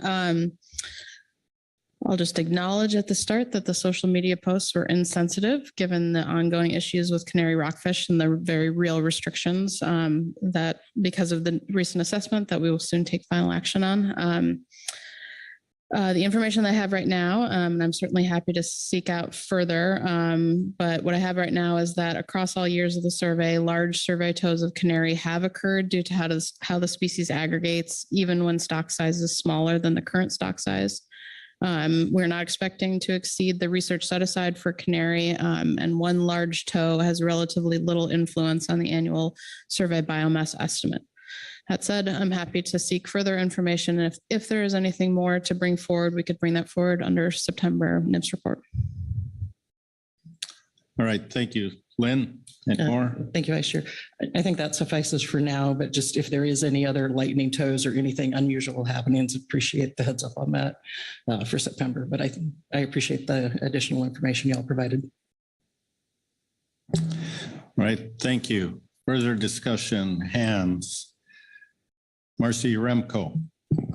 Thank you, Mr. Vice Chair. I want to thank the GMT for the detailed analysis and description that it provided us in this report, in their in-season report, pertaining to the request to retain incidentally taken lingcod with 12E gear in the RCA.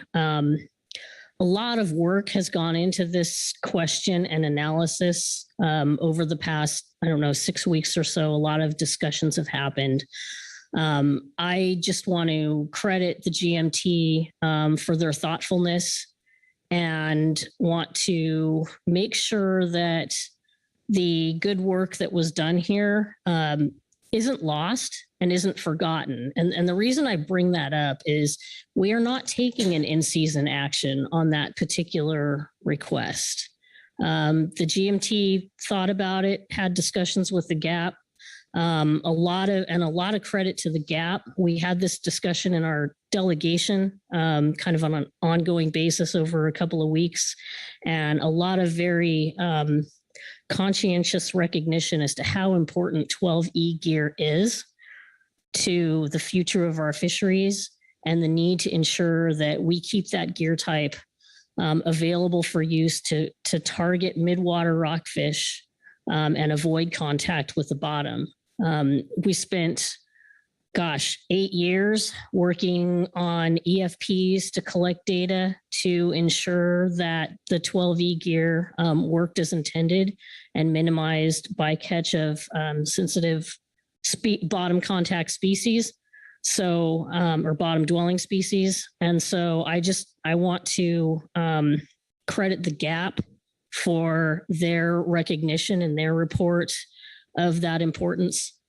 And again, credit the GMT for memorializing this discussion. What concerns me is that there's nothing in this. We've now said that we want a summary up front of what these reports contain.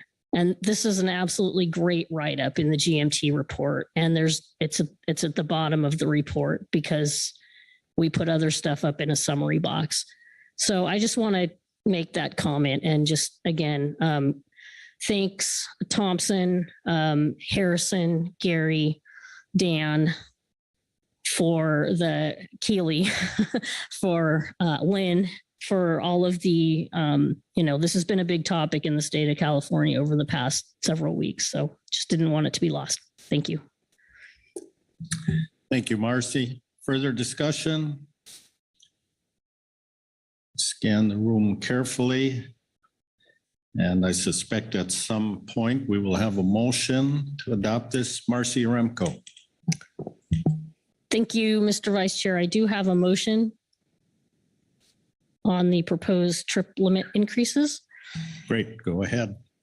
I move the council adopt the recommended trip limit increases for sablefish north of 36 north latitude, widow rockfish north of 4010 north latitude, and yellowtail rockfish north of 4010 north latitude as described in agenda item F7A supplemental gap report, June 2024. Thank you. That language on the screen appears accurate and complete. You agree? Yes, it does. Thank you. Is there a second? Seconded by Bob Dooley. Please speak to your motion. Yes, thank you, Mr. Vice Chair. I think the GMT did a very thoughtful analysis that the proposed increases are going to keep us well within our limits, and hopefully it does provide some increased opportunity. Want to recognize that the requests are intended to increase harvest opportunities in response to some particularly bad weather conditions this spring. So hopefully folks can take advantage of new opportunities. Thank you. Thank you. Questions to the maker of the motion for clarification?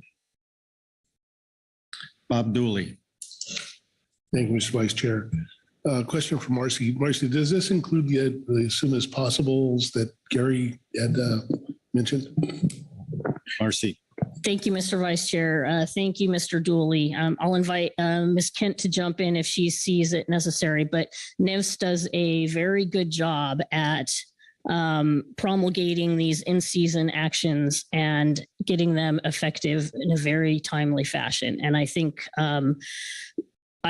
what I've seen is they've continued to turn these rules over and get them out in a very short amount of time and as quickly as possible. I think that's expected. And I think,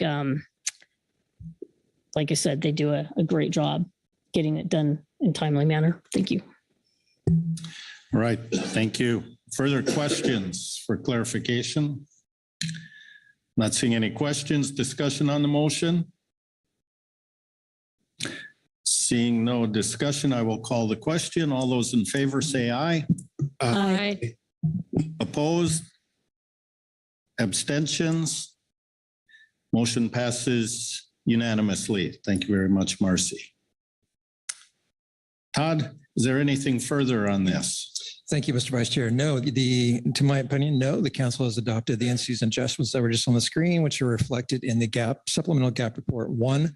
I would say you have addressed all items under this particular agenda, item, and can move on.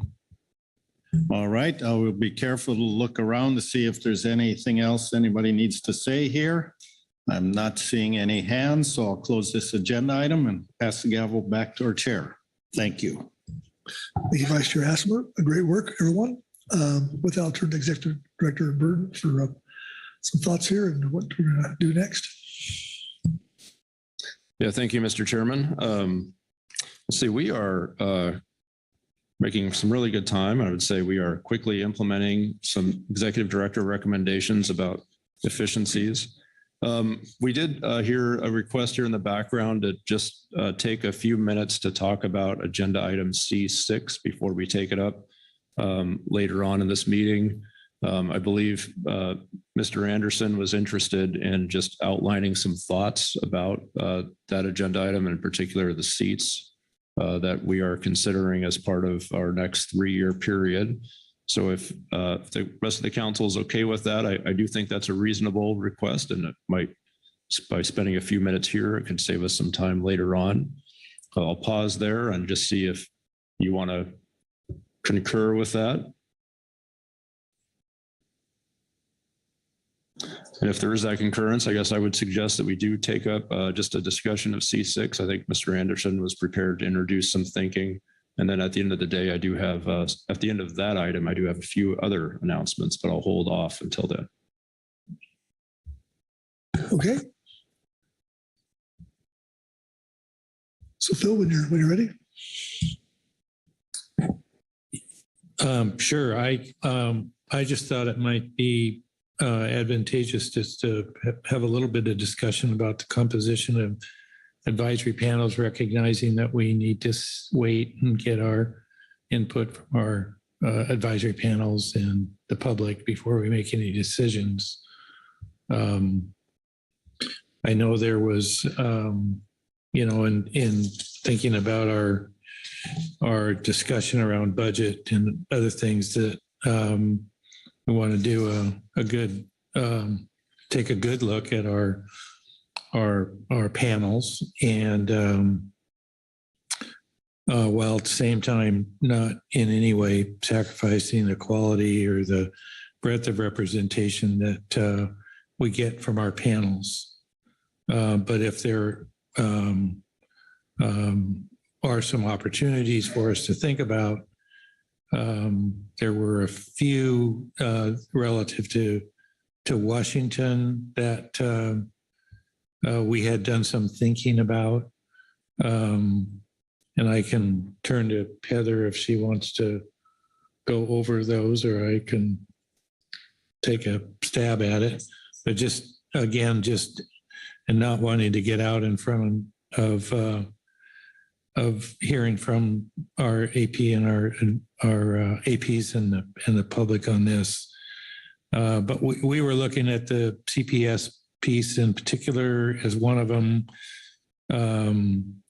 looking at the potential of combining a Washington commercial and a Washington processor position. We, given the status of our CPS fisheries and due in some part, or which is due in some part to some of the difficulties we've been having in finding people to fill both of these positions, we thought that might be one area where we could combine a couple of seats and still maintain our adequate representation from a Washington perspective.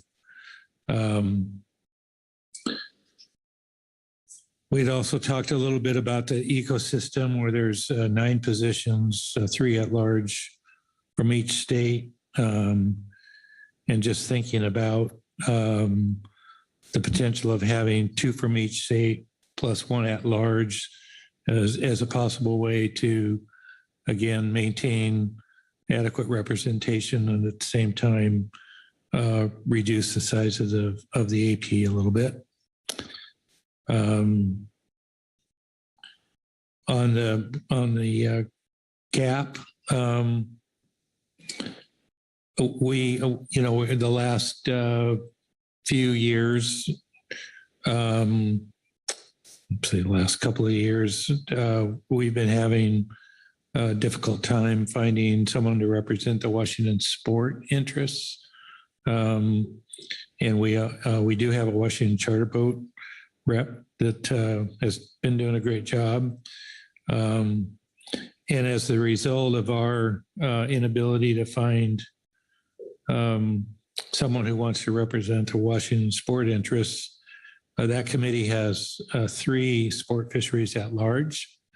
And so one of those positions have been filled by someone from Oregon and 2 from California.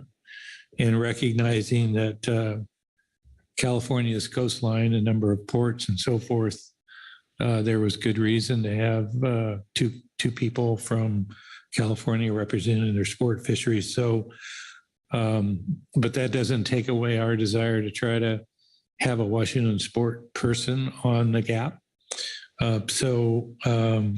Instead, we would not be proposing to cut positions in the sport area, but rather instead of having 1 Washington charter, we would have 2 Washington charter / sport fishery positions. So give us a little bit more flexibility, and but at the same time, we would be seeking to fill an interest from both those spots.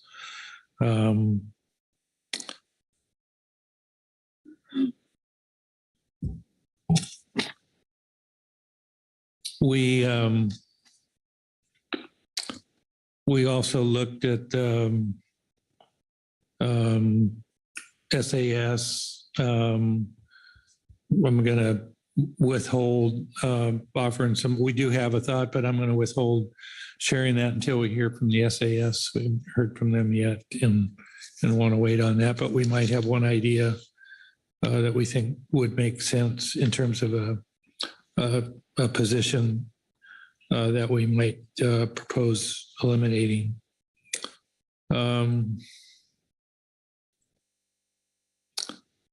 At least from a Washington perspective, those were the kind of initial thoughts we had about potential for reducing positions that influenced and represented our state's interests, while at the same time trying to make sure that we continue to have adequate representation. Thank you, Phil. Further discussion, thoughts? Marcy, you're up. Go. Thank you, Mr. Chair.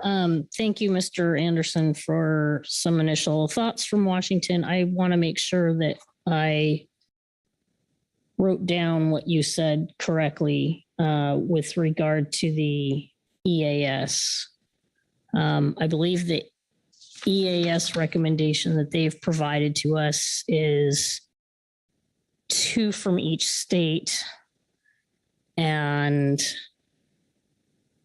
3 at large.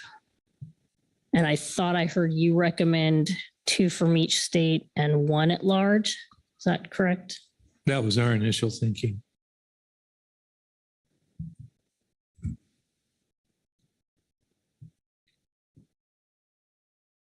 If I may, right now we have 3 at large from each state. So there's 9. So we were just looking for a way to, again, maintain adequate representation from each state, but reduce the size of the group from a cost savings perspective. Thank you, Mr. Anderson. Is that in response to, I believe there are a few vacancies at this time on the EAS. Is that your understanding? I believe there are. I don't know exactly how many vacancies there are, but I know there, at least for us, I believe we have 1 vacancy, if my memory serves me correct. But again, I was more looking at it through the lens of providing adequate representation from each state, while at the same time looking for some cost savings in terms of reducing the number.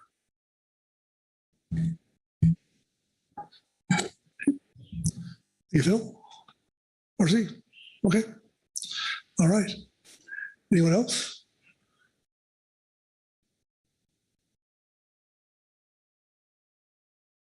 Okay. Well, without seeing any hands, okay. Well, we're going to leave this agenda item open until tomorrow. And then we'll, tomorrow morning, just have for FYI, we're going to start off with C5, go to F6, C6, and then C7 in that order tomorrow. So C5, F6, C6, and we'll try to get C7 done tomorrow.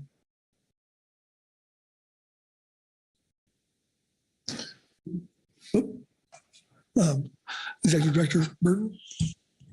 Yeah, thank you, Mr. Chairman. Like I somewhat jokingly mentioned earlier, we are doing great on council efficiencies and implementing some recommendations that appears well in advance of where we thought we would be.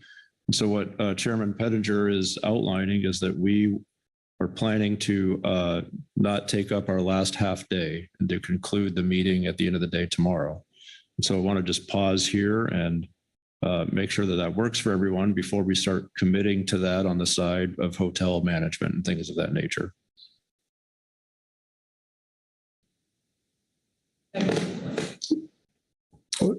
Lynn Mattis. Yeah, thank you for the update on the scheduling. What about members of the public who are anticipating Thursday coming in to talk and give public comment on C6 and C7? Is there any concerns about that? And then, yeah, the hotel flight arrangements stuff concern. Is that gonna cost us more money than having some time on the floor on Thursday? Yeah, appreciate the question. So what we'd be prepared to do, and I myself am in this camp, some of us will stay the full length of time and fly out on our currently scheduled flights. But for those of you that may have the option of leaving earlier, Patricia is prepared to work with you to figure out if that would be a possibility and whether that's a cost-effective possibility, I'll put it that way. In terms of public, I think that's a very good question. This is a similar concern anytime we move any of our agenda items around. And so the hope is that we can start announcing this today so that the public could be prepared to speak to those matters tomorrow if they are interested in them.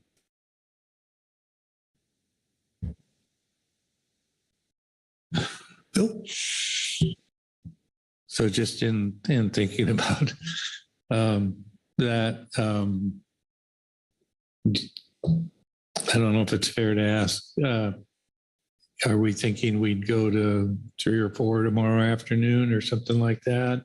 Just trying to think of what opportunities we might, for those of us that might be able to get a flight home, and looking at what flight options there are, having some sense of how long we might go tomorrow. Or is that may be an unfair question? Yeah, thank you for the question. It is a fair question.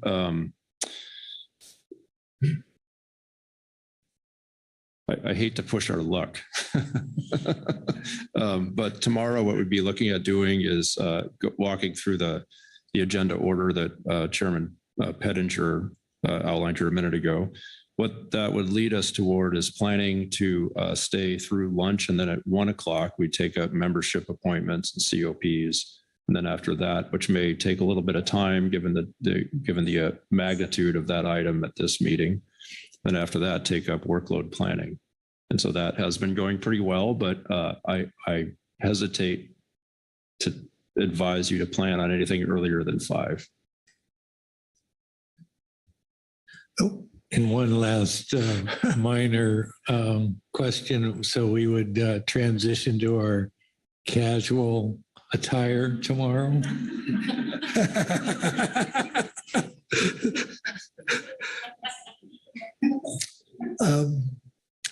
Well, I would say yes, as your chairman.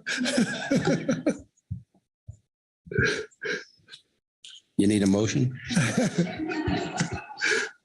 Corey Ridings. Thanks, Chair. I have some brief similar concerns as Ms. Mattis had, just thinking about the public perspective and planning around these agenda items. And certainly in the past, agenda items have been moved up, so there's precedent for that. So I would be in support of doing so, as well as going to business casual. My request would be, if possible, just to have this broadcast on the website. because that is, I think, where a lot of our participants go to get information about this sort of thing. So if there could be a splash on the website just to let folks know that this is going to happen and update their schedules accordingly. Thank you, Corey. Anyone else? Marcy, you're up. Go. Yeah, thank you, Mr. Chair. If I may, I'd like to turn back to membership appointments and composition for a second, if I may. I appreciate the exchange I had with Mr. Anderson regarding the EAS.